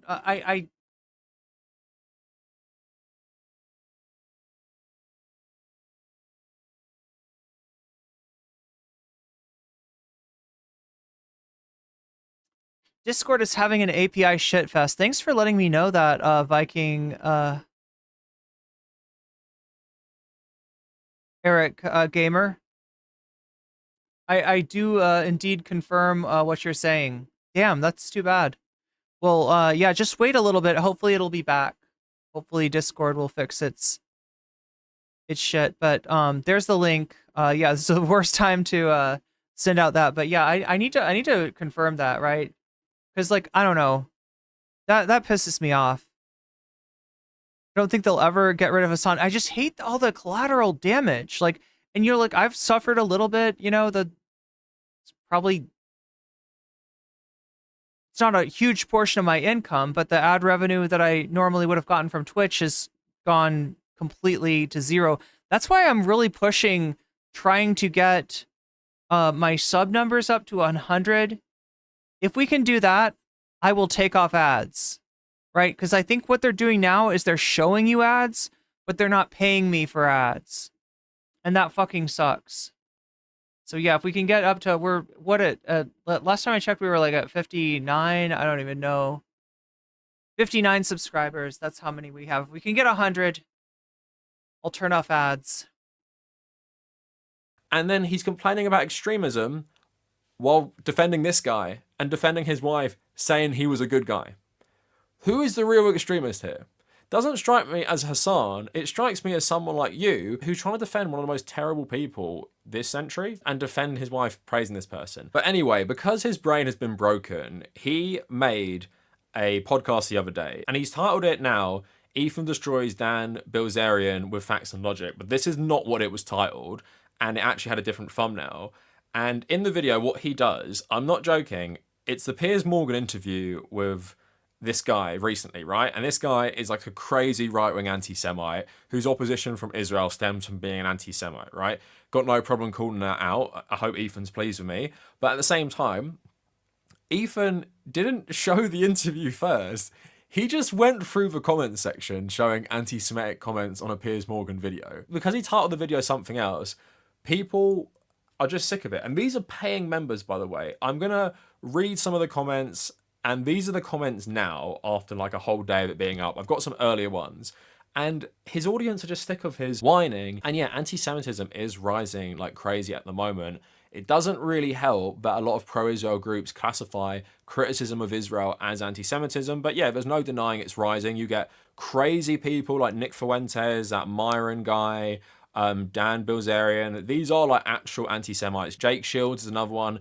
Crazy anti-Semites, and they're fascists as well, right? Got no problem. Oh yeah, this is an important video, right? I'm so glad that somebody made a video about this. Look, anti-Semitism, unfortunately, is popping off on Twitter. So is... But also, Twitter's one of the few places where you're going to hear, pro-Palestinian stuff as well. And so there are some anti-Semites trying to infiltrate the Free Palestine movement. These are examples that if you see their tweets, ostensibly advocating for Palestinians, understand that they are not coming from a good place and are not really part of the movement. They're trying to kind of commandeer the movement in order to feed their own social media clout and then go on to promote actual anti-Semitism. So, and other right-wing shit. Problem calling them out. But Ethan hasn't been focusing his energy on these people. He was even criticizing Hasan for calling them out, right? He's going after left-wing people because he sees left-wing anti-Semitism as a massive problem, because he's probably talking to Destiny and reading the Destiny subreddit all. Yeah, Blue Sky's probably better for pro-Palestinian stuff, in all honesty. All the time. Again, Twitter's going down the toilet. And the guy who collabed with Nick Fuentes for a couple of days. And yeah, people are just sick of this now. So these people pay £6 a month for, the membership on the channel. Why is anti-Semitism rising? Are people just stupid, or is there a reason? It's part of this fucking free speech shit.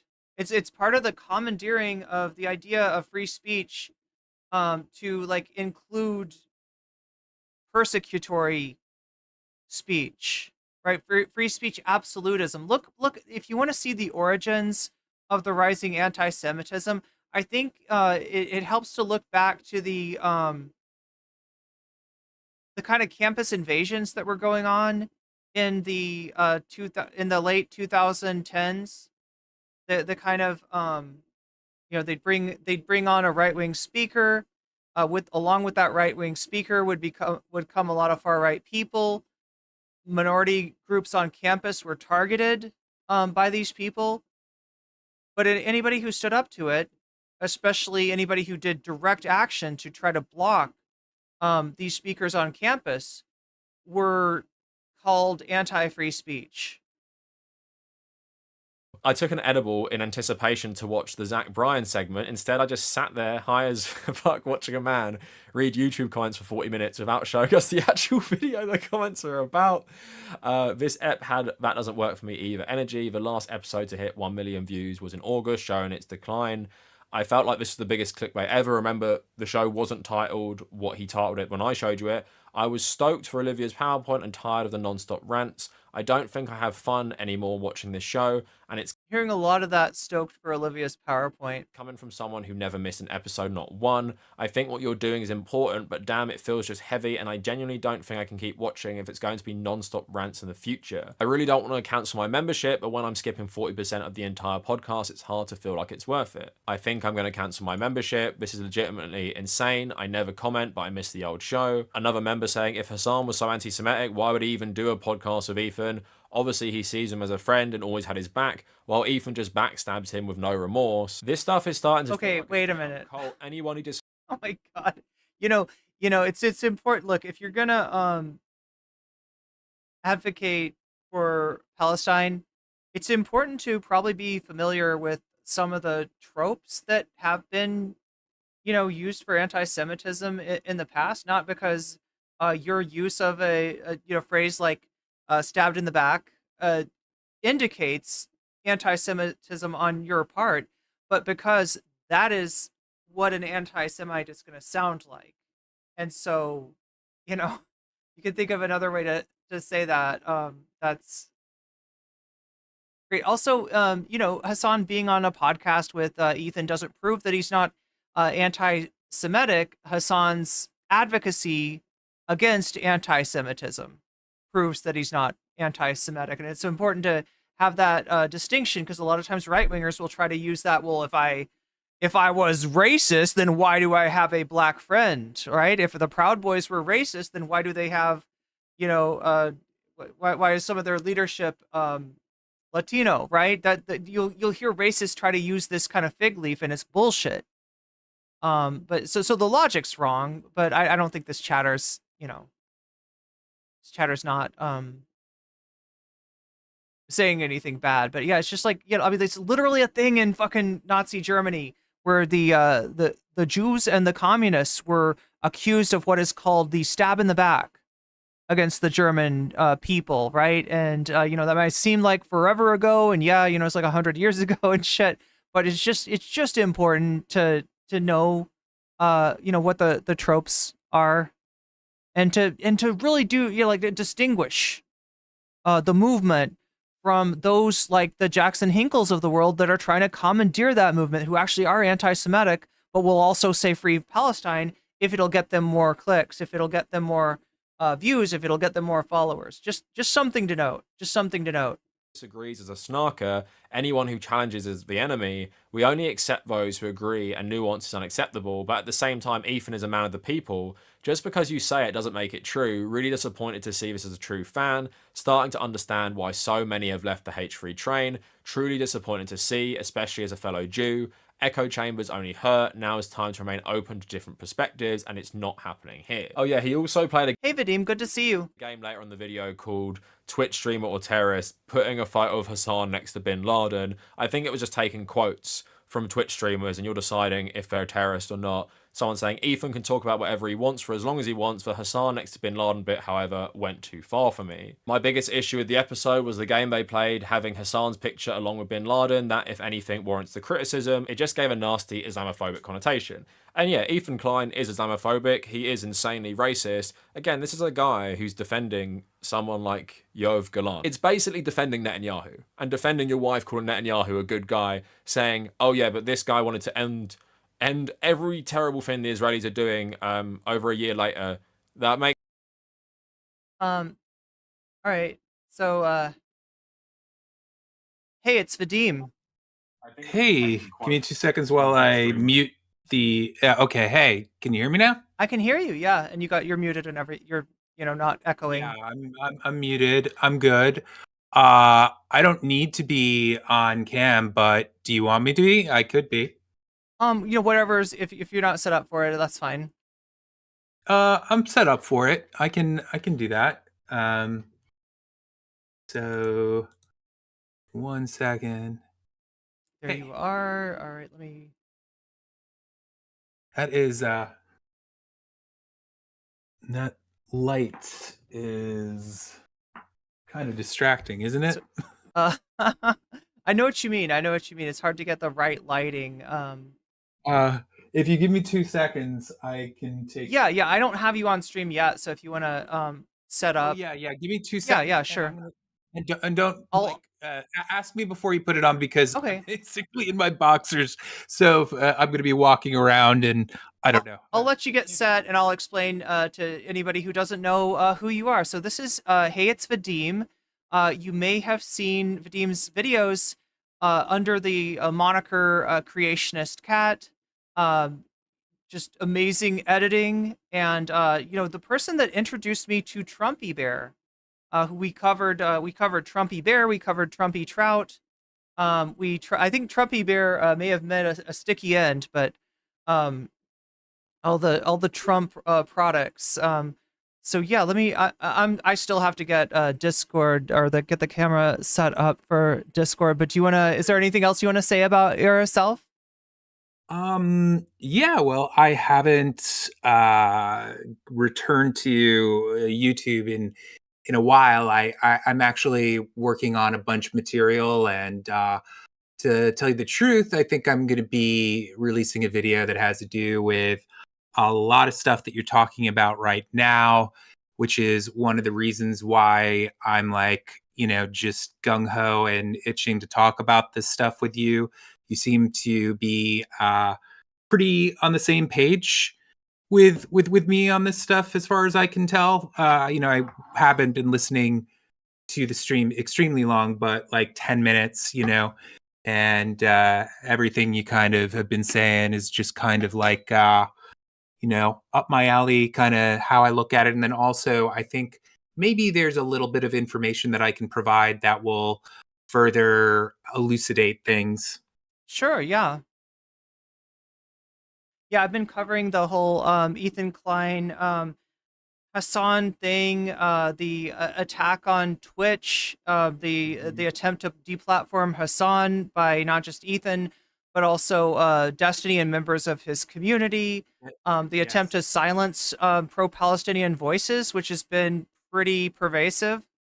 Yes, it's insane. It's very scary as well, because it feels like a house of cards. It feels like very easily other dominoes can fall in a situation like this, and that's one reason why I am trying to really I have to actually write the script, but I'm trying to kind of put the pedal to the metal with it, and because I just feel like, a lot of people have been talking about different threads of this whole thing, but I haven't seen anyone just come out and say okay, this is really fucked up. There's a bona fide fucking witch hunt going on here, and it can easily end with not just Palestinian creators or Middle Eastern creators,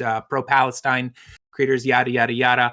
Not just with them having a far more limited voice, but all of us. We know kind of what the stated plans by both fucking Trump and even more so lately Elon Musk has put his hat in the ring with all of that. And so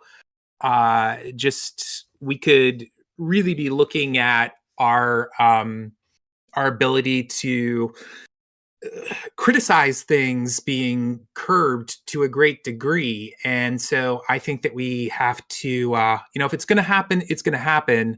But we should all who, and by we I mean anyone who kind of doesn't want to see these things happen. Conceivably, people who don't hold our politics could and should be able to sympathize, because it's about more than just free Palestine. It's just about a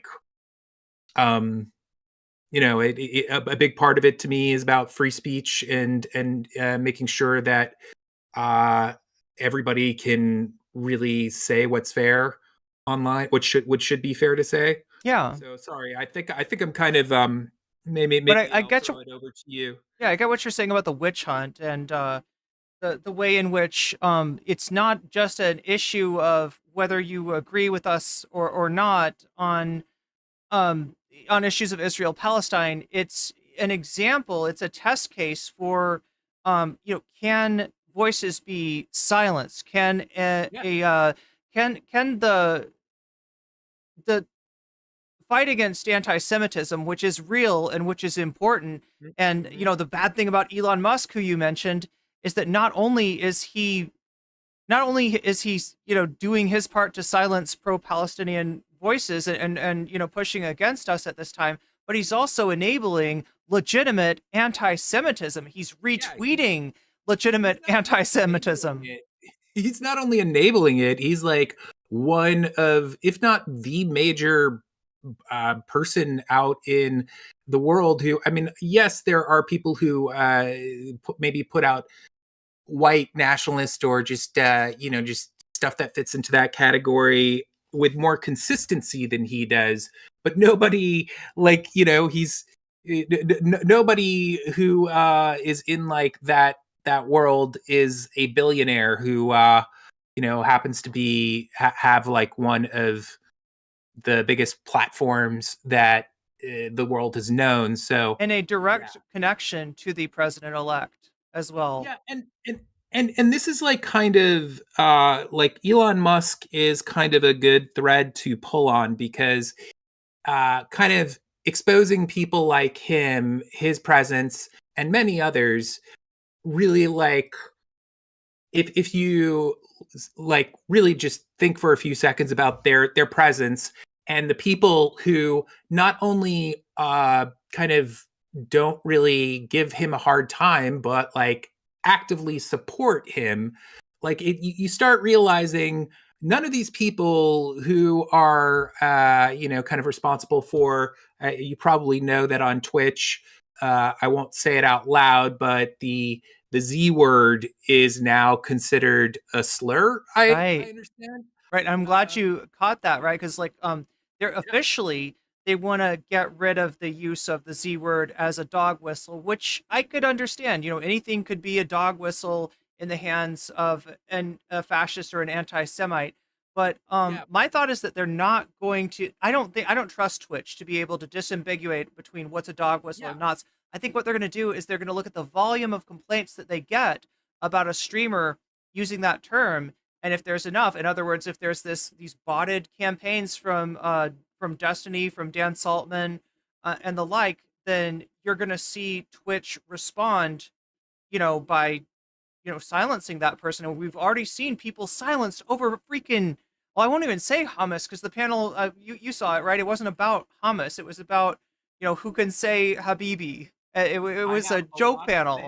Yeah, I have a lot to say about that. That is just a really horrible injustice, and it's really it's disgusting in so many ways. Seeing just how I don't know how unbelievably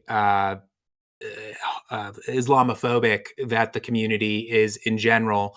A few years ago, or I should say like 10 years ago, I don't know if you were kind of like really paying attention to stuff in the, you know, what the space was like then, but you had the overwhelming majority of, say, like Twitter and YouTube was really hostile towards BLM. BLM was kind of a new thing, and I would say the overwhelming majority of people insisted that Black Lives Matter was like a Black supremacist thing. And, you know, just anyone who was affiliated with it would just be painted as a Black supremacist. Yeah, so you're talking about around the time of Ferguson, right? In terms of timeline. Yeah, just for anybody who's... Yeah, and even a little bit before then, I think Ferguson was Ferguson like 2015, 2016. It sounds right, but I couldn't tell you. Yeah, it was like after the first few events that sparked it, like the Trayvon Martin shooting and things like that. It was a little bit after, but anyway, my point is really just that the amount, like, to me, the numbers of people who are cool with like, just, I don't know, pro-Palestinian advocacy in general, yeah, you get me, right? Like, I think it kind of, there's a lot of similarities, but Yeah. First of all, that Dan Saltman guy is fucking insane. I mean, I don't actually mean. I mean, I'm sorry if I'm also being what's the term? A little problematic by using Satanist. Yeah. Cool. I just didn't kind of know. Yeah, like I feel like it's a little late, so it's hard for me to kind of like pick the right words. But fucking Dan, I mean, have you listened to? There's at least like one or two clips that have been going around where he makes it incredibly clear that he doesn't actually care about anti-Semitism, that it's like basically a game to him. Oh yeah, we've covered those. Yeah. And that's just like, what the fuck are we doing? Like it's so crazy to me that that can go on right out in the open, and people like there's enough continued support for that guy, and not more yeah, I mean, I guess people just don't want to speak up because they're like afraid of getting clapped or some shit.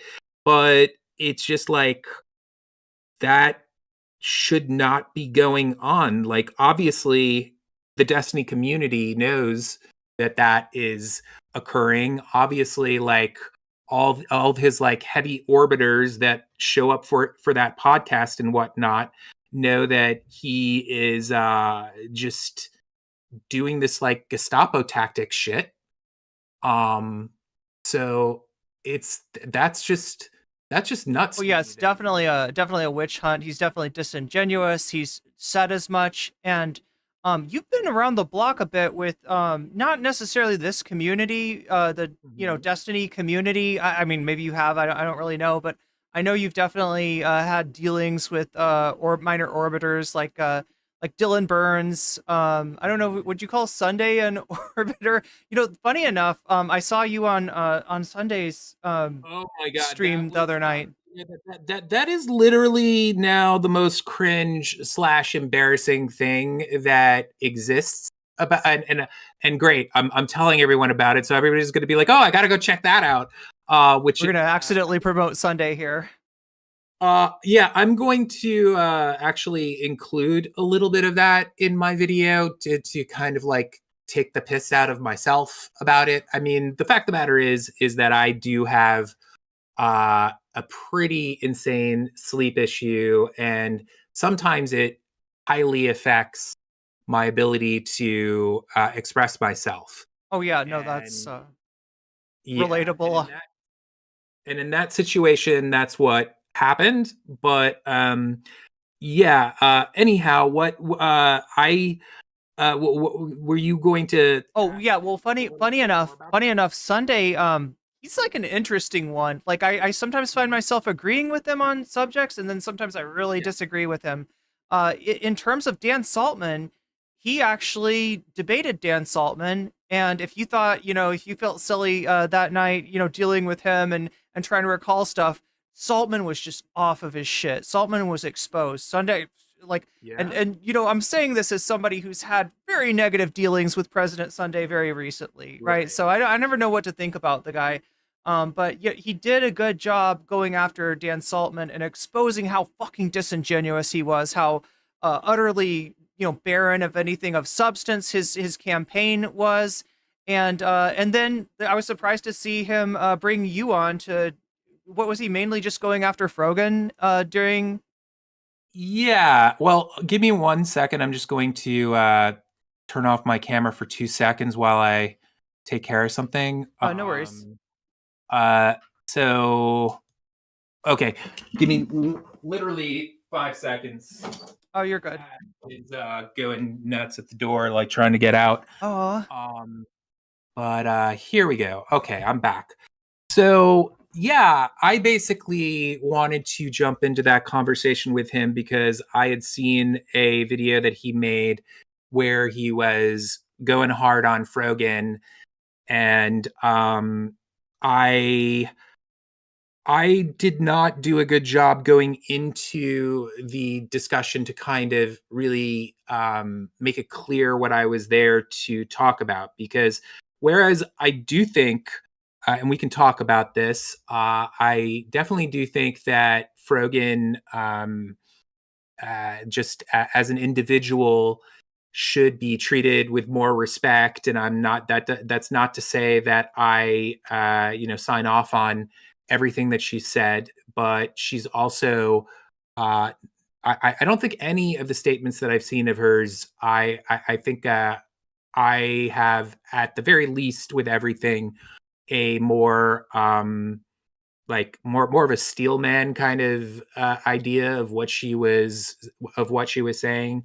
But anyway, my real intention on being there that I didn't really get to discuss was, I mean, we did talk about that panel, but I was there to say, like, okay, look, if you feel this way, that in particular Frogan should have gotten a ban for a couple of the controversial things that she's said and done over the course of the past year, then so be it. I think that there's more of an argument for that, even though that I don't think she should get one.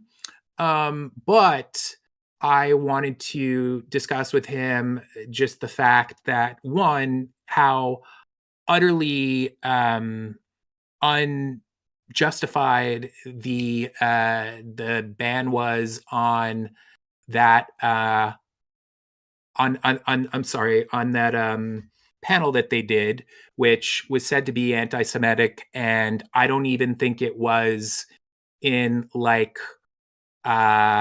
in any way whatsoever. If there's any any tiny just micro sliver of an argument towards that, it's in reference to things that were not meant to be taken seriously. And if you understand these creators and really are not attempting to make these people out to be racist, and I think that's really it. I think a lot of people just want this to be a situation where there's malicious intent on their part. But I wanted to persuade him that even if he did think that Frogan deserved something, that one, that panel did not deserve it, and two, we need to be incredibly concerned about the repercussions of something like that happening, like we've already mentioned to a small degree. Let me ask you, I mean, because I assume you didn't think it was ban worthy, but did you think, what was your take on the panel itself? Yeah. I think it's an example of the power of the witch hunt. When you've got a group of marginalized people, specifically a group who are under the radar due to world events, and you have a large organization on Twitch, like Twitch just fold based on a panel that was about who can say Habibi or not, right? A obviously joking panel that was in no way, as Ethan Klein described it, a racial tier. I don't remember what Sunday's thought was of it. Did he just think that it was ill-advisable, or did he think that they were actually being racist? My mind was really blown by his take on it. He thought that they were being blatantly racist, and just he hadn't watched it, but he had seen certain clips, and he was insisting things like, at a certain point, one of the people who were on the panel said something to the effect of, I never trust an Arab with blue eyes. And that was totally 100% a joke. I think it's even more obvious that it's a joke because in response, Frogan says, "Wait, I have blue eyes." And she does, she does. But people are totally insisting that and other, I mean, this is the thing about the panel, okay? It's there's no doubt that there are sort of bit of there is racial humor and culture-based humor within their podcast in general, not just that show. 99.9% of it, because I've watched a few of the episodes and I recommend it highly. I think it's a great. I got into it because of all of this, and I wanted to kind of educate myself on everything. And they're really funny. They're really fabulous. I'll go into that a bit more because that my thoughts about how good they are actually are relevant to what we're talking about. But basically, the overwhelming majority of the humor, the negative humor, or what, not negative, but the joking humor that they have, it's self-deprecating. Oh yeah. The fact of the matter is that just being Middle Eastern at all, being Arab at all, is already a controversial thing by your mere existence, right? It's a politicized identity, whether you want it to be or not. Yeah. Exactly. And so they are constantly cracking jokes that they could throw in a joke that is about a suicide bomber or something like that. Things that that are, it is dark humor, but especially when Arabs are making the jokes, it it's them kind of just kind of both having a good time and kind of being real about their experiences in the world. You know what I'm saying? Yeah. Well, imagine if Chapo Trap House had been the podcast that was doing that. And I mean, I'm assuming you have some familiarity with the, kind of directions that those things will go. I mean, there's Jewish people on the podcast. Sometimes, that kind of dark humor will be used from that perspective, right? Can you imagine anybody ever holding Chapo up to the standard that these creators were held to? How quickly they would be, just removed from all. And they have a channel on Twitch. I don't know how often the members themselves are actually on the channel, but I mean their channel hasn't been banned. It's just the double standard is what really gets me, because any podcast that you have is going to have really dark stuff. I mean, look at Destiny. The what the fuck have you seen this clip where Destiny's talking to Lonerbox and they were they were calling dead babies and yes. Yes, that is so fucking nasty. I can't even go into that because I'll just probably get really fucking angry. But this is just the I'm sure you know exactly what I'm talking about when I say this. It's just white people are allowed to be pretty problematic. Oh yeah. And everybody else, it's a sliding scale, but a whole lot less so. And it's just this whole situation is it's just so it's the inverse of what people actually think it is, which, and by that I just mean that there are all these people who are so damn sure that these Palestinian, or not Palestinian, but I guess they're Lebanese creators, are hateful and and problematic and just they genuinely deserved to get this ban. And that, I mean, it couldn't be further from the case. But actually what is the case is that it's people's unexamined fucking Islamophobia and maybe other types of racism and whatnot that are kind of rearing their ugly heads, and nobody is, or virtually no one is, really trying to understand these people. Very few people look at anything outside of the clips, and the clips aren't even that bad to begin with. The justification that I have heard for this being a vicious ban-worthy podcast, it's just been the absolute worst fucking arguments ever. And that's just to go back quickly to President Sunday. You asked like kind of where he was on that, but like, yeah, he was just so adamant. He said all this crazy shit. He said that he was glad that they got banned, that they should be permanently banned, and that they should be the reason why they should be permanently banned is because creators like that make it incredibly difficult for people who want to advocate for Palestine to advocate for Palestine. And I think it's the opposite. I think it's the lack of people like, you know, President Sunday is a leftist. I think if his brain was not in kind of like witch hunt mode, he would kind of look at things through a different lens.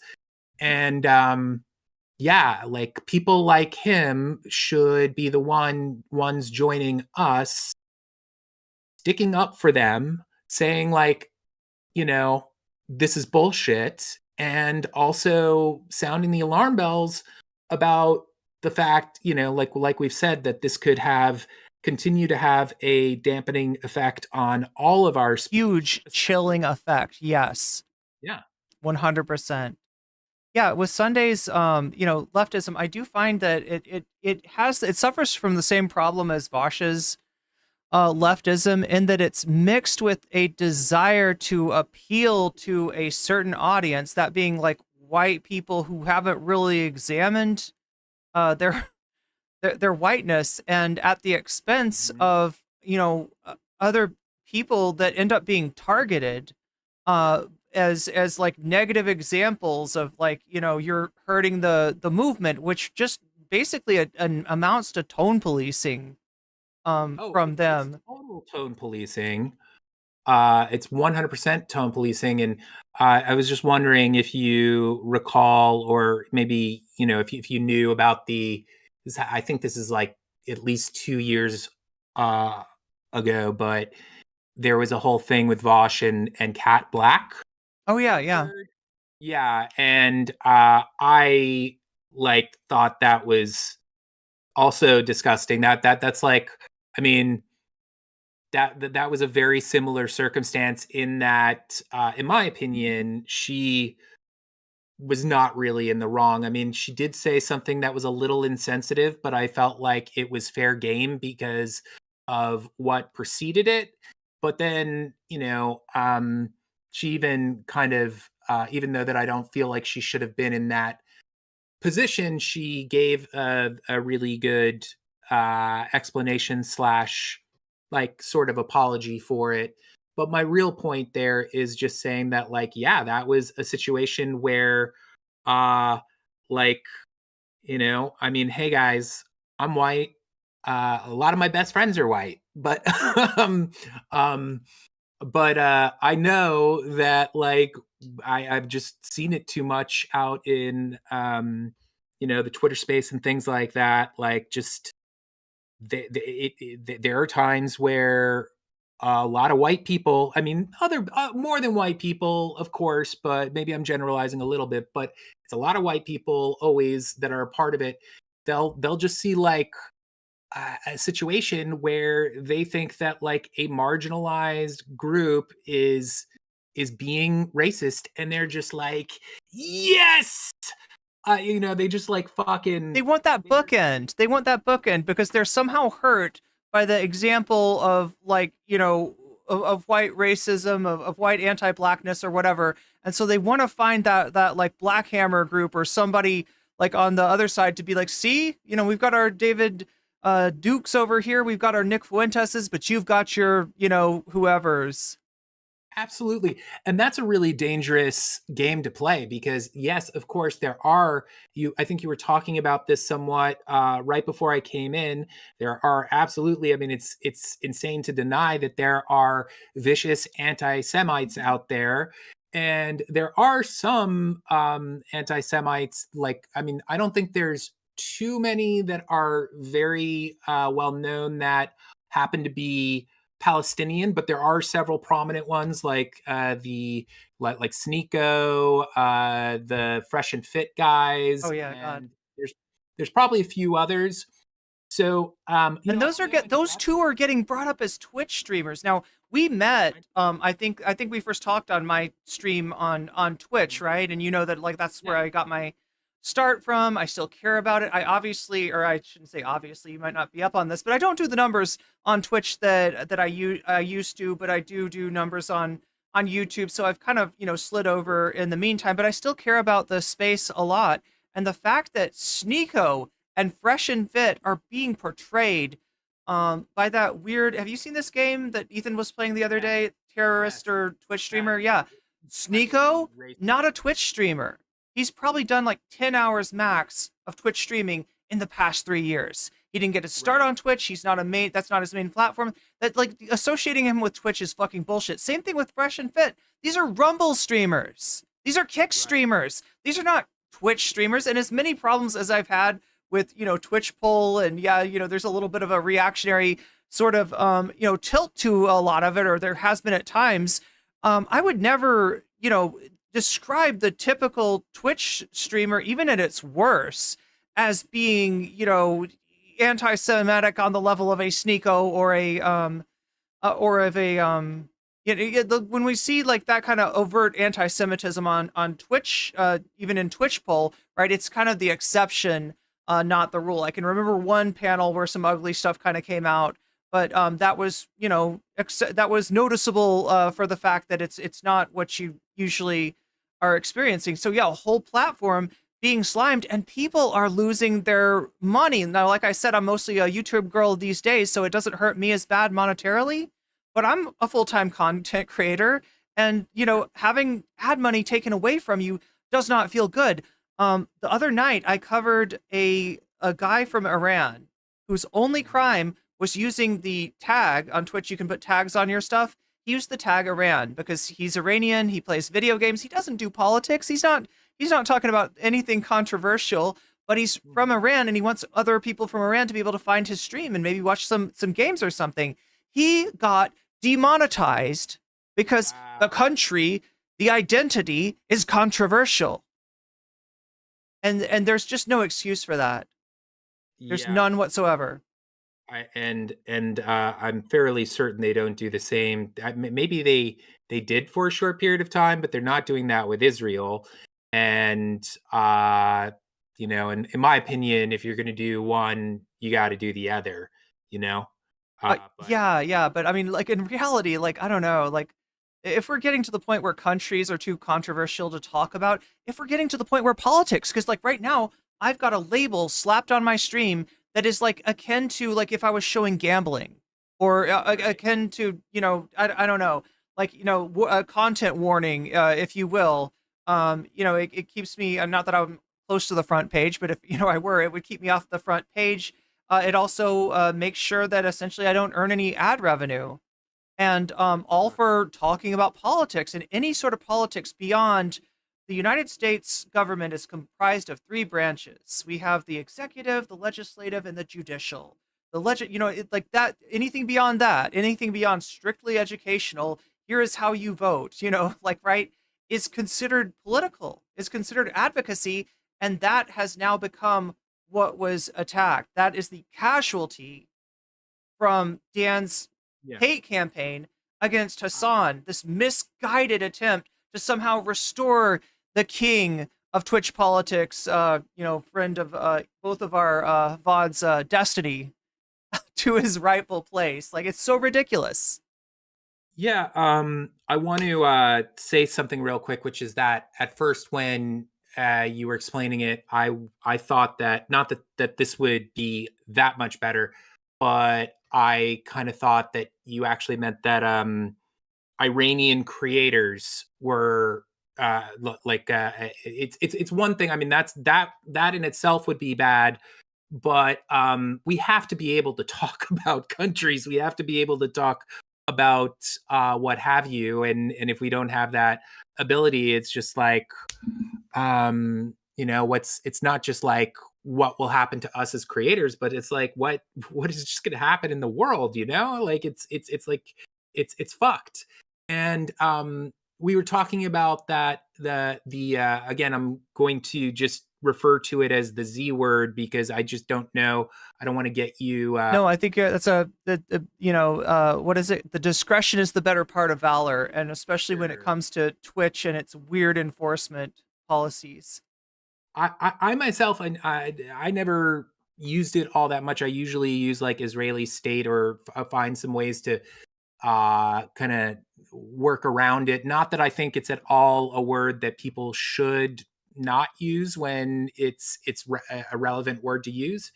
But anyway, I did want to say a couple things that I'm not sure if you know about. But before I came in, you were watching that Tabernacle video, and he alludes to this. I wasn't sure if you understood what he was talking about, but basically the ADL, the Anti-Defamation League, and other groups that are kind of similar, and I should probably in a second, I should probably explain a couple things about the ADL, at least to your audience, because I think some of them may not kind of know exactly what they're about. But the point is that, yeah, they are trying to do things like trying to get like nationwide things like from the river to the sea. Oh, yeah.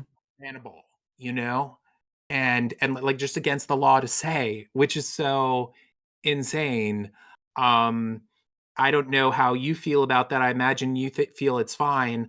I look at it like it is so innocuous. I look at it as oh, by the way, is my camera kind of like getting choppy? Like shit.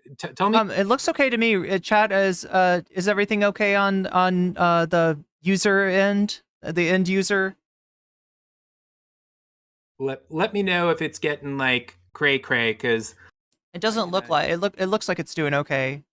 Okay, sorry about that. But yeah, you were talking about the ADL, and yeah, indeed, at a very important time where anti-Semitism, again, I will emphasize, is rampant.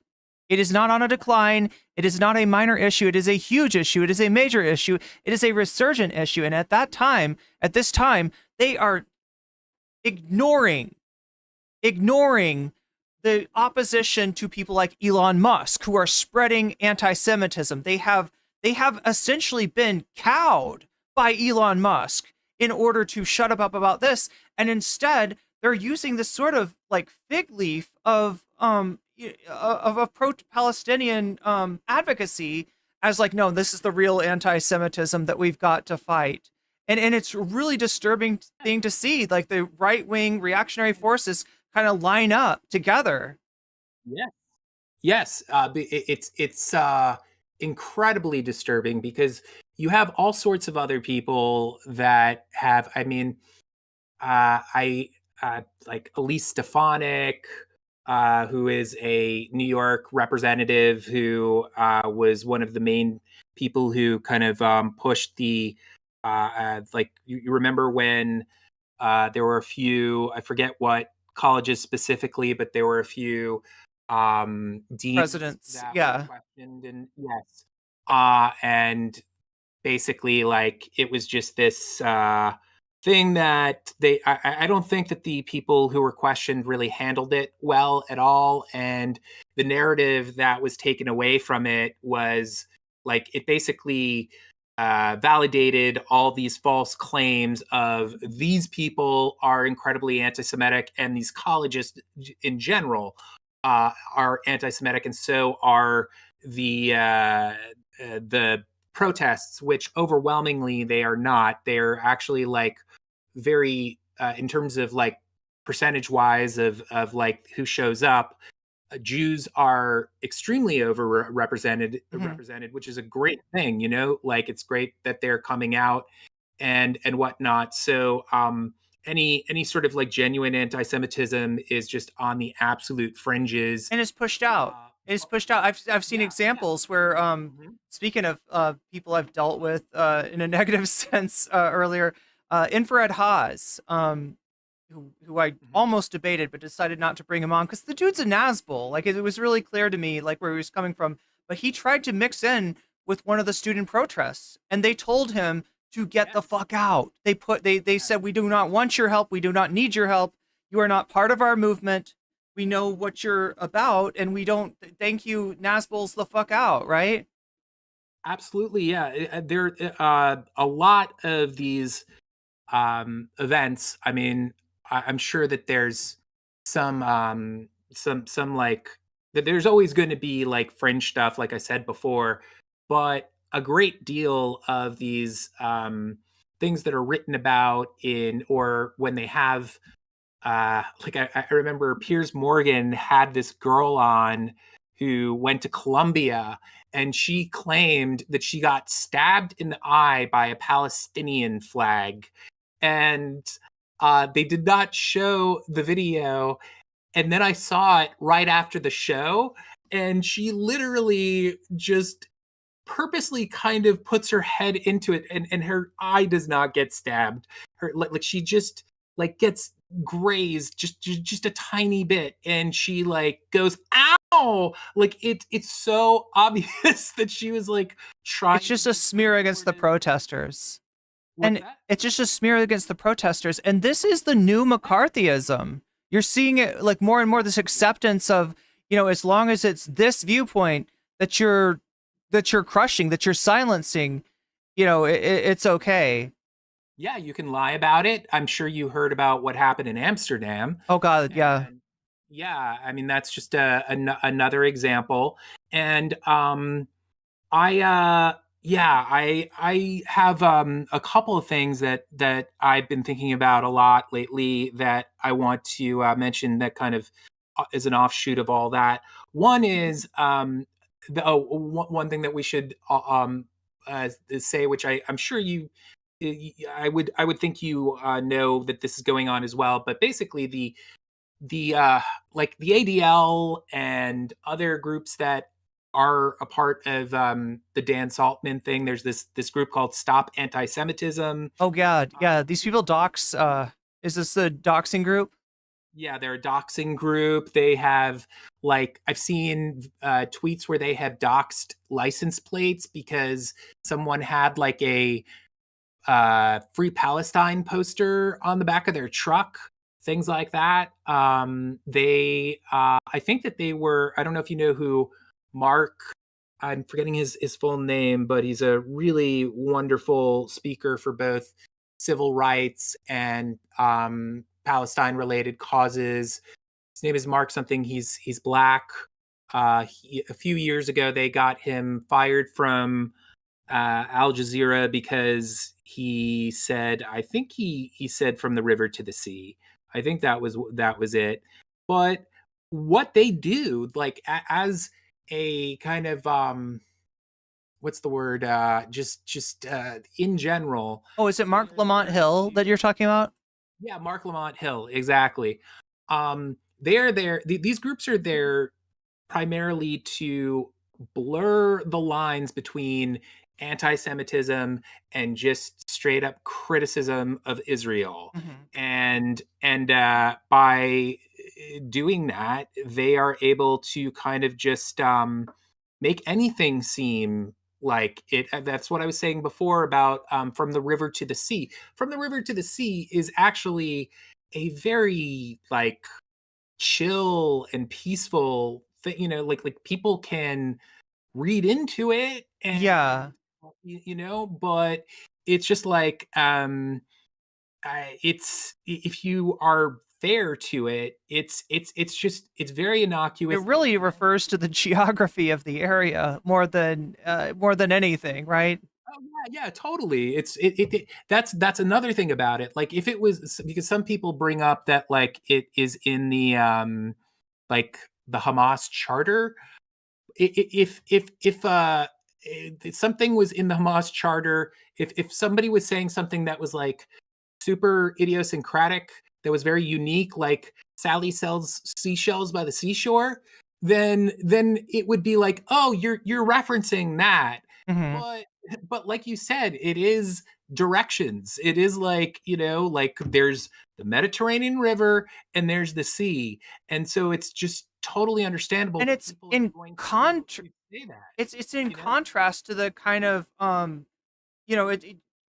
sort of apartheid situation that Palestinians live in now, where their ancestral homes have been taken away from them. And many of them, I don't know how much people know about how being Palestinian in Israel-Palestine works, but, depending on, where you're at, your travel is going to be limited. At least a little bit, and maybe depending if you're in Gaza, that's the most restrictive. They have these different zones that your license plate will literally have on them, and if you're say like a resident of the West Bank, you're not allowed to take the roads that Israeli settlers would take. For instance, you often have to take a detour to get from like point A to point B, when point A and B are like 5 miles away. You should be able to go straight shot. But through those checkpoints. Yeah. No, I know. But I mean, that's what it means. It means freedom for the Palestinian people. That's what is being advocated for. And I guess to some people, that's an existential threat. I don't think it should be. And the fact that we've gotten here where there's so much, bloodshed that's gone on, that's how people take it, that the people in Israel can't imagine Palestinian freedom not meaning like death and destruction for them. But it really says something about the whole settler colonialist project. It does. And, President Sunday, we ended up talking towards the end of our conversation about from the river to the sea. And I said something to the effect of like, I think we need to normalize that even more in a big way. And he basically was just really like, no, that's that's a really horrible thing to say. And I was like, what? Are you serious? And right off the bat, I didn't, again, I was not in like I was just not in a good brain mode. It was the like worst brain place that I've ever been in. So I should have left that conversation far sooner. But the point is that like what I didn't get to convey is that like with that, it's sort of like, okay, because he's somewhat pro-Palestine, and it like I'm not saying that this alone kind of makes the argument for why it should be fine, but seriously, like every great Palestinian voice, I mean, and by that I mean just our best intellectuals, are the people who are out there advocating for peace in the best way possible. All of the people who who we've probably seen many times speak on behalf of these topics, who speak very capably, and Jewish Voice for Peace, the people who are out there. I mean, like everybody says this worldwide, that said. So I just feel like if someone is like on the left wing, is left wing, is at least a little bit pro-Palestine, and you have some sort of problem with it, you're just engaging, like you said before, in tone policing. What am I trying to say here? I find it very difficult to believe that people like Naomi Klein and historians like Avi Schleim, who are just have decades and decades of advocacy for the cause behind them, who have been saying this thing, like it's so condescending to think that like better, that like they're all doing it wrong. You know what I'm saying? Yeah. Sorry. Yeah, with Naomi Klein, have you read her? I always want to say new book, but it's about a year old now. Her book, Doppelganger. Yeah. Yeah, I've read long excerpts, and I really want to read the whole thing. I've been meaning to read the whole thing. Have you? Oh yeah, I got it a while ago, a year ago or so, and it really changed my perspective on a lot of things. It opened my eyes to the reason and the way in which the left is losing. It's a concept that she calls diagonalism. She relates it to like a German term, which escapes my mind right now, but it's a political strategy that essentially Steve Bannon, horrible person, but unfortunately great political mind. True. He surveys the field for groups that the left has left behind, that the left has not stood up for. And that's where he recruits. And if you look at the very last week of the election, and I know this is a sore spot for a lot of people. I know a lot of people are feeling a certain way, and I definitely didn't like how it went down. But the Harris's campaign's biggest one of their biggest Achilles heels was the fact that they were tied to the Biden administration and its horrible bear hug strategy on Netanyahu. Biden had been a dyed in the wool ally of Israel for years and years and years, and apparently some kind of friend of Netanyahu's. And instead of restraining the actions of that government, Biden just enabled and got dragged around by it. But the fact that the Harris administration is tied to this and wasn't able to meaningfully, pull themselves out of that and signal like a new, strategy. Trump came to Michigan in the last few days of the elections, and just all he had to say was, "I will bring peace." And if you know Donald Trump, if you studied, what his position on Israel is, if you know who his donors are, you know what kind of peace he's talking about. He's talking about silence from the whole region being dead, right? Yeah. But in the absence of any affirmative message from the Harris campaign, from the Democrats, that was appealing.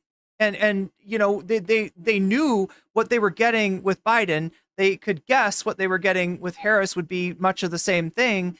And then because Trump is a, wild card, that becomes more appealing. And these are the kind of voters that should have no business like being recruited by the likes of Donald Trump and Steve Bannon. And yet because of the Democrats' tendency to just throw people under the bus time after time, and it has like a multiplier effect. If you think about the group of people that are going to do your canvassing, that are going to do your activism, that are going to be like on the ground for you, you're talking about students.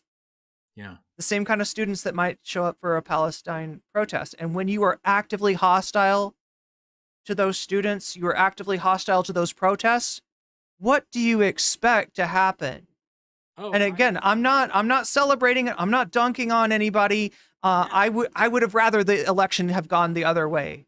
I mean, honestly, this was the first time in my life where I felt like I could not engage. Like I did not feel like I could engage in vote shaming basically without feeling like a huge fucking prick asshole who has no place to do that, because I have done that in the past. I have just kind of done the effect of like, if you assholes don't vote, like you're just really shooting yourself in the foot, and like, come on. And I'm not a fan of any of the people that I've said, that I've kind of tried to rally people to go vote for. But this time I definitely couldn't do it. It was just a bridge too far, because they, just especially that community had more understandable rage. I can understand why they wouldn't vote, why they'd go Joker mode and vote I did not in any way want to try and micromanage what they were doing, even though that, I very much feel like the community would have been served better otherwise. But like, I just real quickly in terms of that situation, I agree pretty much with everything that you said. I am a little pissed because I mean, I don't. I feel kind of like a dick saying this, because it maybe it will be read as like me being okay with dishonesty, but I think at the very least, like, of course, I want a fucking arms embargo. I want like, just a lot of action on that front that they're not going to do. But that said, I think all she had to do was one, bring that representative that did not get to speak at the DNC, right? I think if she had done that, I think if she had visited once or twice to an Michigan or another area that is predominantly Muslim, and lastly, just kind of did just a little bit more lip service. Like I want more than lip service, and I hope I don't come across like a scumfuck for kind of like saying like, oh, she should have lied. But Trump is lying, so I feel like she could have done that and substantially done better, but who knows? She probably would have lost either way. But sorry, maybe I got a little lost in the weeds there. There's a lot of weeds this year to get lost in for sure. Yeah. Real quick, I have to. My kitty cat is at the door again, so I'm going Coming back in. You know what? Fuck it. I think your chat can take it.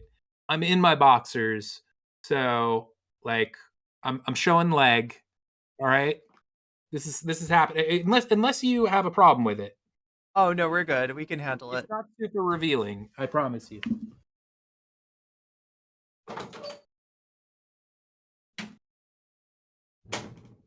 So,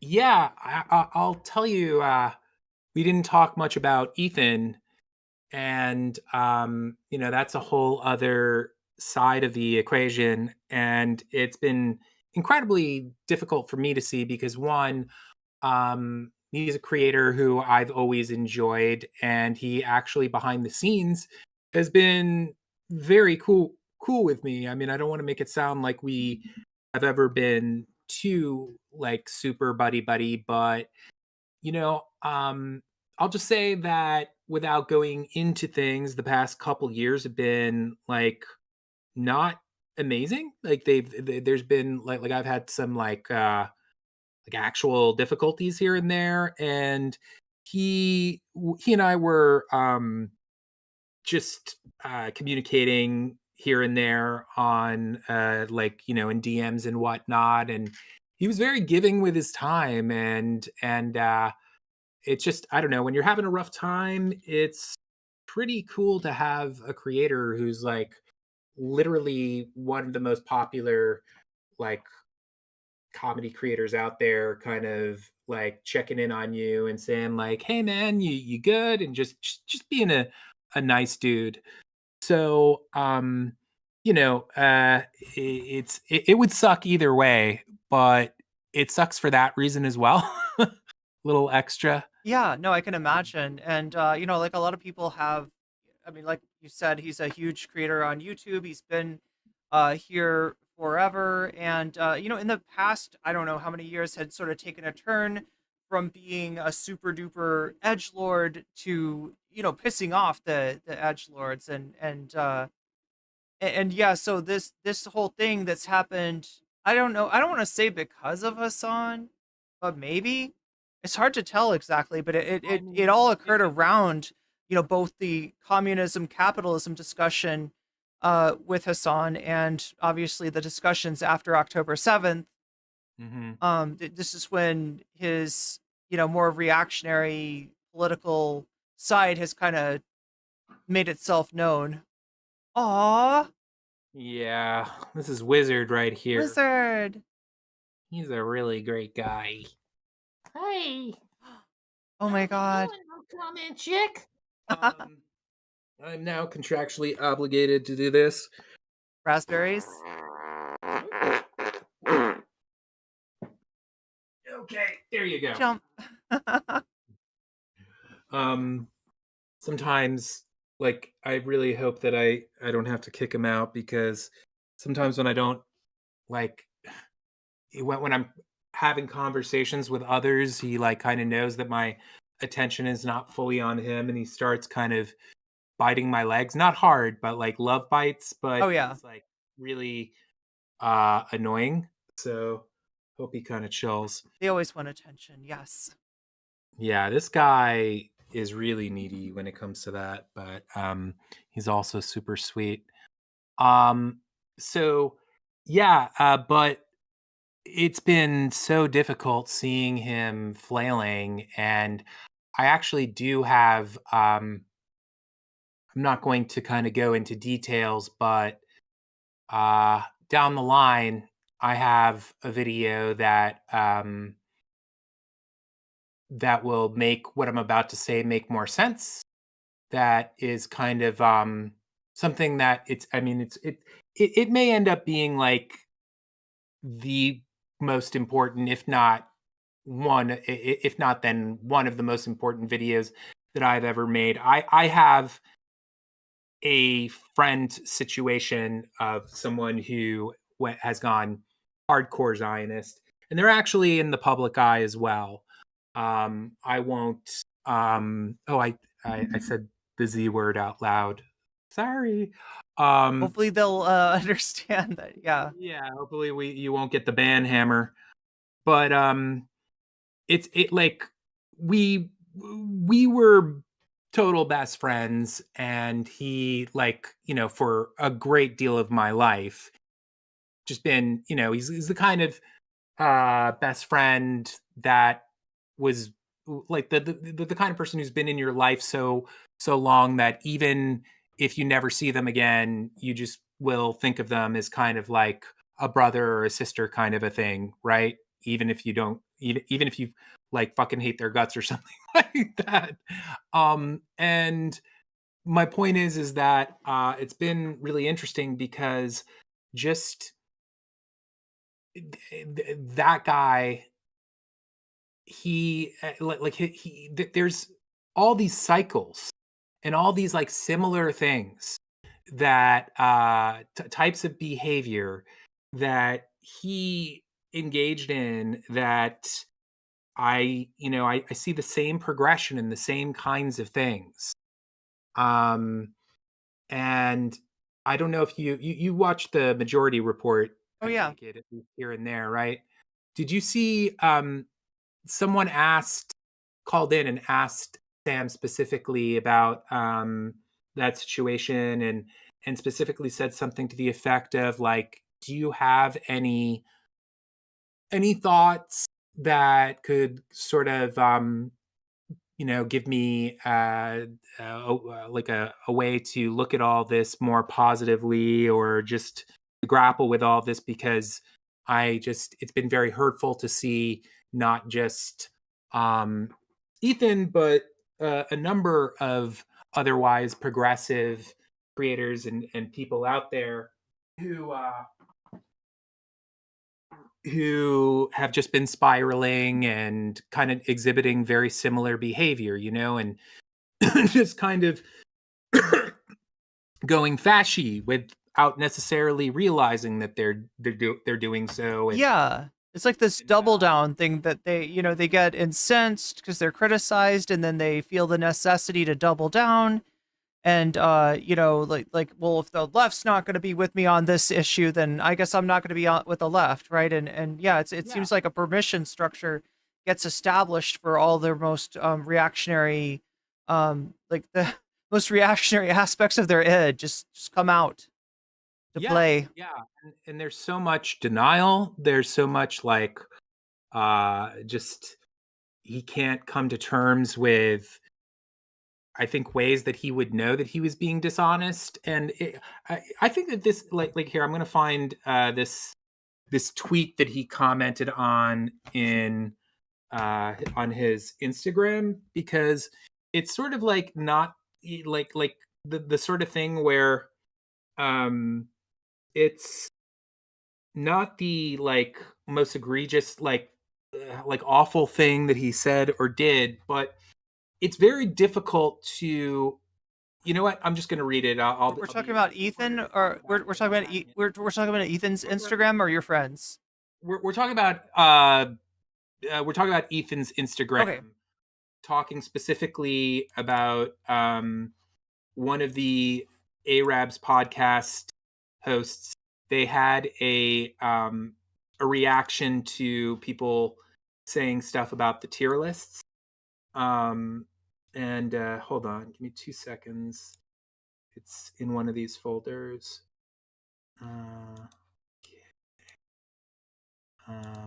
Yeah, here it is. So, do you want me to put it in the chat? Yeah, we are getting a little freezing on the camera now. I'm not sure why. Oh, okay. All right. I think I don't know. Just turn it off and on. Sometimes that helps. How's There you that? go. You're good. You're back. Awesome. So, basically, I'm going to put it in your chat. So if you want to show it to the audience, you can do that. I have a see it right there. It's in. Yeah, I'm guessing it's in. There we go. Yeah. So here, I'm gonna have to like open it into this and then.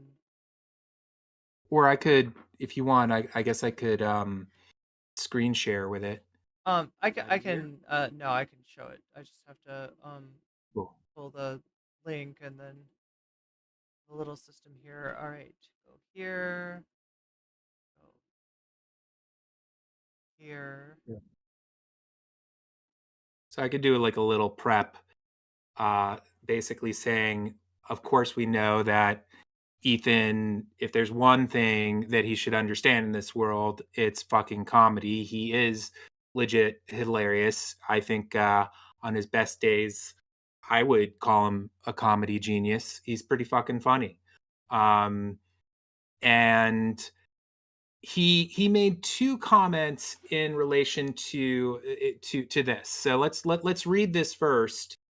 It's from one of the panelists, and this is just in response to people being super bad faith and just basically making all these accusations that they were super hateful. So he said we actually put and lastly, for those I don't know if everyone understands, but basically there was do you want to explain the tier list real quick? The tier list really quick. Okay, so for anybody who didn't, oh my gosh, this is so hard to explain, but I don't even know if the video's up. I don't even know if Twitch would let me show the video, but it's a simple tier list that they're doing about who's allowed to say Habibi. It means like my dear or sweet or whatever. It's like a word in Arabic, and the joke is that somebody didn't know what it meant, and they were like, is that a slur? Should I be saying that? Is this okay? And they thought it was really funny because it means like sweetie, right? So they made a tier list based on like who's allowed to say it, right? The top tier is Arab, and they put people in that tier list who weren't necessarily Arab. It was it's a jokey tier list. It's a comedy thing that they're doing. Basically, they're doing it like a comedy routine, right? The second one was Arab coded. The third one was needs to ask permission. Somebody that is like, is it okay for me to say? Is that all right? Can I say this word? Is this okay? And then so thinks it's a slur is below that. And then the last one was enjoys Sabra hummus, which is it's a store-bought hummus, and amongst store-bought hummus, it's not the best. A lot of people agree. This is my subjective opinion. Maybe some people don't agree. Maybe some people like it, but yeah, it's not good hummus. But the idea is that it's store-bought hummus, so of course it's not homemade, right? It's like you don't have good taste in artifacts of the culture is essentially what was being saying. Manic Mermaid Ash says Hasan said a comparison I thought was a good one would be top tier invited to the cookout. Yeah, somebody said that earlier in chat, right? It's like being who's invited to the cookout, like who are we cool with, right? Yeah. That's all they were saying. It wasn't Like Ethan will typify it as being like Arab was on top and Jew was on the bottom. That it was, something like that. And they've got people in the bottom that are definitely not, like Mike from PA, not Jewish. He's on the bottom tier, right? Yeah, totally. And it's like even being it's not even like a best to worst scale. It's just kind of like, do you vibe with this thing or do you not? That's why he was on the bottom. Like if that is Mike from PA was in the bottom because they're really close. They're like apparently good friends and they hang out, but he doesn't know that much about Lebanese culture and what. Denims was on the bottom, for example, right? Yeah, no, it's definitely not what. And the fact that Ethan was able to just repeat this lie over and over again and get a major company to just, I don't think they necessarily believed it, but they just wanted the hurt to stop. So they were like, fine, all of these creators, I guess she did something bad because Ethan Klein says so. And if you, the more you look at it, the more you realize he's doing cancel culture for a former edgelord. That is fucking weird. For a former free speech enthusiast, or still kind of free speech enthusiast, it's super weird that he's just straight up like. And when I say cancel culture, I'm not just talking about like holding somebody accountable, because sometimes like holding somebody accountable gets called cancel culture. I'm talking about disingenuous misrepresentation, rat fucking somebody with optics. That's what was being done. Well, I think that the tweet that I'm about to show you, that we're about to talk about. Yeah, let me show you that again. I think it's a really good way to, because the thing is like, there's ways for him to kind of like worm out of various things that he has done and said and kind of say like, well, I didn't know, like I didn't know I was wrong about this when I said it and yada, yada, yada. But I just think that this says a lot. So the now that we've explained kind of what the tier list was, and I think everyone understands that this was in both our opinions mistaken for something that was like ban-worthy and just basically anti-Semitic and racist. This guy Capri Sun Poppy, who's one of the panelists, this is like a snarky remark that he wrote. He said, "We actually put Love Sabra on the list because I wanted to remind the panel of the time my father's people massacred my mother's people in Sabra and Shatila. It has nothing to do with ass store-bought hummus. It has to do with this very real, deeper meaning." So yeah. Then the joke is he's kind of assigning this horrible meaning to it because it's just like, all these idiots are already doing so, and he's just taking the piss out of it, right? Right. It's a normal content creator thing to do. If you're being like mischaracterized as then to kind of turn it into like, oh, this is what you're gonna go after me with. Well, what if I was actually saying it's about Sabra and Shatila, like sites of famous infamous massacres, right? Exactly. Obviously not what they were talking about, but yeah, this got taken as like, oh, well, they're changing their mind. They're changing their story. In other words, if you're Arab, you're not allowed to joke. Yeah. You're not allowed. Totally. And so not only were there so many people, because I was kind of doing something that I really don't do that often these days, but the first time that I felt compelled to do so in a while, I was arguing with a lot of idiots on Twitter about this dumb stuff. And I can't tell you how many people attached that image and were taking it 1000% seriously. I mean, I just want to like convey to everyone, I think everyone knows how dumb this is, but you like think about it. You really have to believe in order for this to be, because these people were taking it seriously. And in order to think that he was being genuine there, you have to believe that he deliberately wanted to traumatize the audience that was watching his Yeah. His comedy show. It was a comedy show, So that right off the bat is fucking dumb as hell. But in terms of what I've been trying to find because fucking what's his name, Ethan, he posted two things in relation to this on Instagram. And I don't have it in front of me, but one of them was, like you said, him saying something to the effect of like, I thought it was the hummus thing. Now they're saying this. I don't get it. They can't like get their stories straight. Yeah, that's what he said. He took it as a dishonesty that they were trying to hide something, and it's like, how much do you think he was just that ignorant of what was going on, and how much do you think he's just straight up trying to cancel? Well, here we go. I'll answer that in 2 seconds. But there was another remark that he had, which was something to the effect of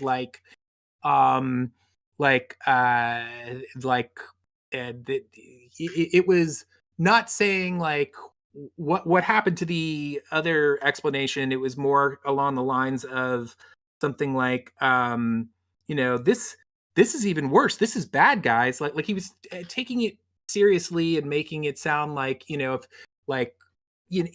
it was just genuine. And this is the thing, like we were talking before about how the state of mind that these people have to be in as they're spiraling and they're trying to like look like the good guy in the situation and everything. So to answer your question, I can see it one of two ways, but there's only two ways to look at this. Either we are left with this whole thing is just cooking his brain so hardcore that he is an idiot and does not recognize that this was a joke, and that's huge stupidity for someone like Ethan, because again, he's a comic genius and he should be able to recognize a joke better than 99.999% of the population. So it's either that or it's just bad faith and he knows that he's lying and he's just okay with it. He's just kind of like anything goes. However I can make you look bad, I'll go ahead and do that.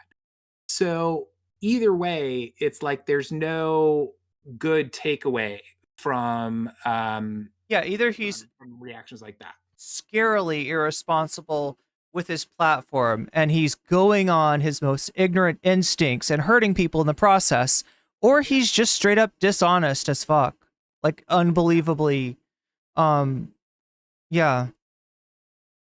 it's really tough to see. And just him joining forces with all these people, I do think that he does know to a certain degree. He must see, just know that he is rubbing elbows with people who are not. I mean, he knew through when Hasan and Ethan were good friends. He knew that they were pricks back then. He saw all sorts of ways that they were being just fucking assholes and just trying to take shots at him and his community that were unfair. So he knows, he to an extent, he knows that is going on, but I don't think he understands the extent to which he is being used as a puppet in all of this, and how successfully they are really just hardcore pulling his strings. So you're talking about DGG pulling Ethan's strings? Yes. I mean, maybe I'm assigning too much, what's the word?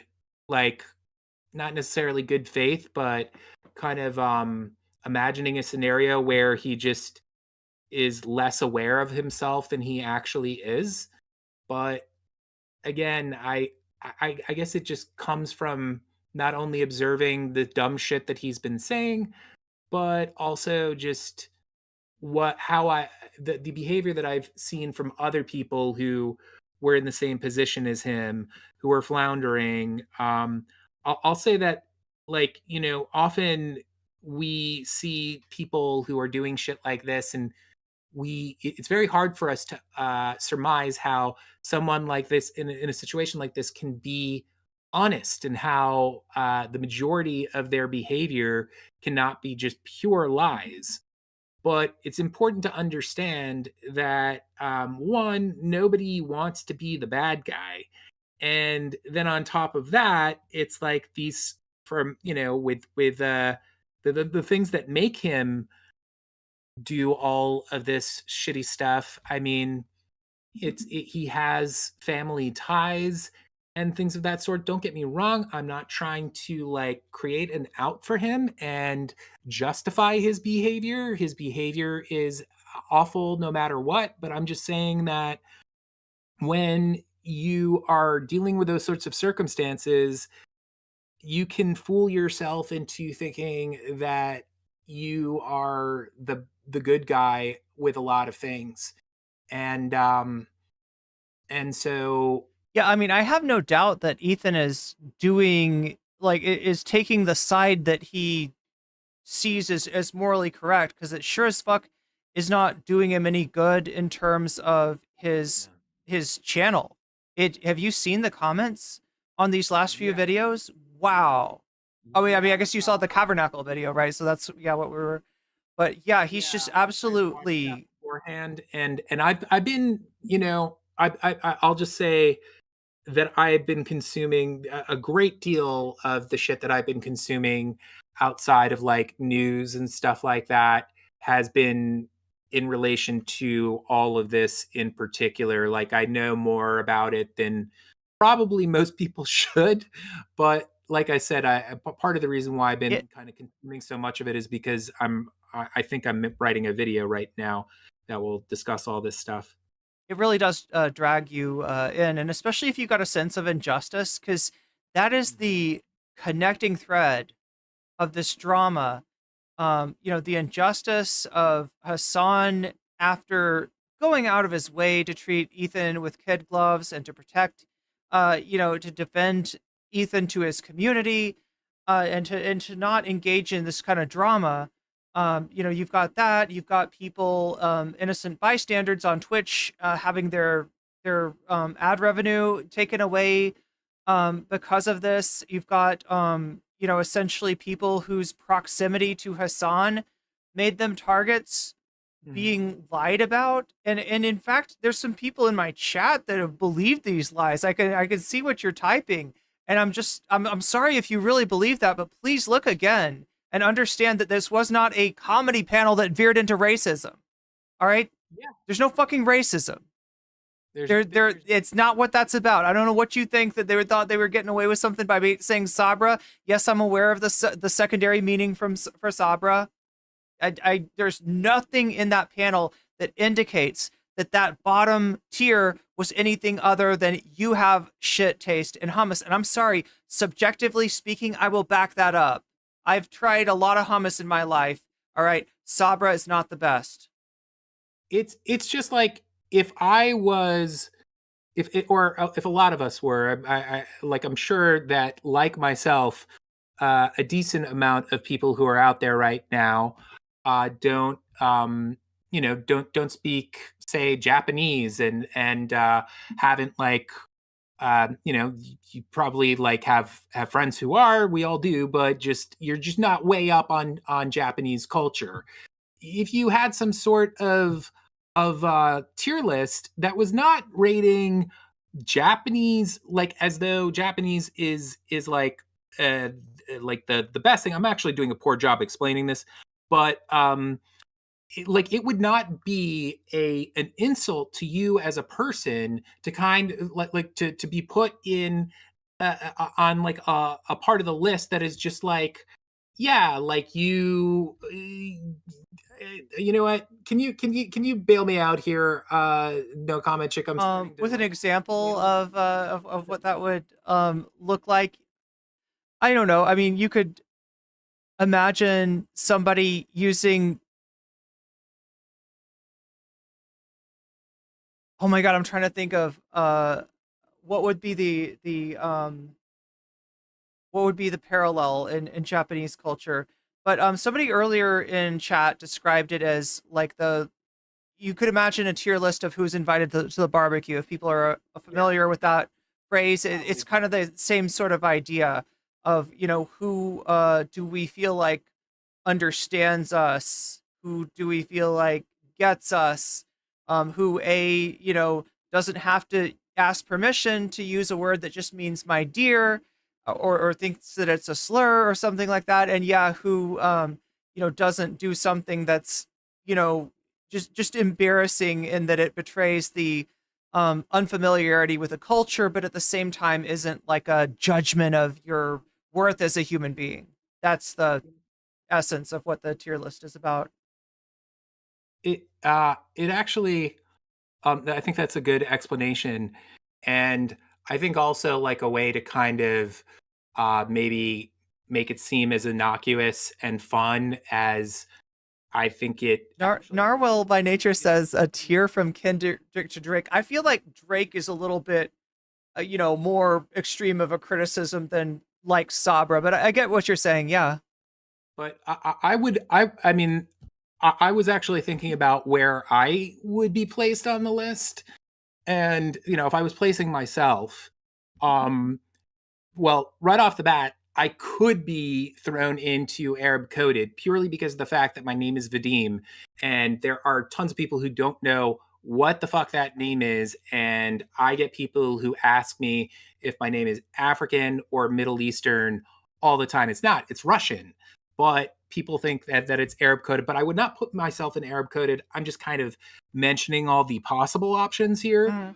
I could be asked permission because when I first, I didn't know what Habibi meant. I had no clue what Habibi meant when I first started learning about the fact that, saw people having a problem with this and trying to get an idea of what was going on here. So I am the kind of guy who would probably if I didn't hear that, know what it was, I would say is it okay for me to say that? And also I thought it was possibly a slur as well. But at the end of the day, I know that this is kind of makes me look lame, but I used to eat Sabra. It's I was not a big fan of it, but I really liked their olive tapenade. Yeah. And I sometimes that's all there is, right? It's a very common hummus. You see it all over the place. And if there's a store that has one type of hummus, there's a good chance it's going to be Sabra. So yeah, I mean, in a pinch, I guess, if you got yeah, in a pinch. I mean, I wouldn't buy it now, no matter what, because I understand about BDS. I basically that's what made me stop buying it altogether, because I just don't want to give Israeli companies my dollar. But all that considered, obviously, I'm not somebody who is just that up with Lebanese culture, and so I think that if I met these creators, we would get along really fucking well. We'd laugh a lot, we'd have a good time, and they'd dig me as a person, but I'd still kind of belong on the bottom tier. And last thing I'll say, that doesn't make you a bad person, and you recognize that you're not so fragile that you think that you've been hate crimed by you know what I mean, being exactly, yes. being questioned as to whether you would be able to say Habibi with your full chest or not. Yeah that's exactly why I kind of bothered to just go into this, hoping that people would get exactly that impression. And then just the last thing to say, you did mention it, but I think it warrants kind of just a little further explanation, which is that you have people at the top who are Arab, who are not Arabs, who are up there for good and bad reasons. People for joke reasons, yeah, for a lot of reasons. Like Nick Merckx, who I don't know that much about, but apparently he's a huge asshole. He's kind of like this Oh, yeah. right-wing, super right-wing Call of Duty gamer dude. And they put him in Arab because they said that he like looks really mean and like shouts a lot. And yeah. Which so it's self-effacing too. Yeah, far from being what it's the list is self-effacing too. Far from being what Ethan described it as, which was some kind of like racial superiority tier list, or like Arab superiority. I think is what he's implying there. It is not. It is a very self-effacing, very non-serious, very comedic list. And if we're gonna say that she get banned for this list, then I guess people that aren't like universally understood by your average America, like white American person, are not allowed to do comedy. And that's a fucked up position, right? Because comedy needs to be the tool of the disempowered, because the disempowered have so few tools. It's just like, if you give these people a ban for this, then you have to basically, because like the only way that you could take this poorly is if you take certain things that they say 100% seriously, like dead seriously. And if we applied that to everyone, that same sort of method of just if we applied that to everyone, it would be mutual destruction. Everybody would be fucking banned. Just cancel comedy, because you're not allowed to do it anymore. Yeah, basically. Yeah. And it was really amazing how how much people will look at this stuff and take it incredibly seriously. Like I can only walk away with the belief that these people, that they have a great deal invested in believing these people are racist. They have a great deal invested in just these people being like super racist. And it's like, what is that about? Like, I mean, they're just being used as tools in this weird psychic chess game against Hasan. That's all it is. Yeah. That's all it is. Well, it is that like overwhelmingly, but it's also just like unexplored Islamophobia and xenophobia and shit like that, of course, as well. And the sad thing is that shit bangs in the algorithm. Like some of the memes that people have done at Frogan's expense are really disgusting stuff, but get way too many likes. It's disturbing to see how many people are just there for to hate on a Muslim woman. Yeah, especially in a hijab, like, right? There's like so much. It's just and that's what I say about like the connection between kind of what Sunday's doing and what Vosh is doing in appealing to a certain kind of very fragile, very ignorant white person, and at the same time using the algorithmic fuel of hate against a person like Frogan, who for that audience that they're courting are very easy to hate. And I gotta ask, at the end of the day, like, Sunday, why are you courting Vosh's audience? Seriously, like, I thought you were different. You're one of the first people to step up when those folders came out and say, you know what?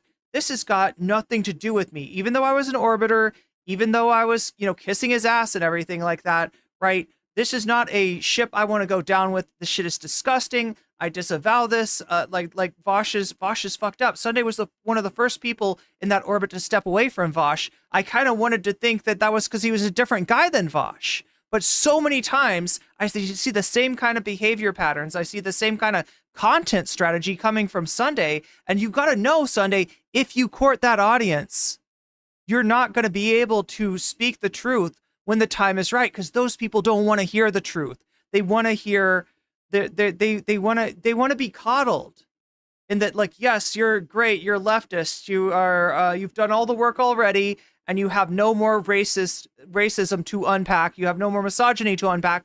when obviously they do. When obviously by the fact that they're just attracted to this kind of content, to you know, attacking somebody like Frogan, you can tell that that's there. And you just got to ask yourself, bro, at the end of the day, who do you want to be? Right? Because you've got a choice. You've got a bit of a crossroads here as far as what path you follow. You've seen where Destiny's path goes. You've seen where Vosh's path goes. What I want to know is, where does Sunday's path go? Yep. Anyway, sorry, soapbox. What's that? So get off my soapbox here, but yeah, no, I'm with you. There's certain people that I want to be better. I honestly do, because I see like shines of real brilliance from them, and of inklings of an actual like morality there, and it goes against the currents of like where content creation pulls you, right? You know how you're pulled by the algorithm, and too often that's a perverse incentive, and the person that can swim against that tide is the person that's really forming a community instead of just encouraging people's like worst parts and it's really easy to aggregate assholes together. It's really easy to aggregate racists together. You can see this by the influence bubbles that in the Wired magazine article, right? It's very easy to get a group of reactionaries together. What's hard is to pull people together in solidarity. And I want to see other content creators do that, because it's got to be all of us. No, absolutely. I agree. And even though that I am going to be kind of necessarily, by explaining the stuff that I am, I'm going to be like, there's an amount of the discussion that requires me to kind of talk about drama stuff and or stuff that comes across as drama. I actually not doing it. I don't look at it as drama, because I think everything is that surrounds all of this is very important. So, but anyway, the point is that there is a big part of it that I'm doing because I want to say, like, look, these are good creators. These creators deserve for, everyone who can raise their voice to support them here. They deserve all of our support for a great number of reasons. And when I had that discussion with President Sunday, I did a really miserable job of kind of explaining what, at a certain point, I was trying to explain why I thought that the panel was actually a good thing. And so I just want to explain that now. Again, as I said before, these are creators who have somewhat of a controversial existence merely by existing. And honestly, ask yourself, like, how many of you really know that much about Lebanese/Arab culture? How many of you like are aware of, and I'm not saying that they talk about this stuff all the time, but like, do you know any Middle Eastern filmmakers, musicians, like all sorts of artists? I imagine like maybe there's like one or two people who are actually like more knowledgeable than most, but like it's in terms of our exposure to cultures, that's one of the cultures that we are exposed to the least. And also on top of that which we're exposed to, a lot of it is just stereotype at best, like just really weird Hollywood. Think about all the cultural conditioning. Yeah. It's really great. Oh. And they I'm sorry, did I cut you off? No, you actually like no, you're which is just, I think you're there's something going on with your Discord, but you weren't cutting me off. I'm just waiting for it to come through. I don't know if relogging would help at all, like logging in and logging out, or I could do that. You want me to do that? I don't know. Sure. I don't know. Maybe try it. I'll pull you right back in. Sorry about this. No problem. It's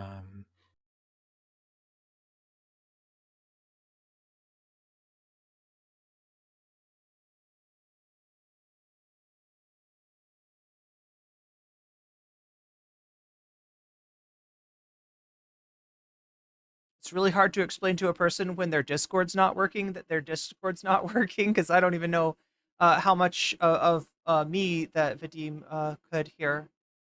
But let's see. Discord has been acting up too.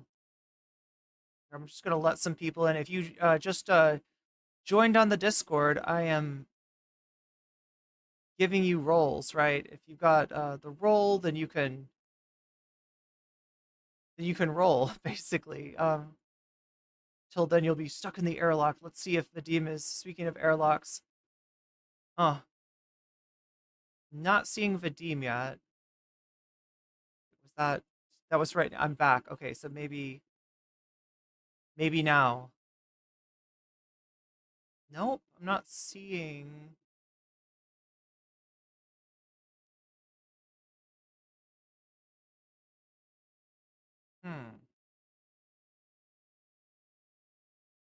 Is Discord just being weird? No, I don't want to go to the waiting room. I want to stay in this. Ask.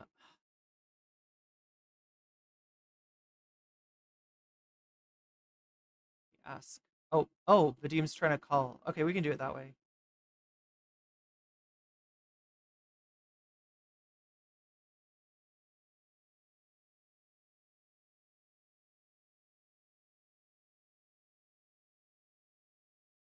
Missed the call. Okay.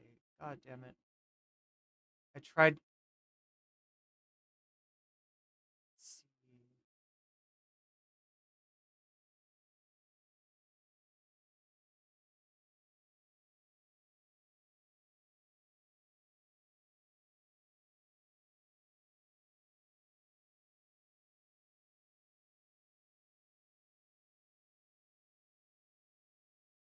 Try one more time.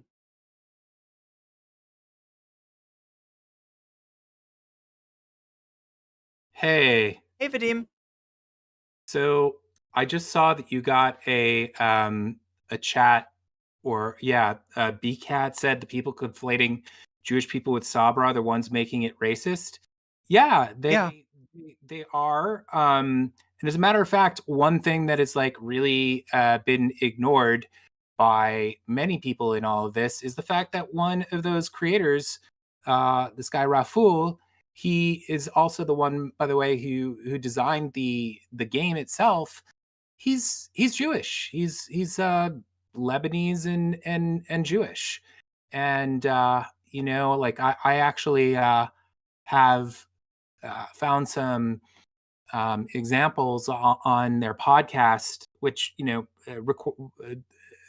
conversations that were recorded before the panel, where he talks about how insulting it is when people erase his Jewishness, and just so often are stunned when they learn he is, and then when a lot of times he just gets treated like a token Jew, or just people don't take his Jewishness seriously. And it's important to him, and all of them are they're just, it's very clear if you actually watch their podcast, because the live show was fun, it was good, but they kind of they often just, as maybe you can imagine in a non like live setting, they can go from just goofing around to just getting into heavy shit, and I can attest, like after watching lots of their streams, like, or their podcasts, they genuinely do, like, they're with it, they're not hateful people. And I think that and this is what I was actually going to say in relation to the live show. I actually think that the live show was great. I think we need more stuff like that.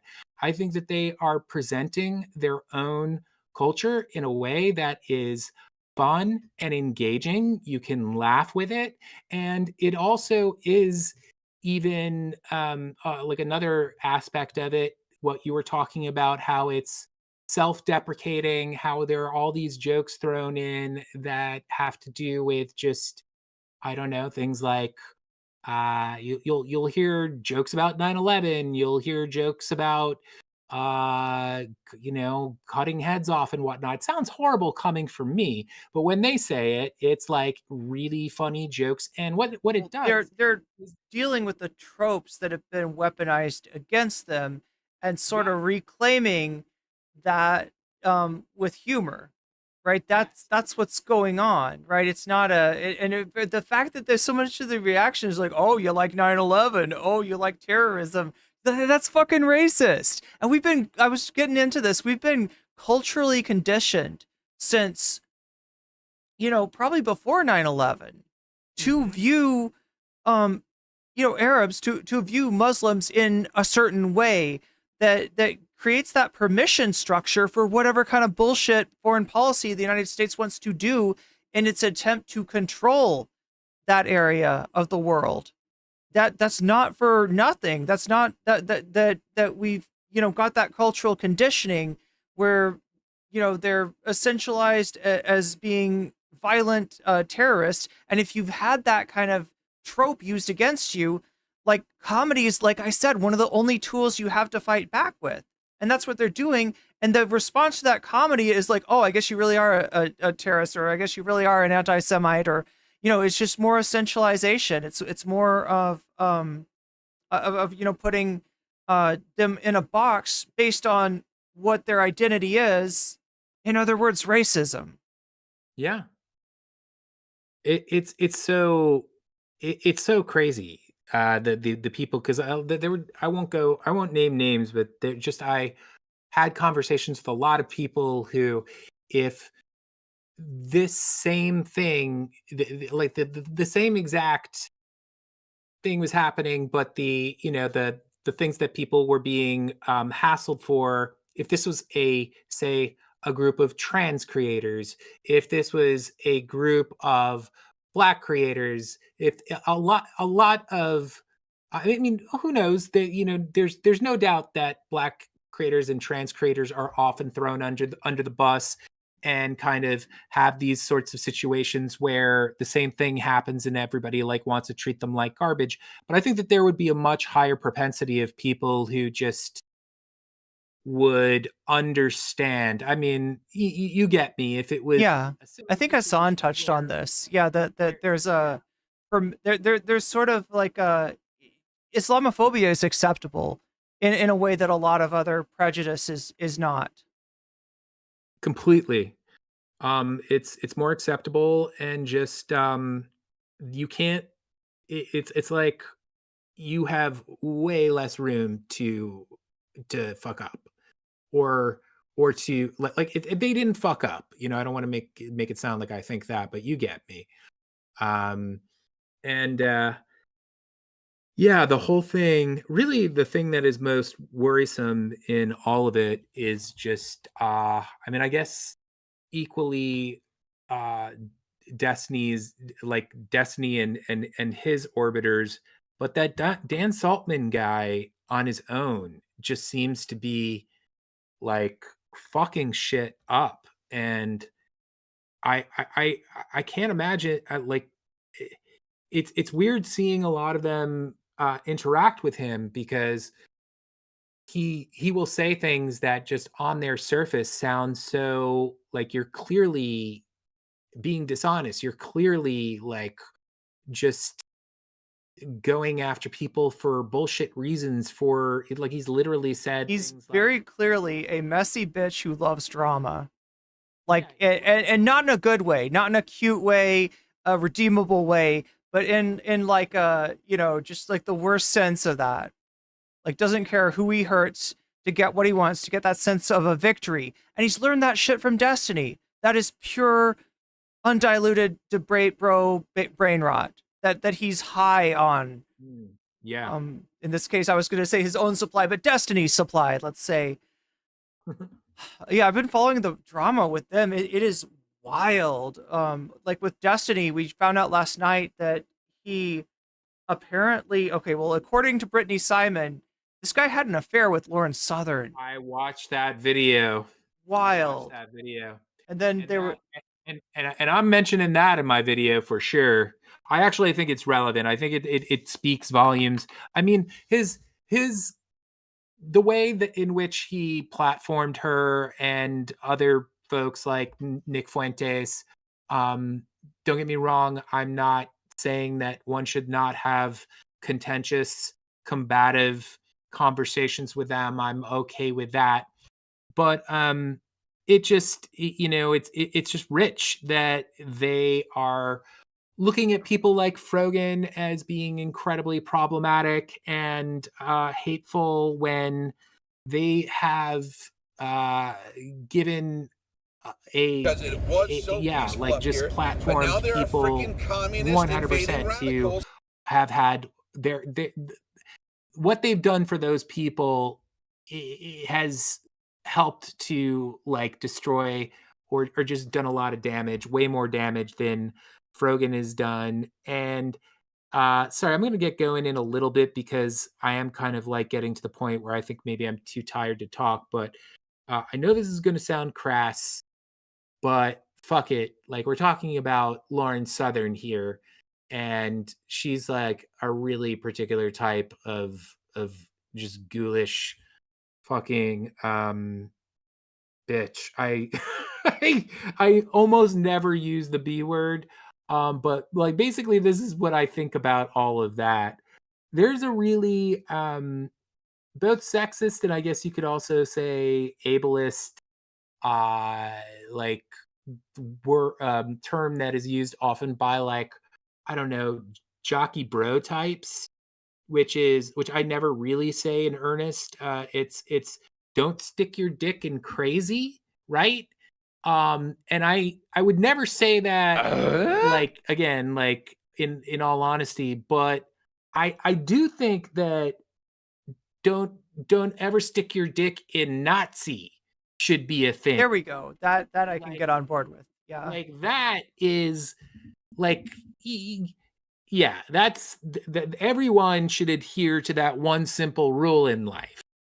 And I actually do think that it says a great deal about Destiny that he's willing to stick his dick in Nazi. Well, there's two careers. Like, my biggest problem with the Lauren Southern and with the Nick Fuentes thing is these are two careers that were on the rocks, two people that were fairly irrelevant that Destiny has admitted himself that he brought back. And in Nick's case, he almost feels like this guy owes me something. How could he dare treat me so badly? With Lauren Southern, it was, I don't know, maybe he was just angling for, it almost sounds like to leave his wife and to be with her, but for whatever reason, he has done unimaginable harm that's real and tangible, used his platform to empower really fucked up people in a way that you can't say that Hasan watching a Bad Empanada video with a huge caveat of like, hey, now this guy's kind of can be, a little unhinged sometimes. I don't agree with everything that he says, but when it comes to these video essays that he's got, he comes with receipts, he comes with sources, and it's actually really well done. You can't really compare those two things, like to fucking fist bumping with Nick Fuentes and bumping uglies with Lauren Southern. Yeah, I mean, with the way that he interacted with them in real life, because there are certain things that I've heard people say in relation to both of them, but Nick, apparently there were a couple of like lucky breaks that he got that like really elevated him career-wise, or not career-wise, but just in terms of his visibility as a result of doing all of that. And yes, we don't want someone to get breaks like that who has his sort of, that is a fucking Nazi, like fucking gross ghoul man. But even more so than that, what I have a problem with is just when you're hanging out with people like that and you're you're carrying on like they are good buds of yours. I mean, like both of those people, when he chills with them, it's just like they're just a bro. Like, I mean, literally, he does fist bump him, but like also they have like burgers out on the street, and I think that there is like a clips of him while they were like eating in that outdoor cafe. He's stopping people, random people on the street, and saying like things that are anti-Semitic jokes, but they're like a little what's the word, like a little coded, so that maybe the people don't know what. But the point, the real thing is that's going on there is that it just reduces the threat level of this fucking disgusting ghoul. And it's like now look at where we are. I mean, Destiny literally denied the guy was a Nazi. Like, I don't know that I mean, maybe let's give him the benefit of the doubt. The benefit of the doubt is not something that Destiny extends to a lot of people, right? There's so many examples where the benefit of the doubt is not even on the table. It's not even in consideration. And yet with Nick Fuentes, somehow motherfucker gets the benefit of the doubt. And I'm convinced that he wanted a debate partner, somebody, sort of, I mean, what these people, Lauren Southern and Nick Fuentes, they represent dragons. Like I said, at the time, they weren't very influential. Their careers were dead, but they had a reputation amongst lefty creators as like, oh, Nick Fuentes, he's the big bad. Oh, Lauren Southern, right. They had these reputations. And so for Destiny to duel with them, to joust with them in debate, it is a way of performing heroism without any real, buy-in or putting himself, on the line in the process. And yeah, in order to have that dragon to slay every single week, you got to keep the dragon alive. You got to give the dragon some life. You got to heal the dragon. Like, this is like going on a raid, and then right before the dragon's dead, you make sure to heal the dragon because you don't want the dragon to die. What does that tell you about Destiny's, intentions? What does that tell you about like his real, what is there as far as a core set of beliefs, right? Not much. And what is the takeaway? What is the takeaway that like the people are seeing this guy who I'm talking about, Destiny, who's reasonably charming. Maybe that sounds like a weird word to ascribe to him, but he's funny and whatnot. He's entertaining, and he is just chilling with these people like friends. So these are, I mean, he in person, like, dragons, but like I think that it just kind of sends the message. Oh, it's totally cool. Like, if you have a Nazi in your life, like, go out and have burgers with them. Like, it's all good. Like, you shouldn't let politics get in the way of friends. And yeah, at the point where they kind of would throw Jews in the ovens, and in the immediate future, he may not be throwing Jews into the ovens anytime soon, but when they start doing the deportations and shit like that, he is going to, that he is going to be like one of the most loud, vocal. He's incredibly influential now, and that is a sad thing. Destiny literally got bit by, this is like the snake, the story that Donald Trump always tells about the snake and the woman. The woman's like, snake's like, let me in, gentlewoman, let me in. And the snake obviously bites her, right? That's Nick Fuentes and Destiny. Like, it's a really strange story. There's another interlocutor who's involved too. Are you familiar with the creator known as Mr. Girl? Yes, but I don't know any of the lore. I mean, that's good. I don't know if there's anything recent. He got deplatformed apparently by Nick's people, and but he in addition to being sort of pro cuties and borderline endorsing some very disturbing things with underage people, and being apparently abusive in his YouTube videos. In addition to all the other things, he's also a Jewish man. And I guess Nick Fuentes and his community went after and successfully deplatformed this guy. So as much as there's probably good reasons that maybe you could talk about his platform, not and he's another guy that Destiny platformed as long as he was on his side. But same thing with Nick, right? These people or Nick definitely turned on Destiny and turned on Mr. Girl. I'm not sure what the deal between Destiny and Mr. Girl was, but yeah, like Nick actually tried to deplatform Destiny after all that Destiny did for him. He like literally goes after him and tries to, bite the hands that feeds him, because at the end of the day, Destiny's a lib to Nick Fuentes, and Nick Fuentes, being a fucking fascist, does not like. Well, it's actually funny. Like, yeah, I mean, he would in just in any scenario just do exactly that to a lib. You're right, but if you like look at like the world of like fashy dipshits like him, they're constantly like those people are constantly like just stabbing each other in the back in big ways. It is. Oh, that's right. They don't get along, do they? Yeah. Yeah. Well, they have bad things to say about each other.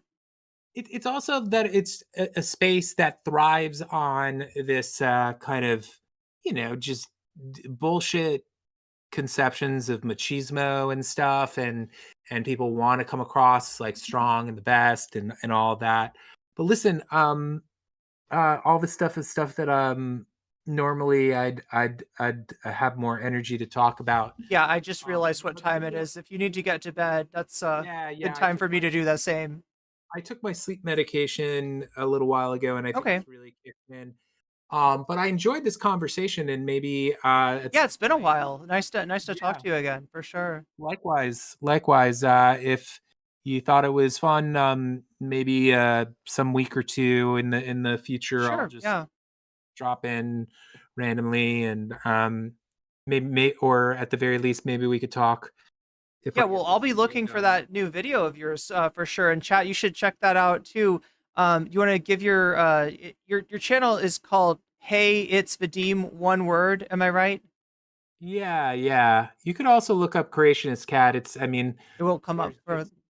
There's a lot of Creationist Cat videos on there, but haven't made anything in a year or two. And then unfortunately, one of my best videos, recent videos, was taken down, and my video on Lauren Southern, as a matter of fact. But I'm also kind of revamping that one and adding a lot of new stuff, so which will also have discussion of Destiny and the fact that they knock some boots. But wait, did you debate Destiny? For some reason, when I typed your name in on YouTube, it's the first thing that came up was Hey It's Vadim Destiny. I did not really debate Destiny. There was this dumb shit that happened that had to do with me hosting or I guess not so much hosting, but doing like I was judging one of the the hippy dippy. Yes. Yeah, the hippy dippy thing. I remember that. And that was a night where I was even more tired than I am right now. Yeah. And there was this controversy that occurred because as I recall, Dylan made like a call that was, I thought he got it wrong. I thought that Demon Mama was supposed to win. That he just like did the numbers wrong. And then I ended up having to like talk about it, and Dylan was a huge dick because I was there in good faith, and they made it seem like I was going out of my way to They were doing drama on Vadim, and they made it look like Vadim was clout chasing or trying to create drama with them. But yeah, Dylan's whole program is based on wrestling. Like, he's literally doing kayfabe. Sorry, I always say kayfab. It's much more like it's kayfabe is the wrestling term, but it's when wrestlers like everything's staged, everything's scripted, but not entirely, because you weren't consulted, right? You were just left to take the fall. This was like the people call my incident with Dylan Burns, like, compare it to the oh my god, what's the whole thing with Bret the Hitman Hart and the Montreal screw job? I think that Vadim's the real one on the receiving end of the Montreal screw job from Dylan and company. Because this is the thing, like, like I have days where I'm just like, not like I am at the current moment, and I can just, like in the beginning of our conversation, I was a lot more kind of with it. And so I was just at a point where, like, I knew what he was doing, but it was really, it wasn't that, it just that it was like some sort of situation where I was like looking like a bit foolish. I can roll with that, but it made me look like an asshole. Like, you look like an asshole if people believe that you are going out of your way to make someone win who shouldn't have won. Then you just look like, oh, you're just a Destiny hater and you're a simp for Demon Mama. And neither of those things was the case. And I basically, like, I knew what was going on, and I knew that they were fucking with my head, but I didn't have enough like energy and wherewithal to kind of just deal with it. So I was pretty pissed at not so much at Destiny. I mean, Destiny was being a dick, but I would expect that from him. I was really pissed at Dylan because I think that Dylan should have kind of just course corrected and realized, like, okay, kind of not in the joke. Why, maybe I should cut him some slack, and wouldn't have hurt him at all. But anyway, no, that dude's got no heart. I'm sorry. I don't know what to say. I don't hate him. I'm not trying to fucking like, I don't hold grudges against people, right? But once bitten, twice shy. It's very much, if you want to deal with I'll say it. He compared himself to Vince McMahon for the longest time. I know he wouldn't make that comparison these days, considering all the stuff that's come out about Vince McMahon. But in terms of maybe the character, if not the disgusting human being, he fits that mold. And yeah, just like anybody, you're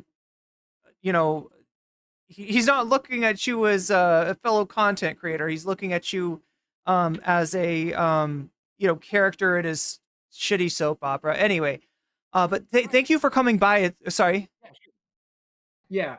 I would have been cool with that if I had participated in it, but I was just some judge guy.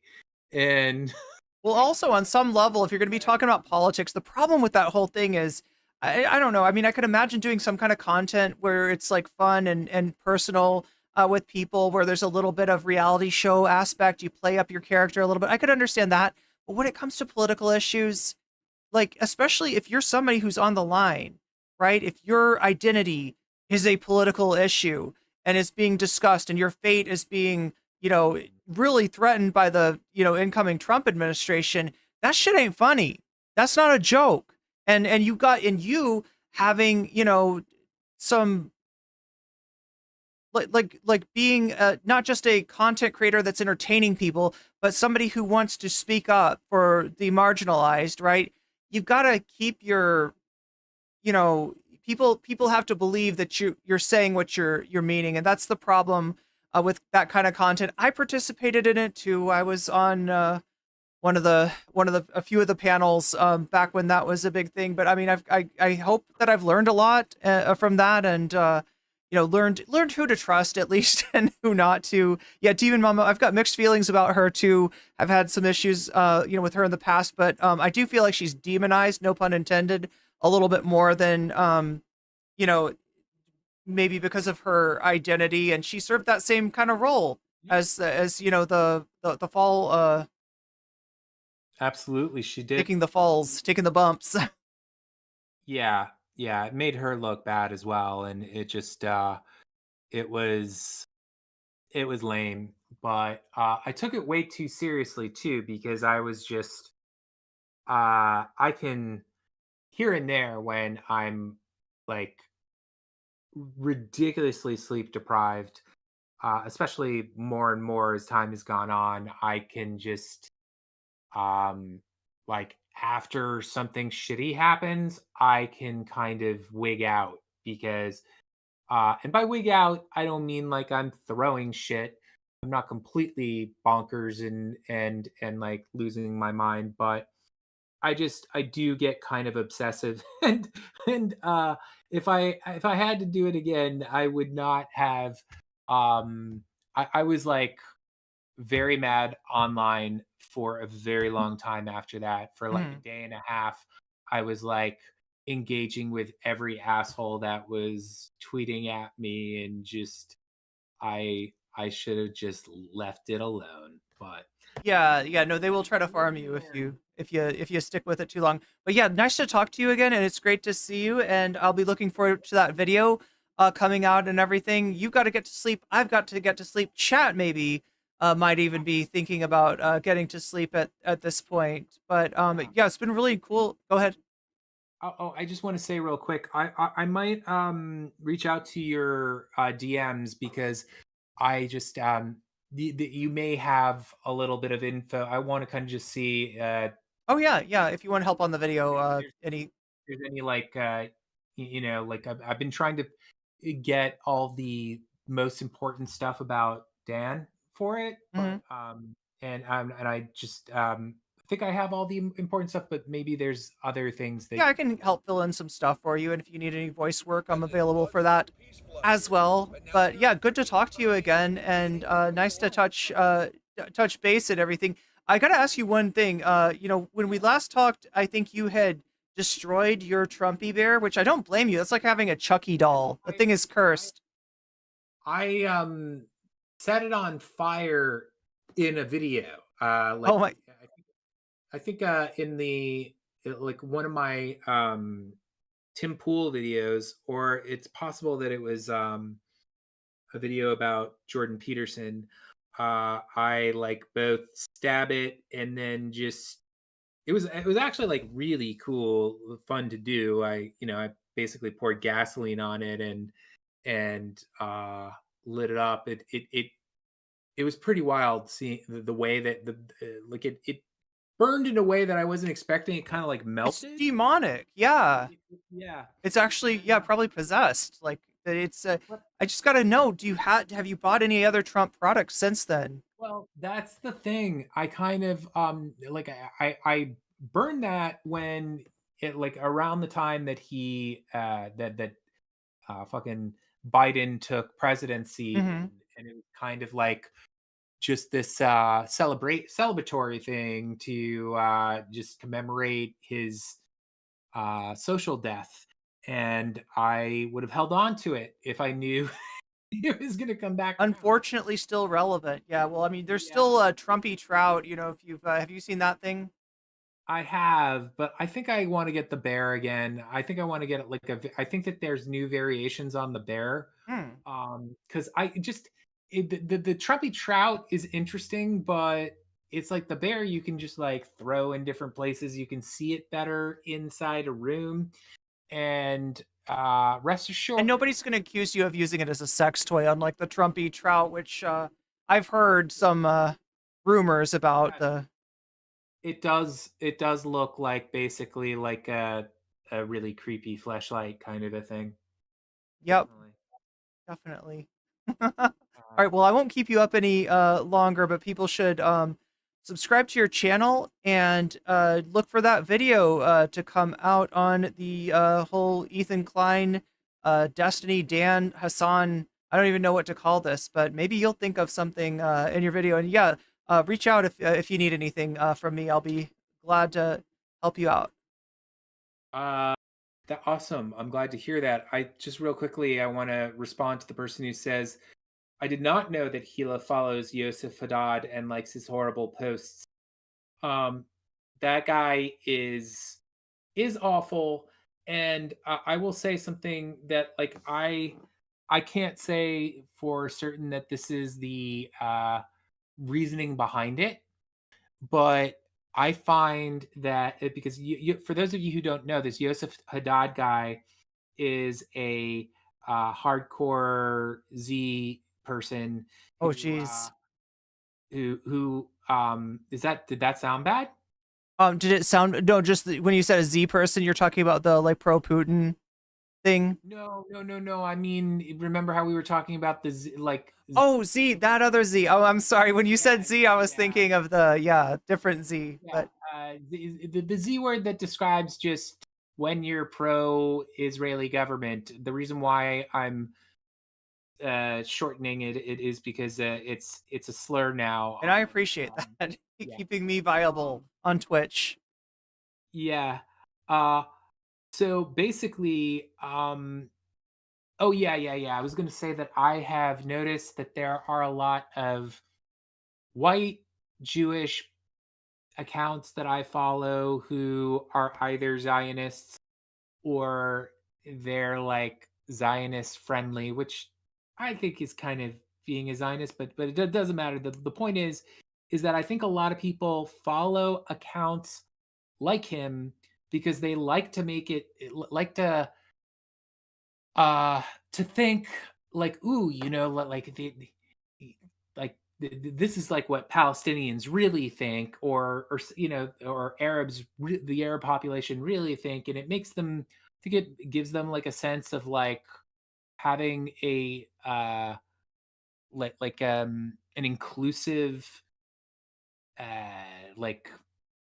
I'm sorry, I'm doing a really bad job of speaking because I'm so tired. But do you get what I'm saying? Yeah, I think so. Like the I don't know, playing on the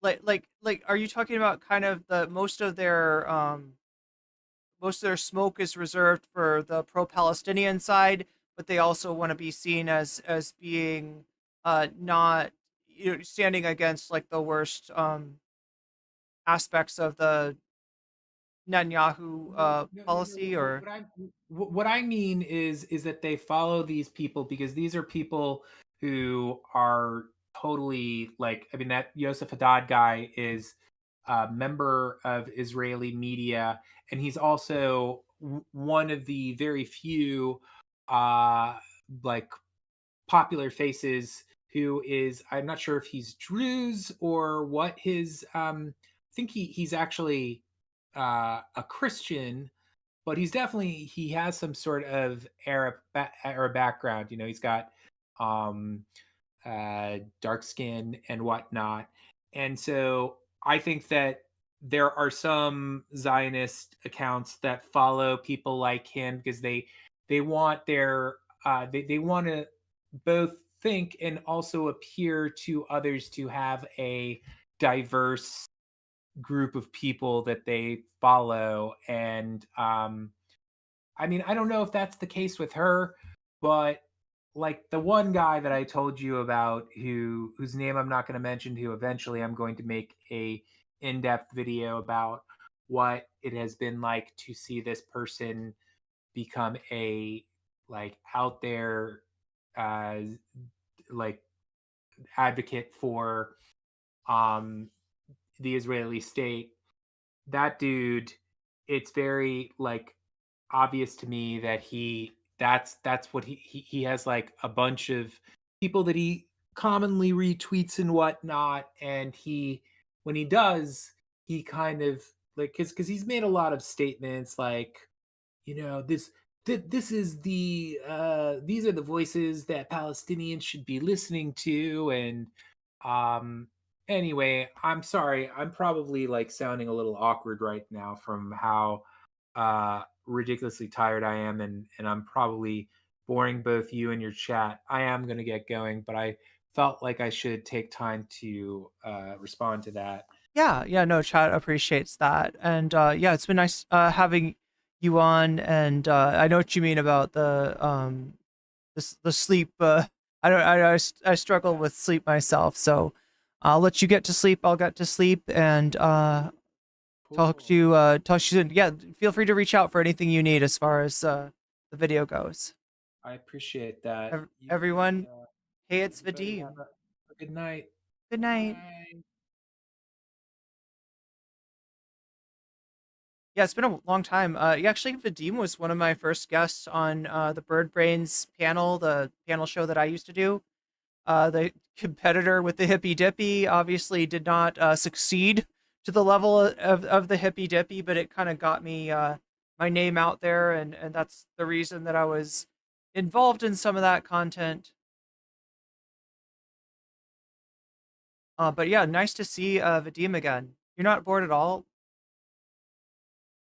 Yeah, so that was kind of a long stream. I do have some more Hasan content that I wanted to cover today. I'll probably get around to that tomorrow. Um,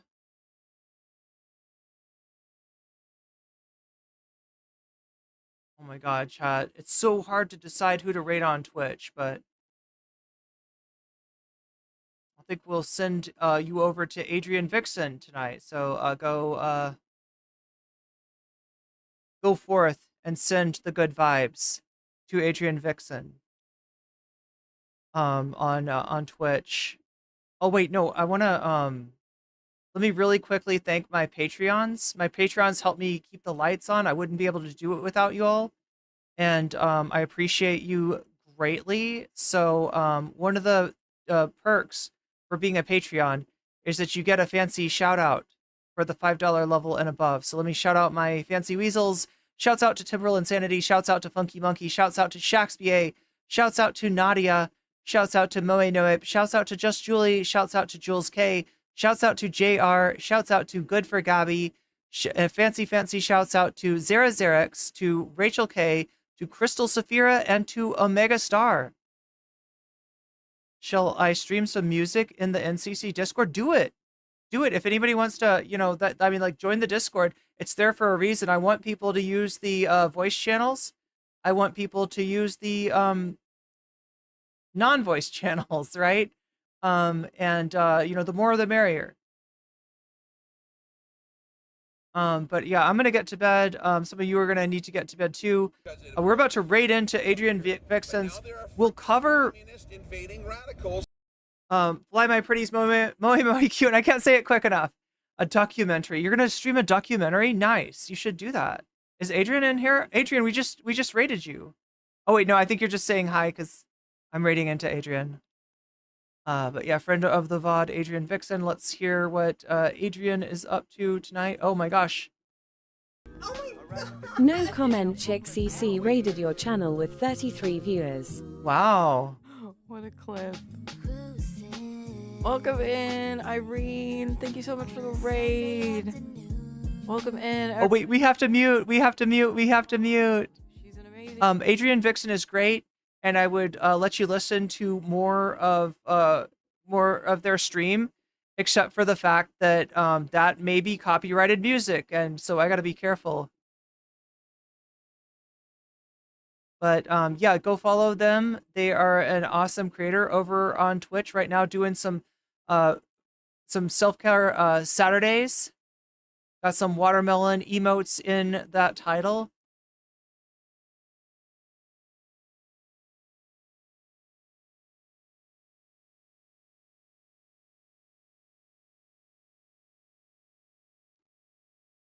Oh wow, Adrian's got a whole spiel for me. Hi, I'm Scout. Let me tell you about No Comment Chick CC. This Waluigi loving cosplay queen is a force of nature. She's all that spicy commentary and drama served up reactions like a pro, from Ethan Klein's kitchen to political battles. She's got the facts and logic for days. Definitely not an alien. This gamer girl. I don't know if that's wow, that's pretty impressive. That's a pretty impressive description of me. But yeah, and there was also a really cool clip of me that played as well. Anyway, chat, I gotta get to sleep. You probably get to sleep too. I'm gonna be back at it again tomorrow with more content for you, and so I'll see you then. The passport goal is fulfilled. Thank you, Canadian Brunch. Thank you, and thank you everybody who donated to my passport goal. I've got enough money for a passport now, so I'll be trying to get that soon. We'll talk more about the move, I guess. I'm kind of scared, but I'm also really excited, and I think it'll be really good for me and you're gonna see another side of me on stream. You know, once I've moved over to my location. Let's just say, which some of you may have figured out now, but just that the basic gist of it being that I am getting the fuck out of the United States of America. I'm going to continue my stream, but we're going to add to it too. You're going to see maybe some lifestyle stuff, maybe some, you know, kind of meal preparation stuff, and health, like fitness stuff. That's what we're going to do. I'm going to add a little bit of fitness to my channel. So, yeah, let's just hope it can happen. I might be crowdsourcing the plane tickets next, and you know that. I mean, I think it could happen. I really think it could happen. I think it needs to happen. I don't feel at home in the U.S. anymore. I don't feel safe in the U.S., but I want to continue the battle, and I just need some breathing room away from the Trump administration. So I'll try to also maybe talk about like passport stuff, how it works, where to get it, you know, anything that I can do to help other people that might be moving as well. And make sure to join the Discord, right? Because even if you're sticking it out in the U.S., which you know most people will, you're gonna need to support each other, and the Discord is there for you to kind of be there for each other in whatever way you can. So join the Discord, stay involved in the community, and take care of each other. Okay. I'm not going anywhere. I'm gonna still do content, right? But I'm just gonna do it from a much different location, and hopefully it'll be a good. I'm like sure if I can make this happen, it'll be a good thing. But it's just getting that you know, getting that escape velocity to be able to actually get out, because like I'm not anywhere near financially prepared, but I think we can make this happen. I think we can make this happen. Anyway, much love to all of you. I'm keeping you up too late. I'm keeping me up too late. But I appreciate all the support. I appreciate all the chats and all the thumbs up and all the good vibes. Like I said, I'm really lucky to have this community. This is about the most positive I think my community's ever been. So sleep well. Yes, you too.